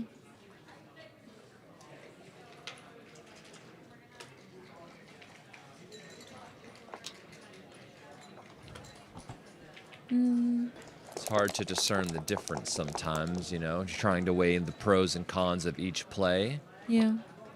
5-4. This gets hit with nothing, so this must be decent. But white, of course, would love to finally roll a 6 and get out of there. Doesn't look like No. 1. 3. No, yeah, I like this play. Yeah. 3-1.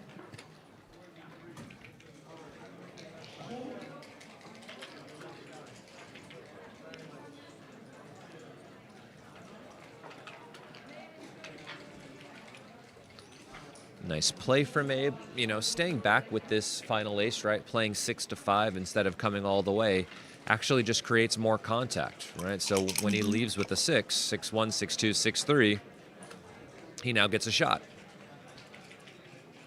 The other way, if he stepped up all the way, he would only get shots on 6-1 and 6-2.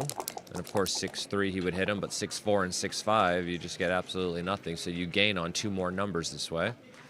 Lovely roll. Now he makes the 6 prime. And if he gets hit, it could be interesting because you don't really want to enter right away.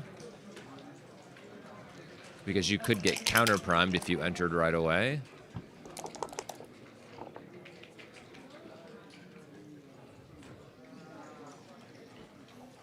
So it's funny because Mochi wants to roll an ace and then Abe Yeah. doesn't want to roll an ace.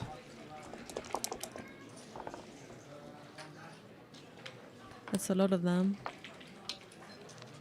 So Abe comes in with both. I'm not sure about that versus just going to the 5, actually. 5-1. He's in a position now where, of course, some of his next rolls would leave a shot. And he took a checker off, which I think Yeah. is not good. 6-5. Because now no. 6-5 leaves a shot. Also, double 6 and double 5s would have left a shot anyway. But he added an extra number to leave a shot. Now big doubles will leave 1. I think Abe saw it afterwards because I saw him pointing Yeah. at it. 6-3 enters. And now I think it's just 2 points.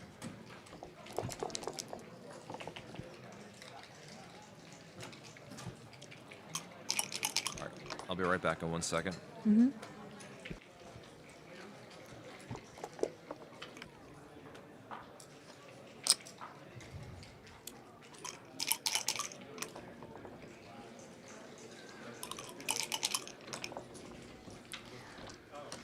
So now it's going to be 14 away, 15 away. Let's see if Moshi doesn't roll another 2 double sixes.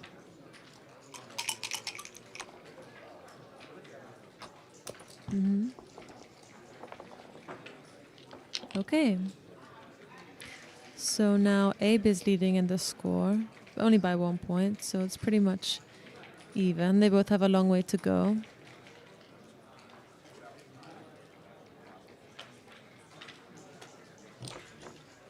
Please don't forget to hit the like button and subscribe to the Backgammon Galaxy channel.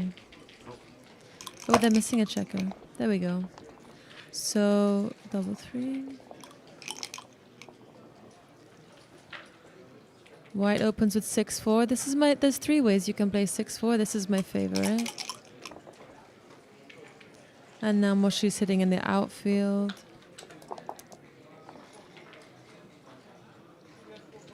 6-5 makes the advanced anchor on the 18. Very nice.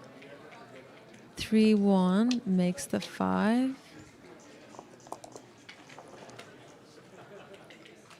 5-2 is just going to add another spare to the advanced anchor. And now Moshi's leading a little bit in the race. He can just come to the 13 with this roll. Yeah. And if he can escape the other checker and have a bit of a bigger race lead, he can double. Good morning, Gigi. Double 4 makes the 5 point. So now Abe really wants to contain the last checker. 6-5 just runs all the way, but now the race is kind of even. 4-2 makes the 4 point. He doesn't have a double yet. He's just going to count the race. If he had like 15 pips, it would be a double. No, but you have 4 fewer checkers here. Yeah. First, and then that massive race lead, right? Yeah. So, I mean, But it's even at the moment. assess it, right? So now we can slot the 4. Is your mic on? 3-2 just comes to the 5. He wants to play safe now because Abe has got a pretty strong board. And Moshi has escaped with both back checkers. And he doesn't really need the midpoint anymore because he has this anchor on the 18.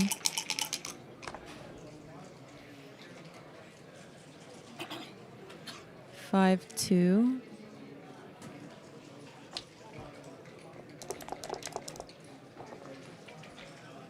Now 2. The race is pretty even.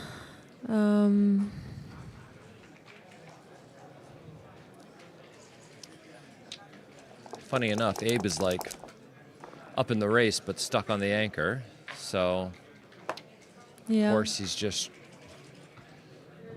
praying to the dice gods to roll a double to get off of the 18 safely before all of his checkers bear in and he's forced off his anchor. Nobody wants to be forced off their anchor, you know? They want to voluntarily come off. But now Moshi also needs to roll well to get off the anchor. Because Abe's board is much stronger. Looks like Mochi's down 7 pips in the race, so Yeah. he is quite far away from a cube, and I think slotting the 1 is better just because it gives you an extra 6 on the outside for a moment, just so your next 6 might not have to break the 8 point. Praying for a Mochi big double. down 5 pips on roll, so this goes to the Slot 1 the and then 1, make slots the the, 4. sorry, and makes the 4 point.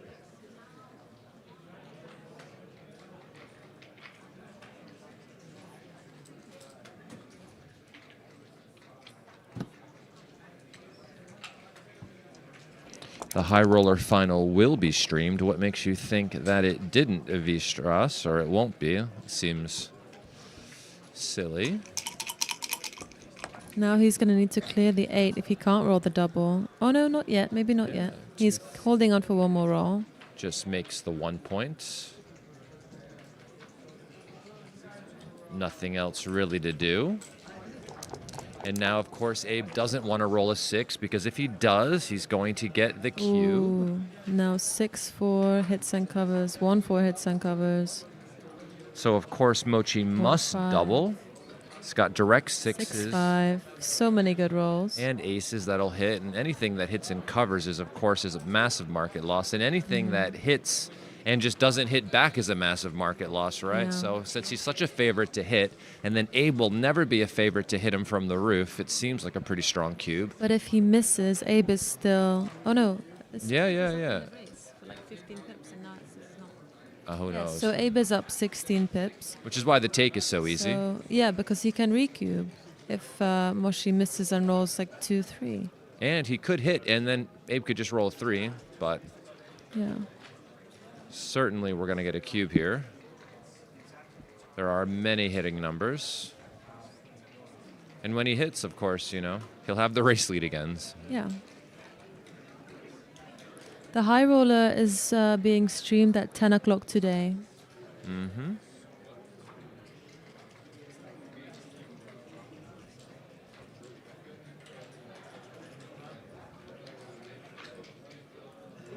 He cubes, Abe takes, of course, There's you know, the there's take. no...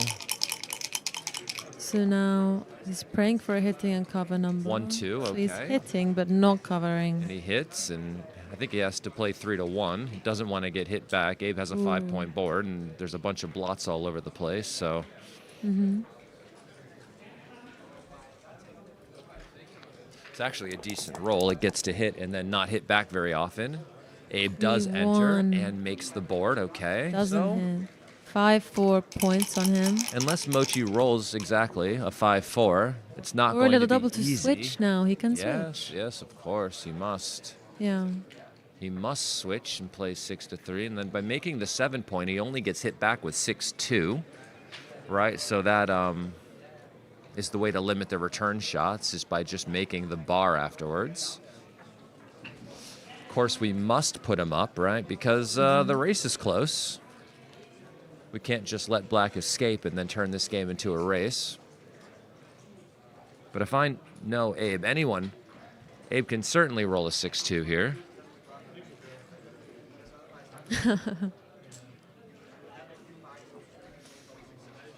John Veltri plays in the high roller final with Marcus Reinhardt.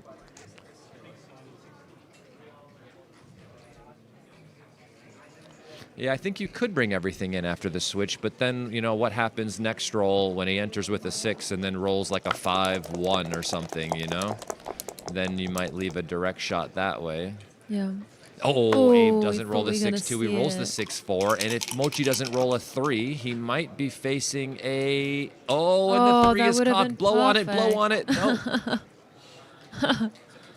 I would have waited for that one to settle. Just a couple Yeah. of seconds. I would have called in my earthquake to shake that 3. And he rolls it anyway, which means he deserved Nice. it, of course. And then And the now- 5 comes in. Where does Which the 5 one? come I'd in? come in with the front one because then if he does... Well, Uh, yeah, he comes in with more the front one to shots. protect against it. But the problem Yeah. with this, I think, is if he rolls double 6s next roll, it will leave a shot. The other Yeah. way, I don't think it did, right? So Okay. you gain there.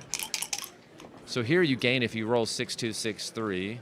The other way. Oh, you're right. Yeah, it's that's like the- probably the only yeah. reason it was wrong.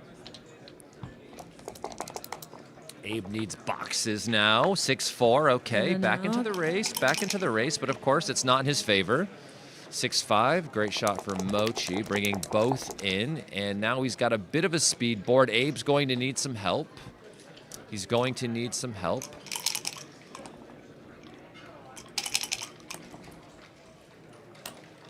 6-1.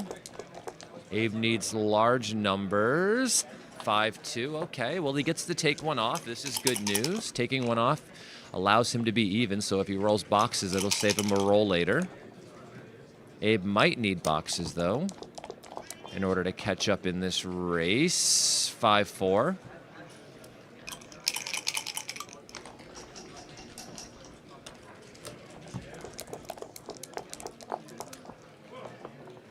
I think they did start with 34 minutes, and we can see that Mochi has used 12 of his, and Abe has used 3. Abe doesn't need much time to play under a 2. Because Abe Snake is a genius. 2-1 for Mochi. Abe needs big doubles. He's trying to conjure them, of course. He's focused on big numbers. No, but he gets small ones. If Abe can find the double 6 on the next roll. Double 2s for Mochi. Great shot. Takes 2 off. Yeah, I think that's the play going to the 2-point. Because if you roll 2-1, you get 2 checkers off, and that would be your worst number, and you would be able to convert it. So, whatever. 6-1. Mochi might take it down here. I don't know why I knew he was going to roll doubles, but it felt like it was on its way.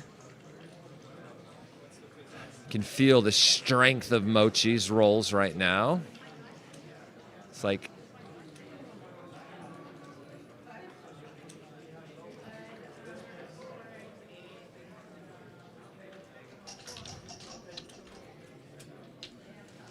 for some reason, Mochi looks unflappable right now.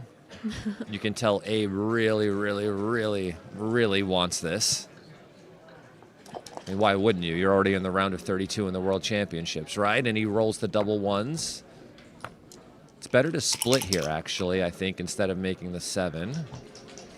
5-6 fans. This is probably not a cube yet, but Abe doubles it, taking advantage of his temporary strength here. Little bit of an early birdie, but it's fine. 2-6, 3-5. 4-1 comes up with both.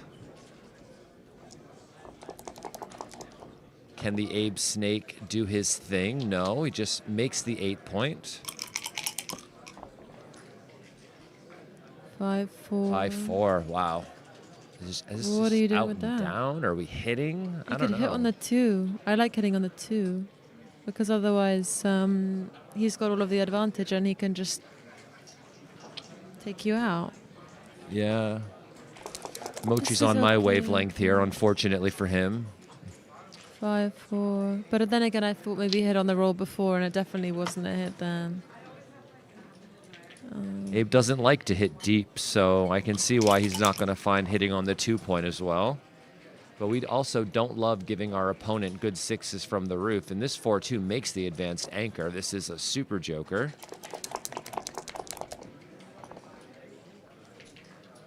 2-4 makes the 5 prime, And hits the hit. outside checker. It's looking pretty rough for Mochi. 13-7. Can come down to the 7, try and make a little counter prime. And Abe hits it again. Oof. No way he finds the double hitting play here, hitting on the 1. Oh no. This is Sorry to the see that. anti-venom to the snake. He does not like putting checkers on the 1 point. He will refuse to do it even when he knows it's right. He goes, this is the best play, but I'm not going to do it.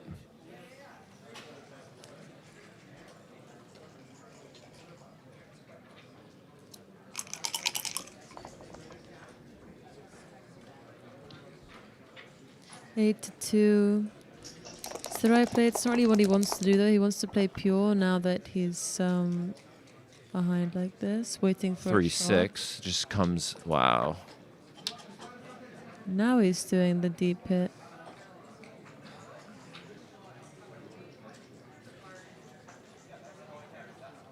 Seven, 1, 5, 2, huh? Jeez. Abe breaking the prime. I don't understand this. 4-6 just comes in and covers. makes the point. 6-3.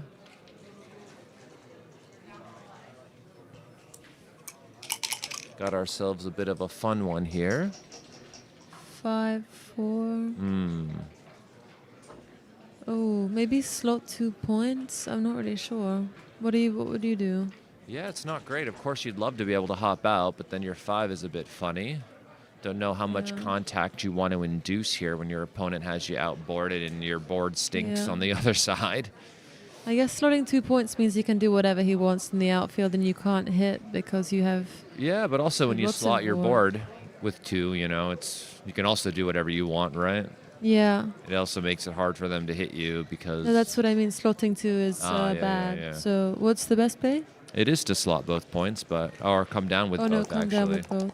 Difficult play. You kind of like coming out. You don't really want to give up the contact. No, you can hit back Everything with else was a 6, bit 3 awkward. and 5, 4. No, maybe now I would slot 2. Or step up because he's got some blitzing potential on the back checker. Yeah, both plays seem okay. Staying back is going to win more games, of course. But it will lose more so gammons. many more gammons. Lose 13% more gammons.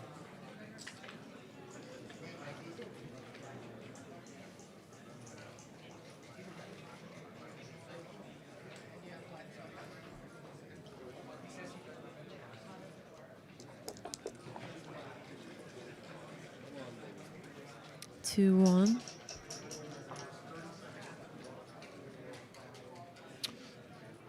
What is this? Just 6, 2, and 4, 4? Oh, I see. Yeah. So we cut down on the number of shots, but 4, 4 would have been really good because it got to hit and cover. So maybe in those situations, sometimes you actually don't cut down on the number of shots. You give him the extra number because 4, 4 is too strong. Mm-hmm.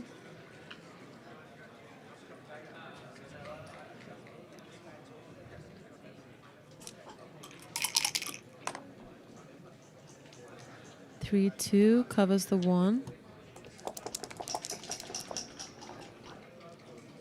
Abe is up 39 pips. He can cover his point now as well. I like this, and going 6 to 2, just keeping your spare Better checkers distribution. flexible. 6, 2 comes out. Good. It stops him from crunching.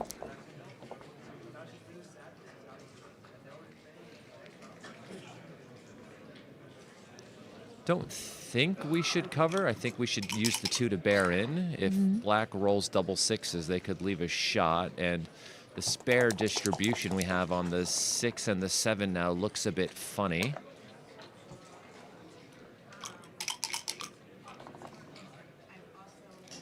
Three, 1 steps a bit closer.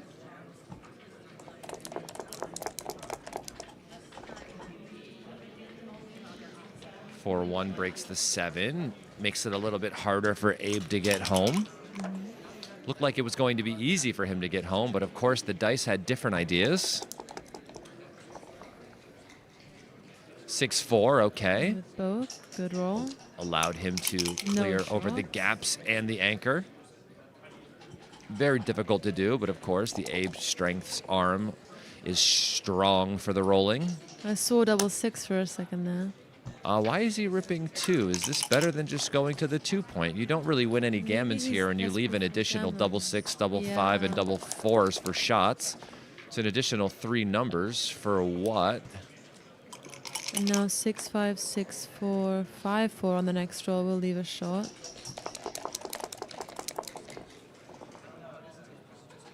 Double 5s, Wow. okay. If he rolls another one, he might have a chance. Yeah. Mochi just comes out.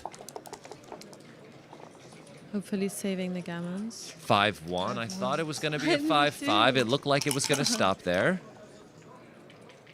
6, 2 comes in. And I think he saved the gammon. 6-5. As long as he doesn't Can do Mochi anything roll a silly, like good one?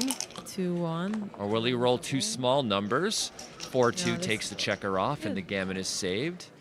Abe off to a little bit of a lead here. Just a single point, it looks like, and a race to 17.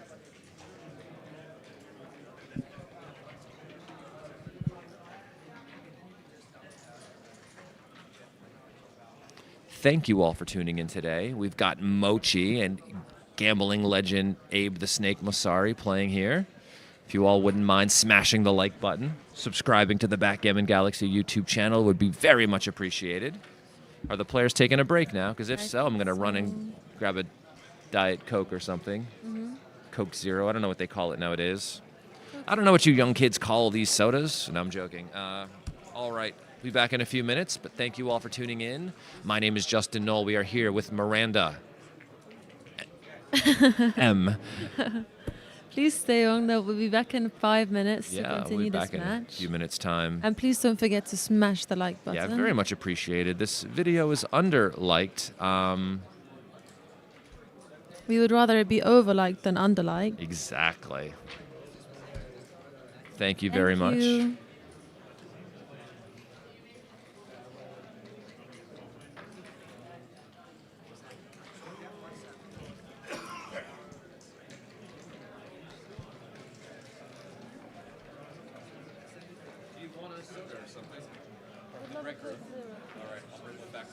Thank you.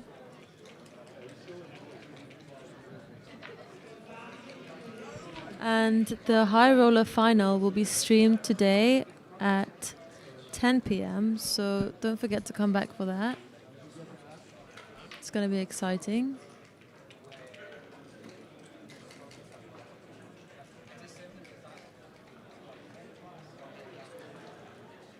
Broke the like button. I've never heard of that before. How many times did you smash the like button for it to break?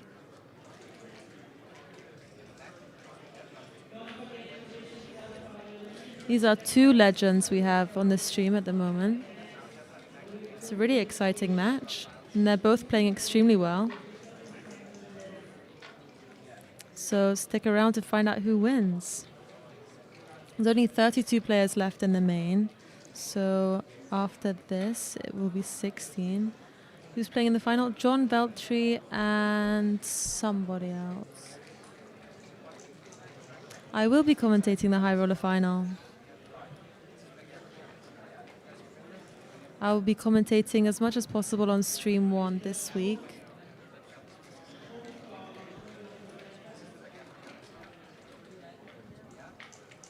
With Justin, of course.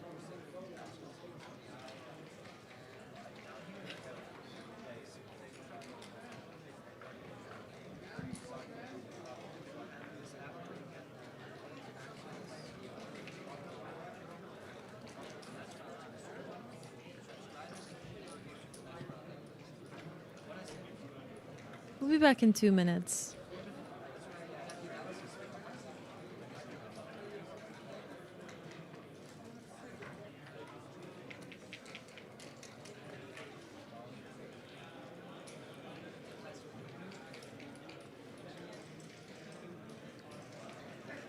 I will be playing in the women's event, which starts tomorrow. And I played with the doubles with my dad, but unfortunately we've already been knocked out.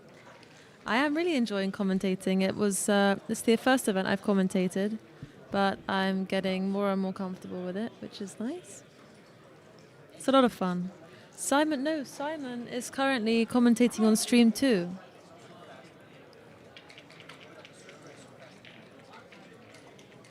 He hasn't gone home yet, but he unfortunately was knocked out of the main.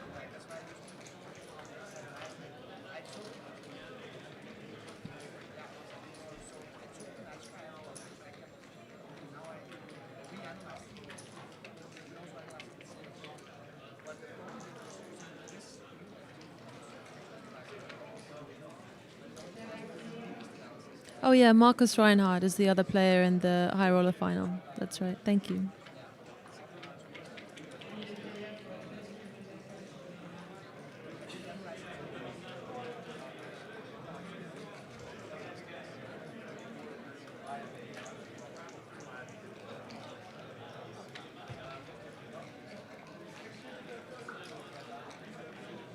The score is 5-4 to Abe. So 12 away, 13 away. And they are both coming back to the board now.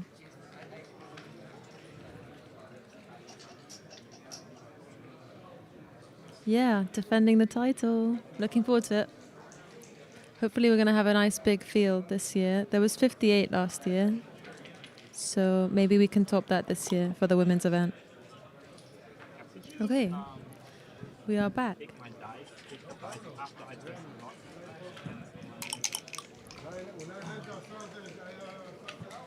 Abe is starting off with a 6-5.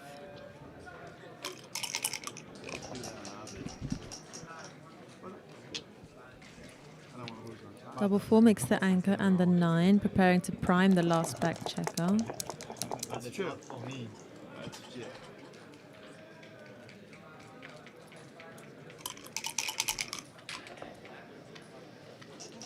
Five, 4.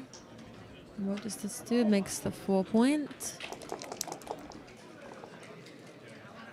The main event is single elimination this year. So the loser of this is unfortunately out of the tournament.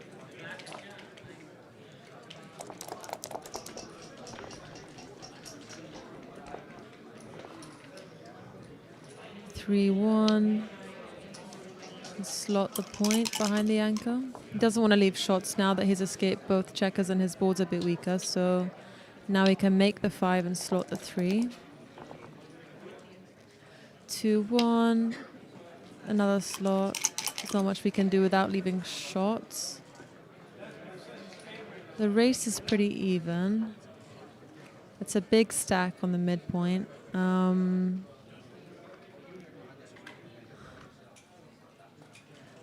My accent is from England. I am British. So 2011 is the correct play because Abe has 2 blots in his board. That makes sense.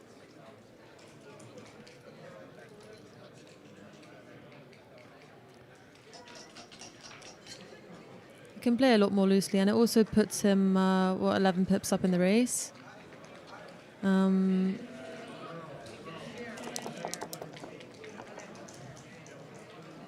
He brought a 6-1. That makes the 7. He wants to try and trap that checker a little bit. I had one sugar-free one left. Oh no, have it. Yeah. No, I'm This is having good. it. Okay, good. I don't mind. I need to gain weight anyway. I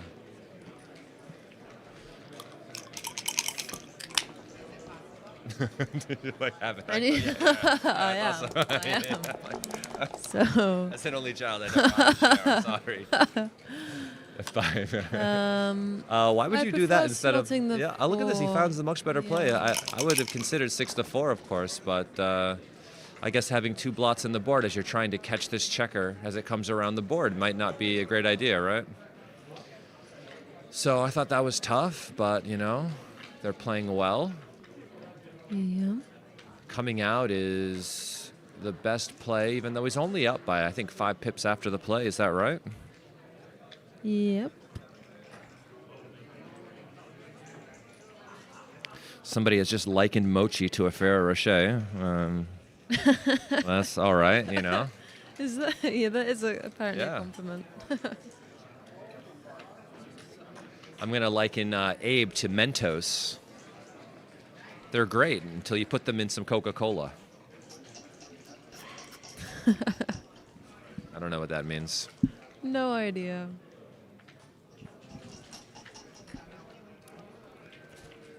How much time do you think Abe will actually use this match, I feel like he could finish within, like he won't go under 20 minutes maybe on the clock.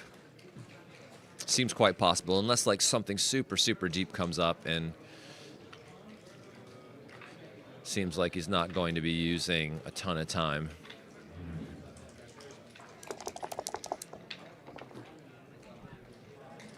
Double 5, strong, very strong. This is all right. Very I good for the might have raise. gone 6-1, but I doubt it's a big deal either way. Double 2. He's probably Abe going to is- count a little bit. Yeah, well, after the play, he's going to be up 7 pips, right? So it's not a strong enough racing lead, I think, to double yet. Yeah. It would be one thing if you had the 2-point made, Oh, it's right? really small.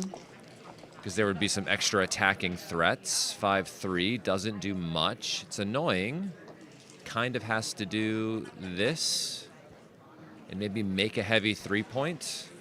One of the heaviest 3-points I've ever seen.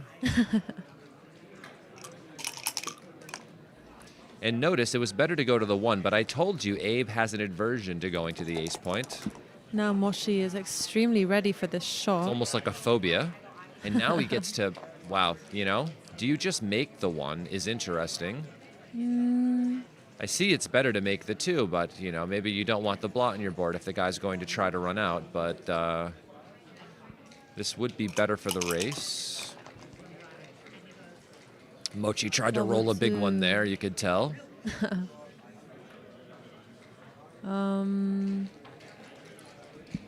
What's the race? I mean, his board is so much better. I understand if he's sticking around for some contact. Yeah, after the play, Mochi's going to be down in the race still by about 4 pips, which isn't a ton.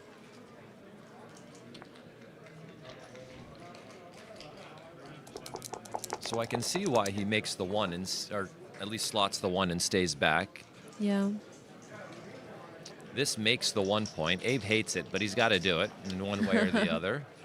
And now we have the question of whether or not we go to the 3 or we go to the 1. And I think this is better for the race, though it will leave a shot on more 6s next roll if he rolls one of the bad ones like 6-1 or 6-3.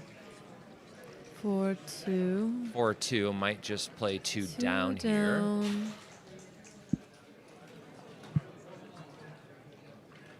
Anything else leaves a shot or breaks the board or comes all the way out, which he also doesn't want to do because then he can get hit in the outfield. Probably assessing the race.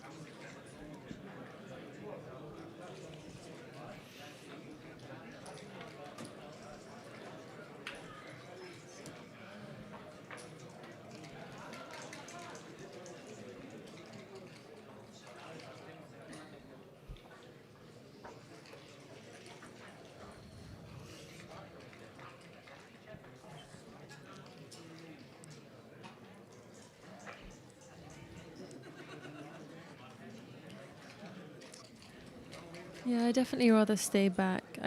Maybe he's not even considering coming out. But yeah, I mean, of course he wants to cover the 1, right? But yeah, can't really do it without playing a silly 2 somewhere else. So playing 2 down is fine, right? We can't just come out because it makes it too easy for black to just break contact and take their racing lead home. So here, you know, it's just something that has to be done in order to maintain the lead. And he gets to pick and pass. It's actually a pretty good roll. Now if he fans, it's going to be Mochi trouble. rolls boxes. Now it's a good thing he was on the roof, Abe is thinking. And now up 15 pips, he's on the roof. I think the cube should be coming. Because it's not too good because the 5 and the 4 are open. Mochi could enter at any time. But you have this advantage now in the race. And Mochi's on the roof. So you can see it's borderline take pass. So the cube is clear. Whether or not Mochi takes or passes this is hard. I would likely pass just quickly, not realizing how close this decision actually is because, you know, being on the roof down 15 pips doesn't sound great, does it? No, but 2 open points, he could definitely get some shots. Yeah.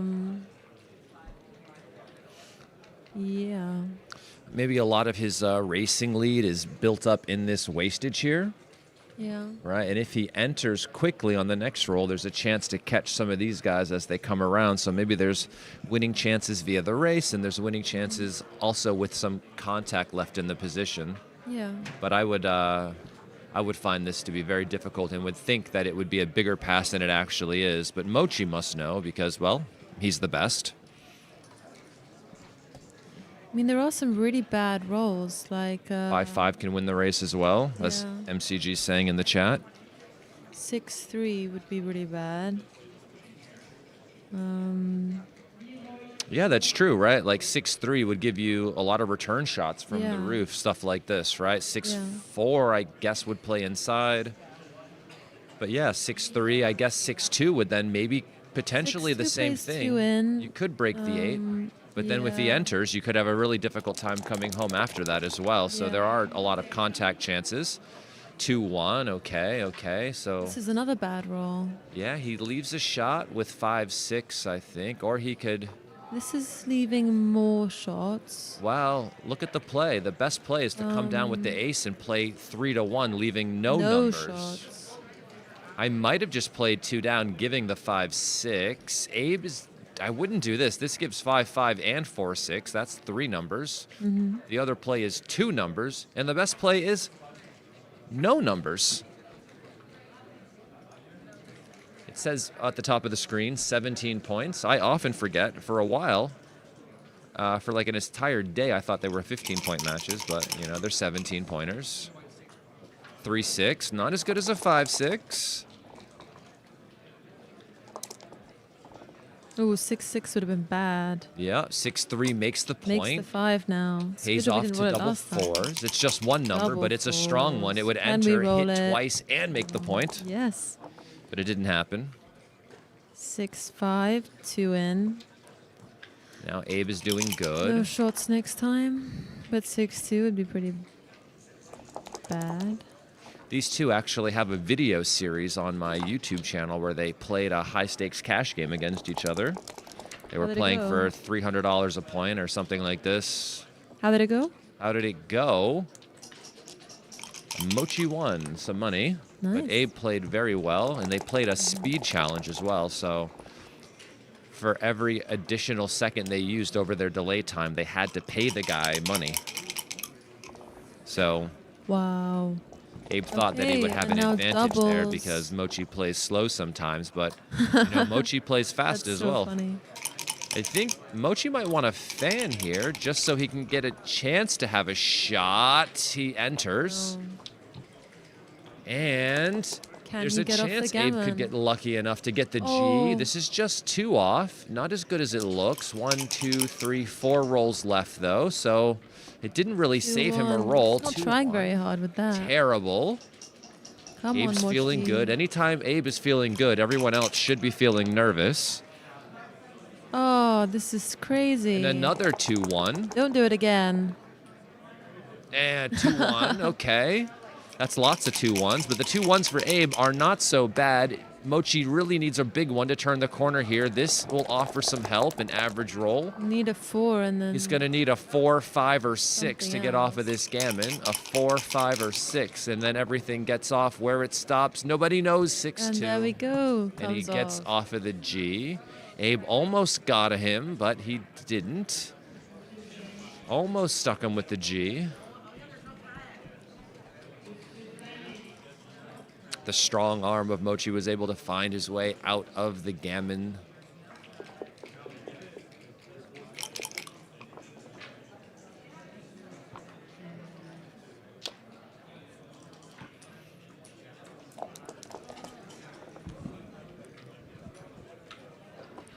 Few indeed. I like to hit on the ace with this roll. After the opponent has split to the 18. Double Six for the Abe Snake. Abe Snake. This is why he's terrifying to play Why against. is he called a snake? I think because he can slither out of even the most difficult positions over the board. I think that was the initial meaning. He would just get out of anything, you know. He was in a bad spot and he'd just find a way out and be the winner. Didn't matter how difficult the spot was, he could find a way, you know. I think 9-4, 6-5 isn't the safest play, but I like it more because it slots 2 better points. Because 11-6 is kind of stacking.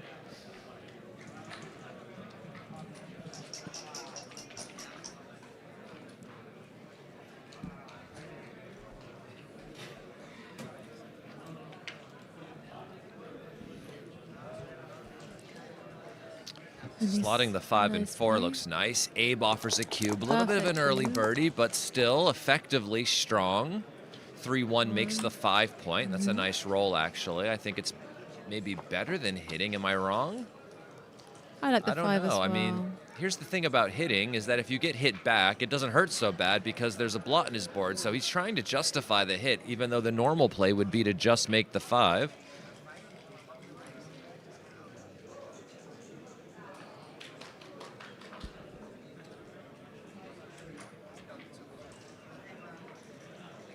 Thank you all for tuning in today. This is a very strong matchup, so please smash the like button. 5-3. He's got to step up, otherwise you can't really get out of there. But then that means the 5 has to be either continuing or coming into the 6. Don't like it. Oh, he can duplicate the 4 if he comes all the way out, Yeah, which it's is that nice. 4 duplication. Is fighting to escape. Only the 4s will hit. I wouldn't bet against Abe rolling a 4, though. He's likely to do it.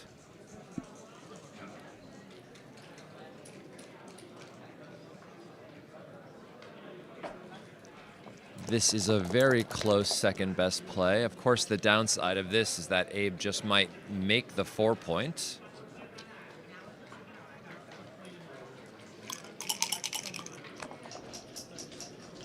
Double 3-3. 3.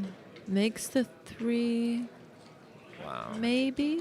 Well, I guess the real question is like, can we ever step up, right? And stepping up under the gun like this, I don't love. So we can just Yeah. make 2 new points, right? Yeah. And I think that adds a lot of value to the position without, stepping up and just allowing some of these numbers to just roll on top of us. I know he could make the 4 point anyway, but I think the problem with stepping up is that he also gets to use this 3 to point on us, which would leave a shot otherwise if we stay back. So there's actually fewer 4 point making numbers when we stay back, but Makes sense.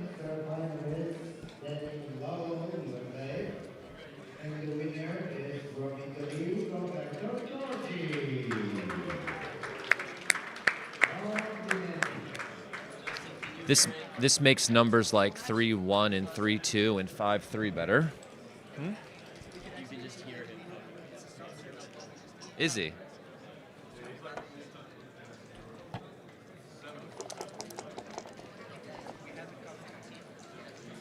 (5-2) makes the point.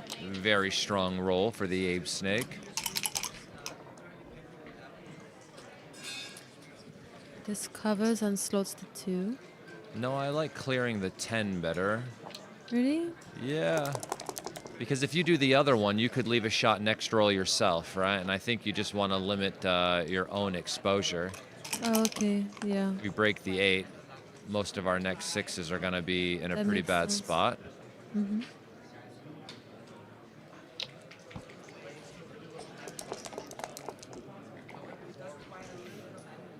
Double 4s Double brings 4. everybody around. Easy stuff.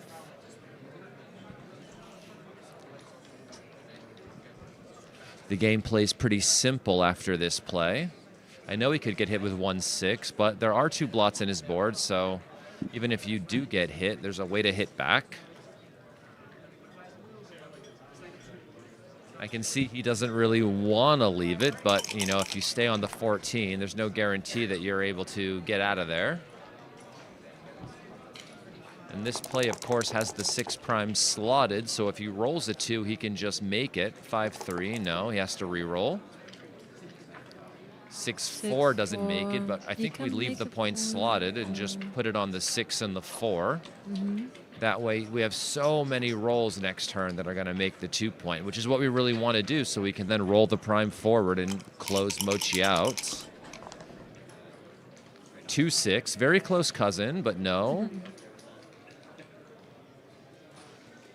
You could cover. Yeah. But this means that if he makes a 6 prime and then hits loose, it's Yeah, here when he hits You loose have and gets to hit back, break, Mochi yeah. then has to crunch, which is Yeah. why he was thinking about keeping the 1 open. yeah. And why maybe he should have kept the 1 open. We don't know, though. Didn't see the analysis.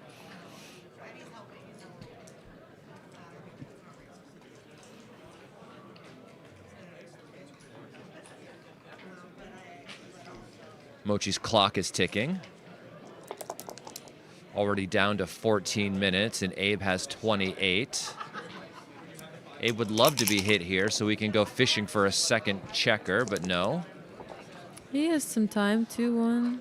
5-1 No. just Okay. makes the 1 point, and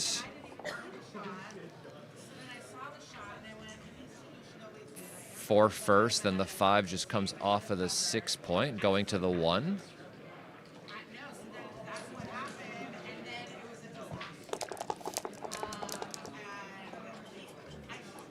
5-4. 5-4, okay.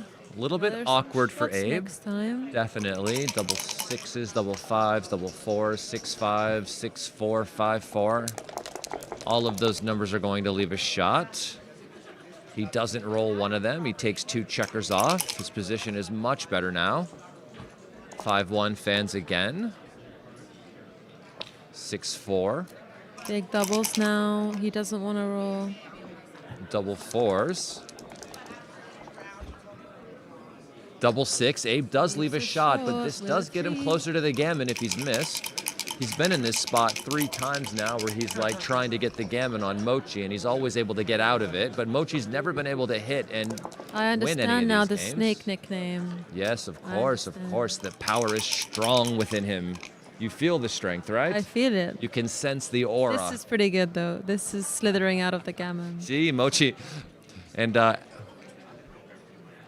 he's very good at saving gammon.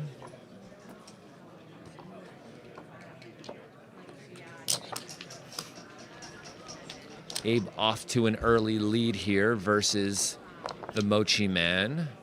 5-point lead in a race to 17. Abe is now 8 points away from winning the match, and Mochi is 13 points away.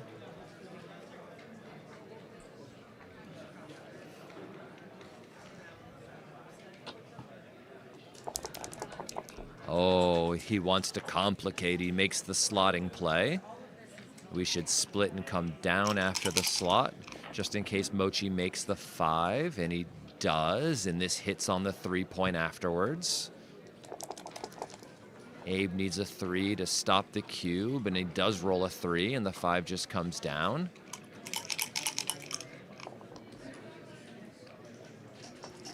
Four, 6-5. This makes the anchor and just plays down. Black has a bit of a stacked position, but if anyone can unstack this with a double, it's Abe.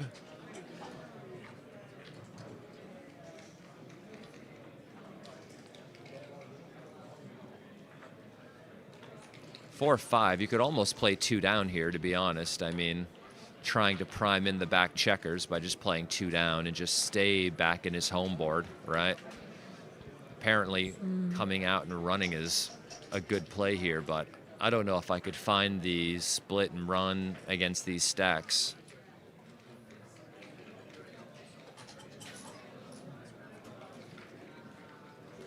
I don't know if I could find the split and run against these stacks. Nice play from Mochi. 2-1. Okay. Yeah. The boom boom sort of play. 2 on the roof. And if Mochi doesn't roll a 5 or a 4, and he doesn't, he just rolls an ace. He rolls it with a 6 as well, which keeps him on the roof. And now Abe needs to cover, and he rolls the 6-5. And this just comes off the anchor, I think, and comes around the corner, because any other 6-5 looks worse than that. Can't believe he got missed and then wasn't able to cover anything. 6-5 must be the worst roll after this.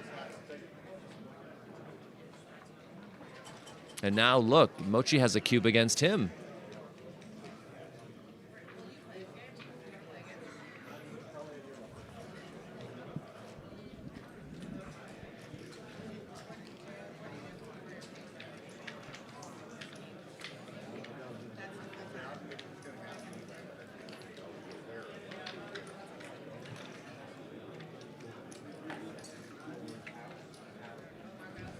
You can see Abe twiddling his thumbs here, hoping that Mochi doesn't give him a cube. He's looking away, right?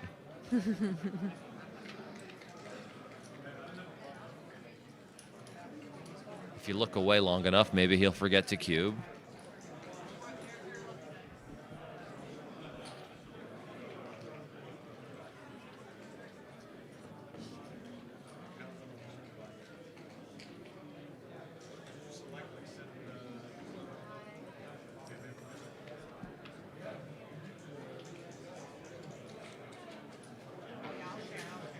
Mochi is trailing, so of course he does want to increase the volatility in gammonish positions, right? And so 5s and 4s hit immediately. Plus, You know, there are 2s and 3s that can also then double hit potentially on the 3-point. And then if he can get away with that, he can win a lot of games and a lot of gammons. Of course, it's weird to double with 3 checkers back against an opponent with, but he does have a better board.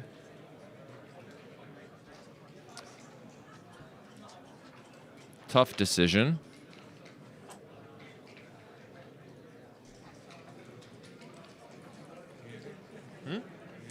No, I'm good, but thank you.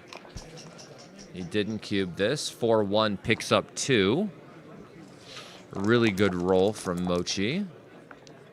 Can Abe enter? He can. He enters with both. Now he should be getting a cube, right? 6s, 1s, 2s, and 4s. And it's like even money, take pass. Got a little bit worse on plus plus. Abe just passes, of course. Abe thinks he got away with one there. Of course, he could have lost 4 points in that game if Mochi had doubled earlier. The way he entered with the next roll would have been really, really strong.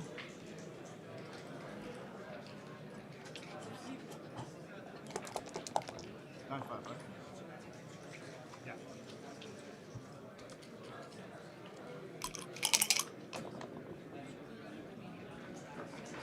4-2 just makes the 4 points. 2-6 hits on the outside. Abe playing under a 2, Mochi playing under a 2. The 2 enters, the 4 comes down and hits. And what will the Abe Snake roll from the roof? Double 2s. So this enters and makes the 4 point and should play just 13-11. Yeah, I like this. There's 2 blots in the outfield, so seems like a good play. 2-3 makes the bar. Oh my god. 6-3 just runs out.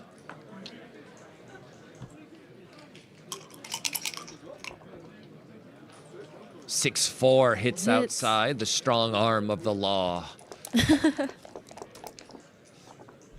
2s and 3s will hit back from the roof, and this is one of them. Nice reply from Abe. Double 1s enters and makes the 5. Wow, these guys are really battling here with the dice rolls. I think I would come up to the 22, just so I have more escaping numbers besides just 5s and 6s. There we go. Yeah, I like this one better. And the double 2s gets to make the advanced anchor. The last one is a bit difficult. Does that mean you have to switch so you don't leave a direct shot? Yeah, I think it's the only way. Mochi sees it. Now 5-6 and some 2s from the roof will leave a shot, but Abe's at the edge of the 5 prime. 2-4 doesn't hit anybody, splits to the 20.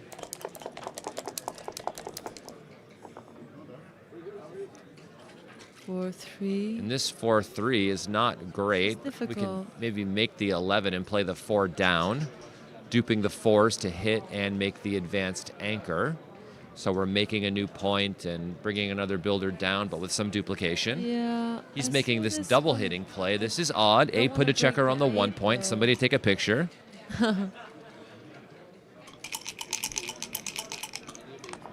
It's a little double. 4-6 fans. He's got nothing. No cubes, even though there's 2 on the roof. You have 2 back behind a 5 prime. 6-1 hits and makes the 1. Roll. If Abe moved any faster, I think his hands would fly off. Double 3s, okay. So now this must be a pass, right? Yeah. You need 6s out. It's not even a double. I'm nuts. 3 on the roof. Holy crap. Wow. Abe's not even cubing, of course. Smart man. I was feeling a bit optimistic there. 3 on the roof, but I guess with this blitzing structure, if he enters. Wow. I can't believe it. Yeah. I thought any single 6 would just make this a pass in wild, and I guess you just might never roll a 6. I think it's wild that it wasn't even a cube. Yeah. I mean, the roll before when Moshi had 2 on the bar, Yeah, it was the a double score for as well, him. though. The Yeah. score, of course, that's the point. I'm still reeling from last night, obviously, you know. Very, very rough one. But of course it makes sense now that I'm like, trying to look at it with a clear head. He's leading by 4 points in this match. You can't just be doubling in gammonish positions with, 2 checkers behind a 5 prime. That sounds crazy. He can't come in, so... I will say that there is no chance Abe gets stuck behind this 5 prime for too long, though. The strength of his rolling arm and his reputation wouldn't allow it. 6. There you go. I told you. You did. And now he just plays on, of course, right? Of course. Did he have a cube after he made the 5 point with 3 on the roof? Possibly. Yeah, he must have, right? So there's now his the PR's up to a 3. I told you he would never get trapped. Why would you do this? Why is he making the point? What if he rolls double 4s? Why does he need to make that point for? Oh no, yeah, double 2. He needs to go in with If he went the other way, he could have still made the 2 point with double 6s. So I'm not exactly sure why he gave himself a bad double 4s. 3, 2. This hits. There's no other play. You have to Kinda hit. rough. You really don't want to get sent back, but I guess he's got to come in with 2 more and then roll 3, 5. So You got to hit Abe in this one. Yeah. I'm still not sure why he just made the outside point. Oh, maybe he was worried about double 2s. But then he has to come in with 3, so he can't hit with double 2s. Yeah, he's worried about getting sent back behind this prime, but he should be worried about them There anchoring were too. 3 on the bar, so he couldn't have hit with double 2s. That's what I thought initially too. Yeah, after he made the 5 point, I think he should have doubled for sure. And now he's got another chance to point on him. He doesn't. Yeah, he would call you an idiot for not hitting. I know, Abe. There he is hitting. You So any 2 will send him back. No. 5-3, fans, of course he hit.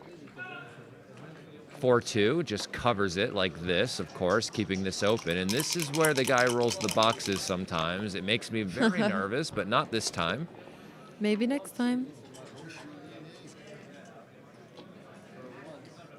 3-1, okay, I like really this. like to roll a double 6. Brings to another builder stress him down out a little in case bit. he rolls a single 6.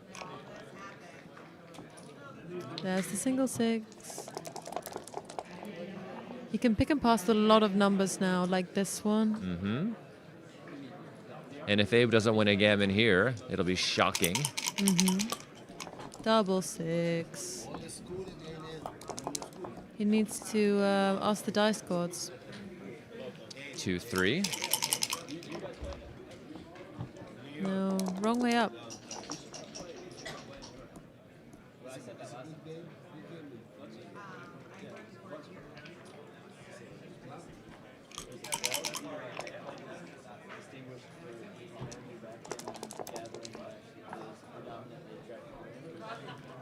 Five, 1, so 5-4.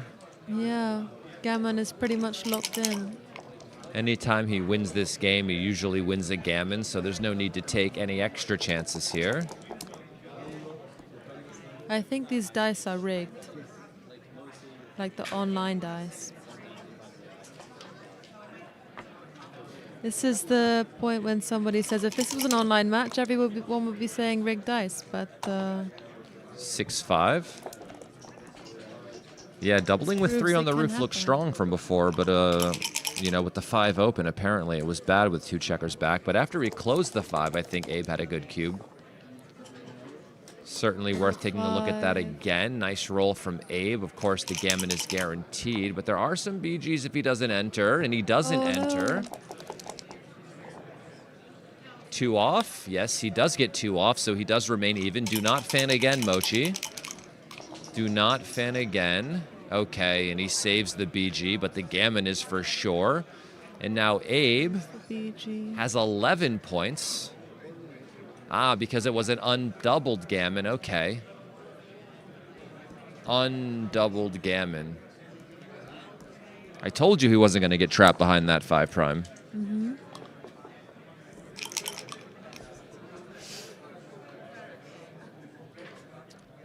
And we might have Abe on commentary actually at 10 p.m. today for the final of the Why High are you kicking Rollers. me off? Me. mean? Just because we need him to talk his trash to Veltri when he's Okay, I get it. you know. I get it. I don't know if you saw the other one he did, but it was absolutely hilarious.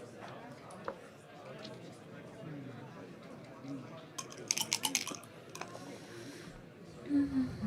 3-1 just enters and hits on the 5. Abe is 6 points away from winning this match against Mochi, but of course, Mochi is far from out of it. Why would you hit instead of making the 10, Abe? Making points is good. I know he's trying to stop him from making this himself. I think that's his idea, is if you hit him and it dupes the 3s, maybe he just can't cover this from the roof, but it's better to make the 10 point.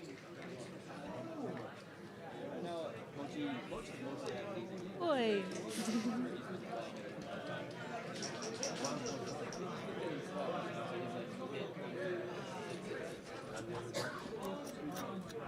What number is this? 4-3? Look at this play. Entering with the 3, hitting, and then hitting on the 4 as well. Mochi sees this idea and makes the play.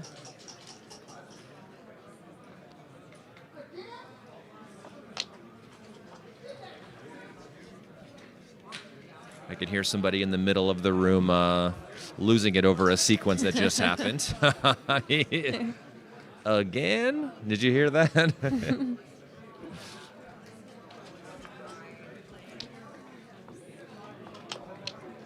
Very nice play, Mochi. Sending 3 checkers back. Abe enters with one of them. Hitting and Still a sending blot one on of the Mochi's board. checkers back. He can't Sorry, Abe. cover. What's happening here? 3-6. Wow. Where's the 6? Well, you just come out from the 22, right? Because you don't give your opponent good 6s from the roof, so you don't come out to the 18, right? It also duplicates the 4 to hit and enter when you, right? This play, I think, is also okay. Second best play. More covers. But this 3-1. hits. Hits on the 4 point. Yeah. No, he wants to come in and roll a 6. Nice. This is good. This is very good. Makes the 5. Mm-hmm. 4-1.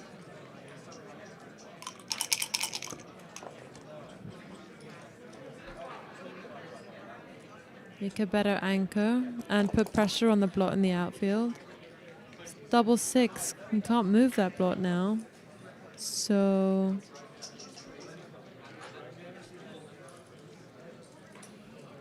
what should he do? This is tough. This is very tough.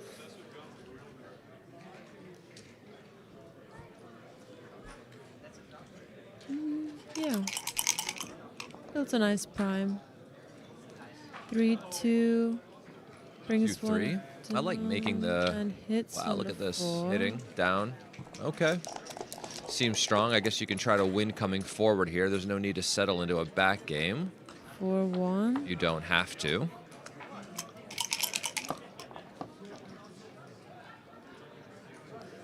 Five, 4. You can I make would the make the 20. double anchor here. Yeah.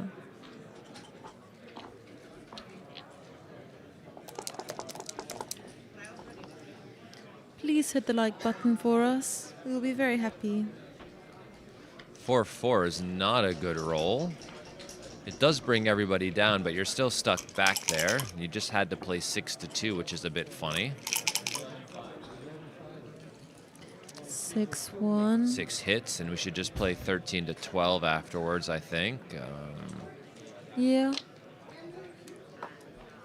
He's got a blot in his board, so he's got to worry about covering that. Yeah, as I don't well. even know if you should hit. Maybe you should just come in with the 3 and cover. Wow, you shouldn't.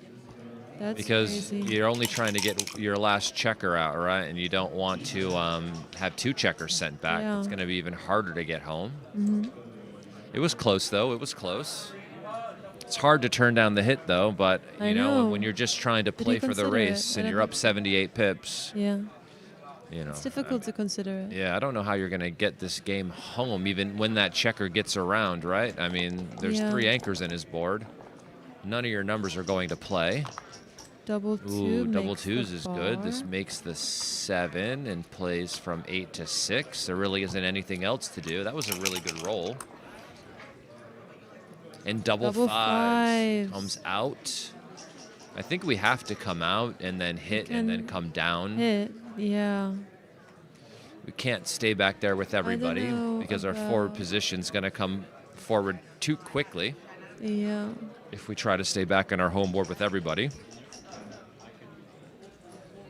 So we just come out and we hit and we just come down and see what happens and play from there.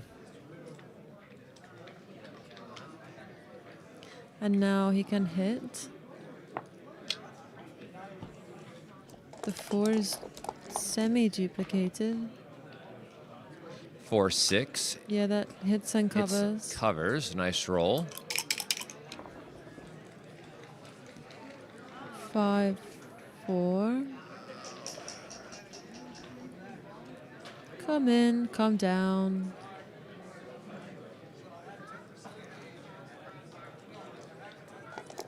This is another way. 5, 1. Got a slot. That's the funny bit. Yeah. You can't just play Right, 2 to you're 1 off. because, you know, that would disappoint everyone Yeah. watching. So we have to slot. It's the most efficient use of that checker. And you really need to fill in the 5 at some point anyway. Mhm. And you might be able to make it from the roof after after he gets hit. You know, he could just enter with some sort of 1 or 2 and fill it in, and then he really would improve. Yep.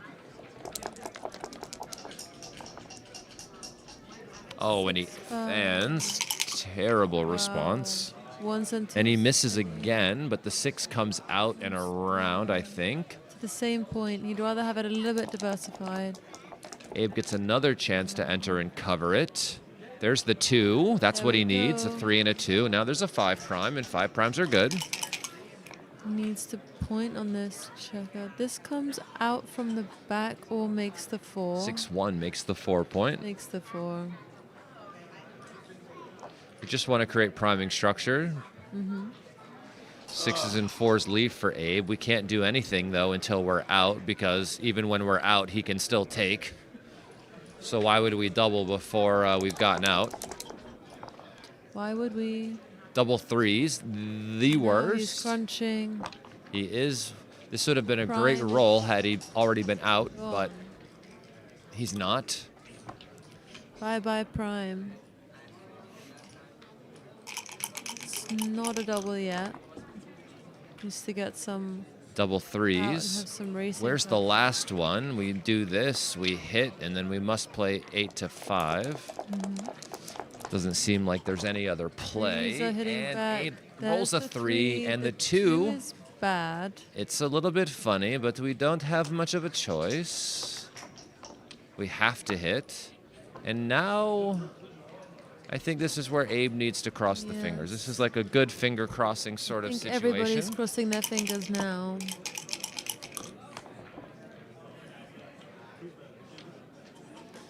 No, Mochi isn't asking the dice gods nicely enough.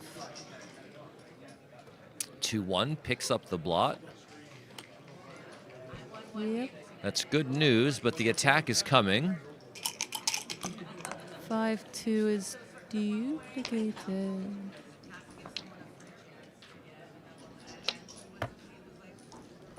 Nice. Now he doesn't want Abe to roll the 3 or come out. 1-6. This keeps him back there, exactly where he wants him. Can he give him a cube now is the Can question. give him a cube now.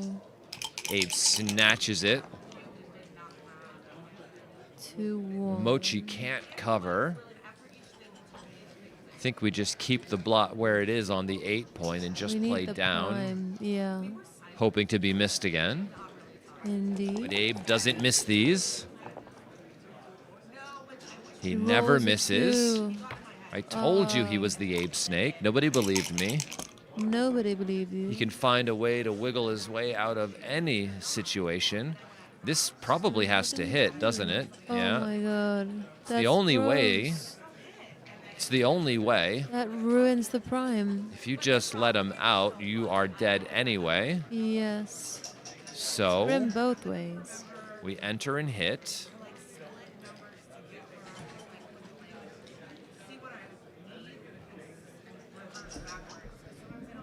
Wow.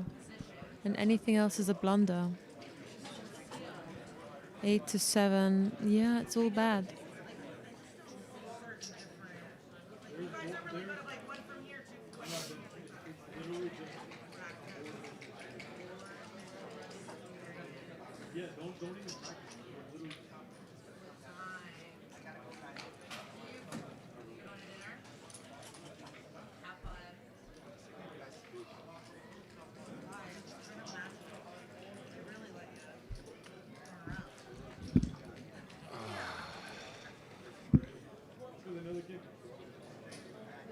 This is a tough play. Yeah, I mean, you know, you've got the double anchor, so the cost of getting hit back isn't especially high versus what you can gain, you know, the upside of being able to get away with that hit, right? Yeah. He just stays trapped, or he's on the roof, or he enters with like a 1-5 or something, and Yeah. you get another checker set free, and But it feels makes like it. the best thing about opposition is the prime, and then wow, the double anchors are really Breaking it holding like everything this. together. You know, they're your Yeah, that's true. emergency. that's true.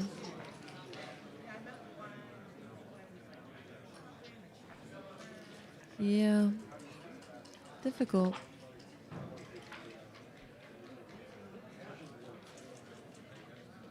He doesn't want to let go of the prime, which is understandable. Mochi is certainly using his time in this match. Abe is saying, I wish this was speed gammon.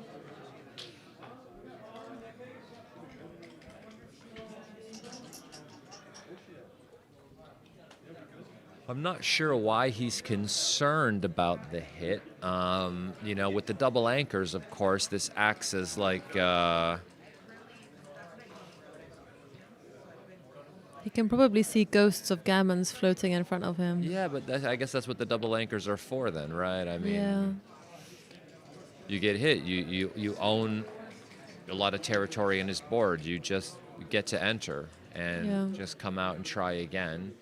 You know, there's also a possibility that he hits you, and maybe you make the triple anchor in his board, right, by staying on the 24. But of course, Yeah. you know, he would prefer to just attack and get away Really with it. difficult. And if he doesn't roll a 6 or a 5 now, then it could go really well. Abe does Of roll the course he 5. does. I told you he would. Mochi comes in, of course, and Abe would love to be able to roll something to get on top of that stack. He does not. He comes into a double shot. 3s and 4s will hit. That's 20 numbers out of 36, which means he can get missed 16 times, Oh, though, like he does wow. right now. That's tragic.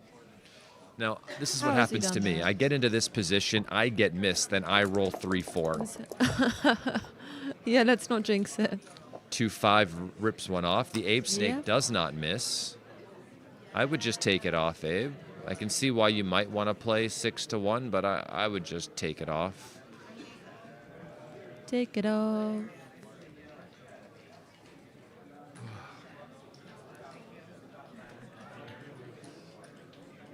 It's for you. Thank you. It's nice. 3-1. So now, how do we get a shot from him? There's a few Abe is ways. playing on, apparently. Position is too good to double. Off and 5-1. I would play.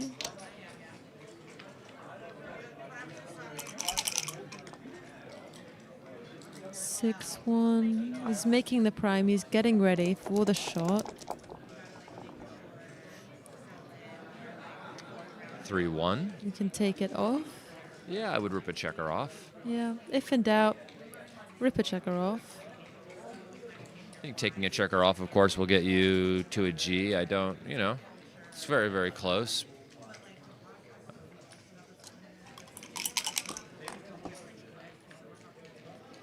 4-2.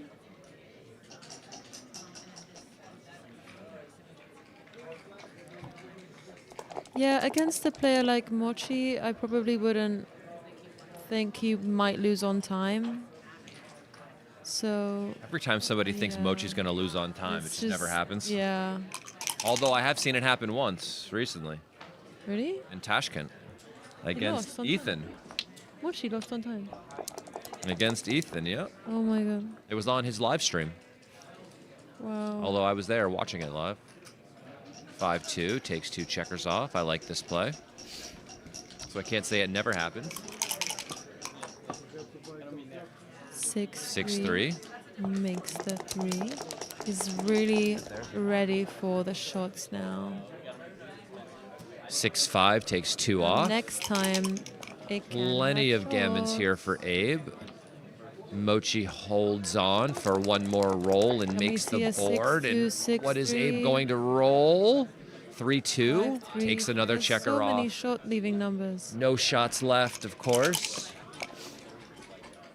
Mochi now runs off the forward Imagine anchor. a 4-3 next time. I would for Abe. stay there with one of them and just come around the corner just in case he rolls a catastrophe like 6-3, There's so many catastrophes which would leave a there. double shot. 6-1 leaves no 6-1. shots. Is it an impending catastrophe? No, the catastrophe is gone now. Now you can just have like Yeah. a bad sequence. But if you rolled 6-3 before and left a double shot there, it would have had 4 numbers to hit him, and that would have been bad. See, Abe, of course. they can pass. Oh, I would hit off. and go to the 2. They can pass, yeah. This solves a lot of problems and might eliminate the ability for his opponent to get a double shot, and he might fan and win a BG. That would be sick. The Imagine. BG would win the match. 6-2, though, leaves a 6-2. shot. 4, Fives. 6-2. And some 2s, 6-2, 4-2, 3-2. 2. Does Abe ever get missed here? 4-2, that 4-2. is a hitter. It looks like that will save the gammon, but I don't know if But it is will allow he Mochi to win the gonna game. Slip out with a 6-1. Just wants to rush into the outfield now. He needs to protect against 6-1. Yes. 6-1 is his opponent's best number, so we have to play against it. So he's doing it this way. That way double 5s will also make the 1 point. Nice. 4-2 fans. 2. 4-4. We should also protect against I like this. 1-6 He some might more. be able to get another Yeah, checker. This is good, That but would this be helpful. I think he does want to make the 7, of course, to try to contain him Yeah. if he does enter with a 1. He does not. Double 5s. So, what are we doing now? Yeah. Probably just adding an extra checker to cover, yep. And hoping he doesn't roll a 6-1. Whoa. He looked at him like, almost gotcha, almost gotcha. Did you see it? Yeah. Yeah, this is the signature Abe snake. Huh? I almost rolled it. He really thinks he's going to roll it. Oh, he almost got him again. Can he ever make the 7 That's point? And he not a nice can't. So this what? draw. Just goes to the 2 point? Abe's like, is he going to Yeah. give me another chance at it? I've never missed 4 times in a row. See, he's up. I'm gonna. Oh, That there's could the have been 1. it. That was the 1. What was it on the On the floor? Was it a floor, it was a 6 on the 6. It floor? was a 6. Oh, Try again. if at first you don't succeed, No. And now. 6-2 is a bad number. 2-3 still can't make the 1. I mean, Mochi can't believe it. 2 when in, can he then the 3. redouble? What? When can Abe redouble this? Never. Not yet. Not until he's Never. broken, then entered. You know. Yeah. I don't think at least. 10 off. I mean, he's a favorite, but Yeah.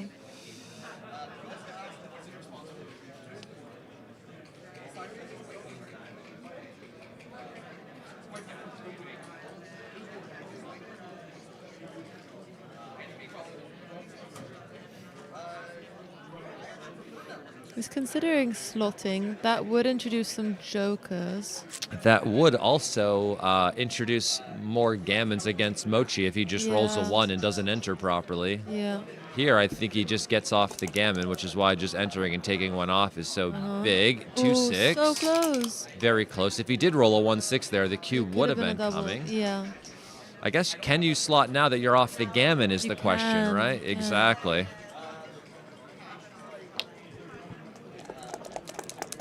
Can he roll a 1? Can he roll a 1-6? No, No. 6-3, okay. And now he closes him out. Covers. And maybe you play from 4 to 2. Why? Well, you know, you don't want to open up right away with all your 6s. You're going to have to take real chances here. You know, the guy's got 10 checkers off. And Yeah. now you leave the blot there and you play from 4 to 2 because if he rolls a 5, you want to be sent back to catch him on the way back around. Uh-huh. Does Abe ever miss these? Does he ever miss these? I don't never think seen so. Abe miss. He never misses. How does is he the do Abe it? snake. The snake giveth, 5, and he then 4. taketh away. So now, should he be thinking about redoubling? Yes, of Yeah. course. His board is busted, and he gives him the 4 Nice. cube. You got And nothing, it's a and now he big has to pass. pass.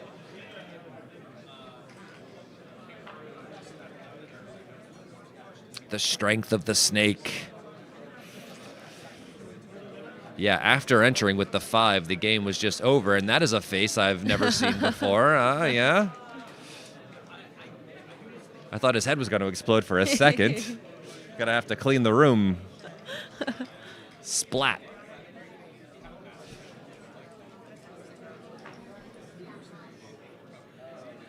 Yeah, it feels like a very natural break here. Seems like a good time for one, so I'll be back as well. Abe is leading in this match.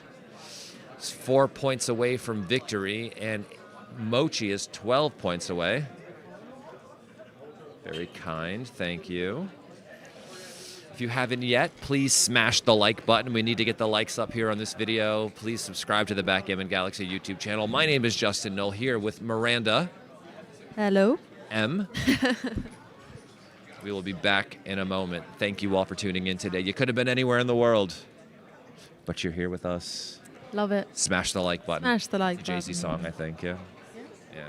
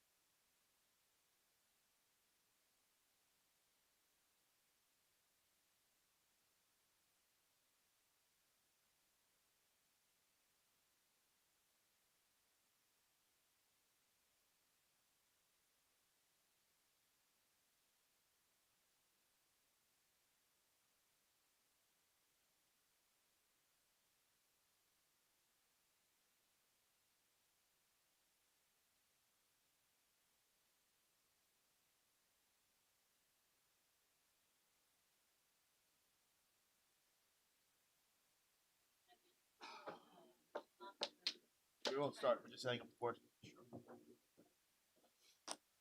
We're 13-5, right?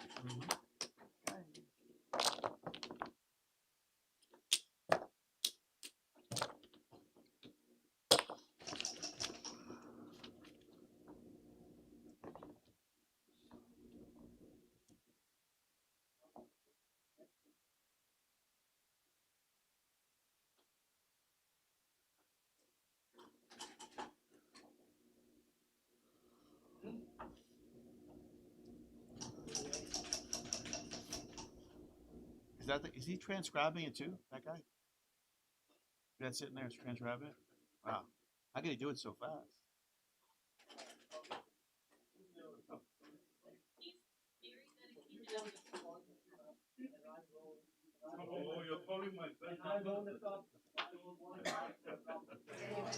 I don't even know if Abe left the table. He's always ready for the action.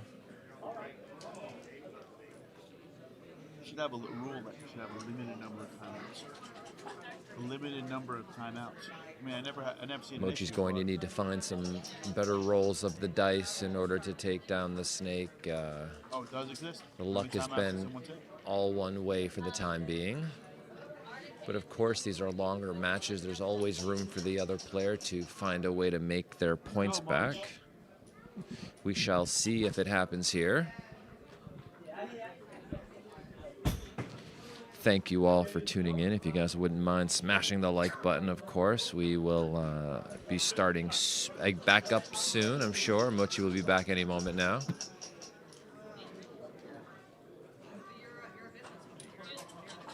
And here he is.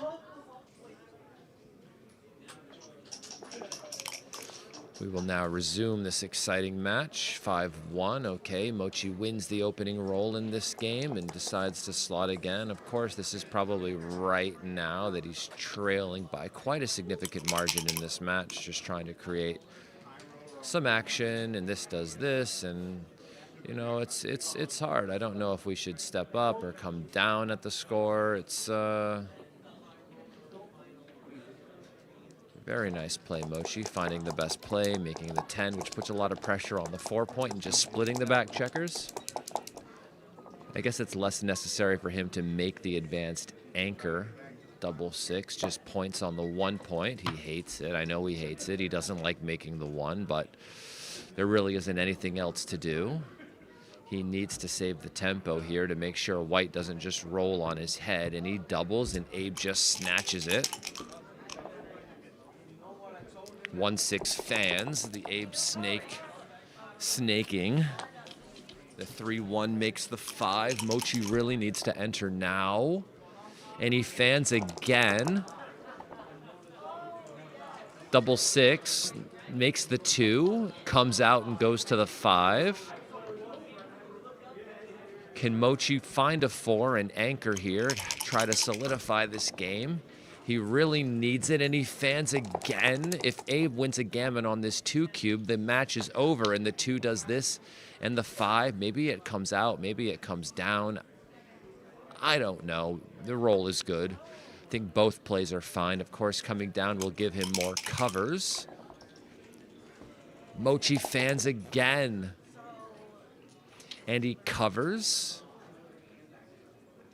Okay, there's an issue here, of course. The issue is that there aren't a lot of builders down there in order to continue to attack on the 3. So if Mochi can roll one quickly, he can't. And now he should just play, I don't know, 13-10.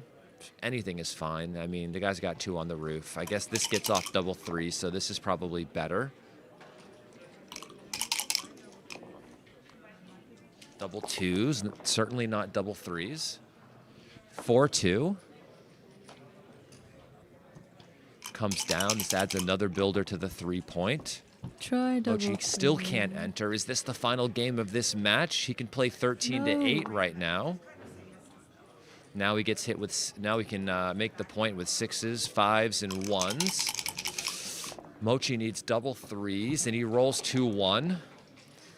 He's trying. 6-4, so the 6 comes down, and the 4 comes down like this as well. I think this most probably covers, the best play, giving himself rolls. as many builders as possible to attack and close the 3-point. And he 6, fans 5. again. Mochi getting gammoned on his own fives, cue. fours, ones. And the all make 5-1 closes the 3-point. The only terrible chance that Mochi has now is that Hitting a Abe leaves the shot. shot bearing Yeah. off. And that is very unlikely. He has perfect distribution. 5 and then the 2. Yes, of course, this could be the match. Mochi is currently getting gammoned on his own cube, and he just wants to clear from the rear.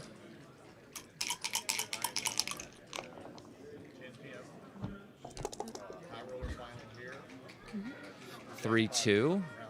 We could just clear the 5-point. I think that's the better play here. He wins a gammon almost every time he doesn't leave a shot and get hit, so clearing the 5 is fine. You don't need him to fan. If you play 2 off the 5, you might accidentally roll some silly ace later and leave yourself in a worse position.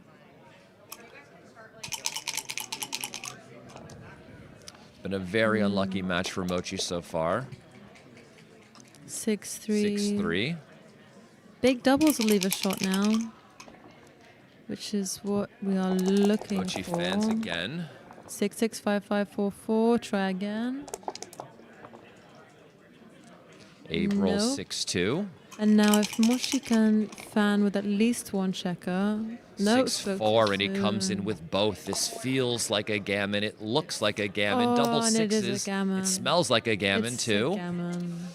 So we have the high roller final today at 10 p.m. on this stream, and the Super Jackpot round 1 match on stream 2. Yeah, So don't forget to come back for that. not sure if he can get off of this. It doesn't look I don't like think it. this I is mean, he's going to possible. need a couple more dice. Yeah, no, 3 more rolls. He's going to need to start with double sixes. No. 6-5 is not big enough, and Mochi There's the resigns, and handshake. Abe is the winner of the round of 32, defeating the best player in the world, Masayuki Mochizuki. Kind of steamrolled him there with the Yeah, dice. pretty Of course, much. Abe played well. Mochi played his They normal both played 1.5. extremely well. Yeah. And we're going to have another stream in about 2.5 hours' time. It is going to be the high roller final. In that match, we're going to have John Veltri playing, oh yes, Marcus Reinhardt, of course. And is Marcus still in the main as well? I thought I just saw him playing okay, so no, he got knocked out. We'll have a Super Jackpot 2 match round 1 here. Okay. And there's another Super Jackpot match that'll be played. Super Jackpot 2, just another side event? That's It's another event. yeah. 75 entrants. Oh, wow. 75 entrants into this event, and there's will be a match on stream too, but Round 1 match. yeah. God knows they'll be And as long as Abe isn't in a match, I don't think he is. I don't think they have a match at 10. We're going to have Abe the Snake doing commentary with me on that match for John Veltri, a buddy of ours. And that should be good. So stay tuned. We will see you in about 2.5 hours. I'm going to go have dinner and come back, and hopefully it'll be a good match. Miranda, Bye-bye. thank you once again for Thank doing you. commentary with us today. It's been a good time. And we'll see you later. So on the way out, please don't forget to smash the like button, of course. Subscribe to the Backgammon Galaxy YouTube channel. Don't forget to download the Backgammon Galaxy app. Sign up for the free tournaments. I think they'll be starting tomorrow. And there'll be over $10,000 worth of prizes given away during these events. So that should be fun. I wish I could play in them, but I'll be here talking about backgammon on these streams again, which will increase your chances of winning. So we'll see you guys next time. Have a good one.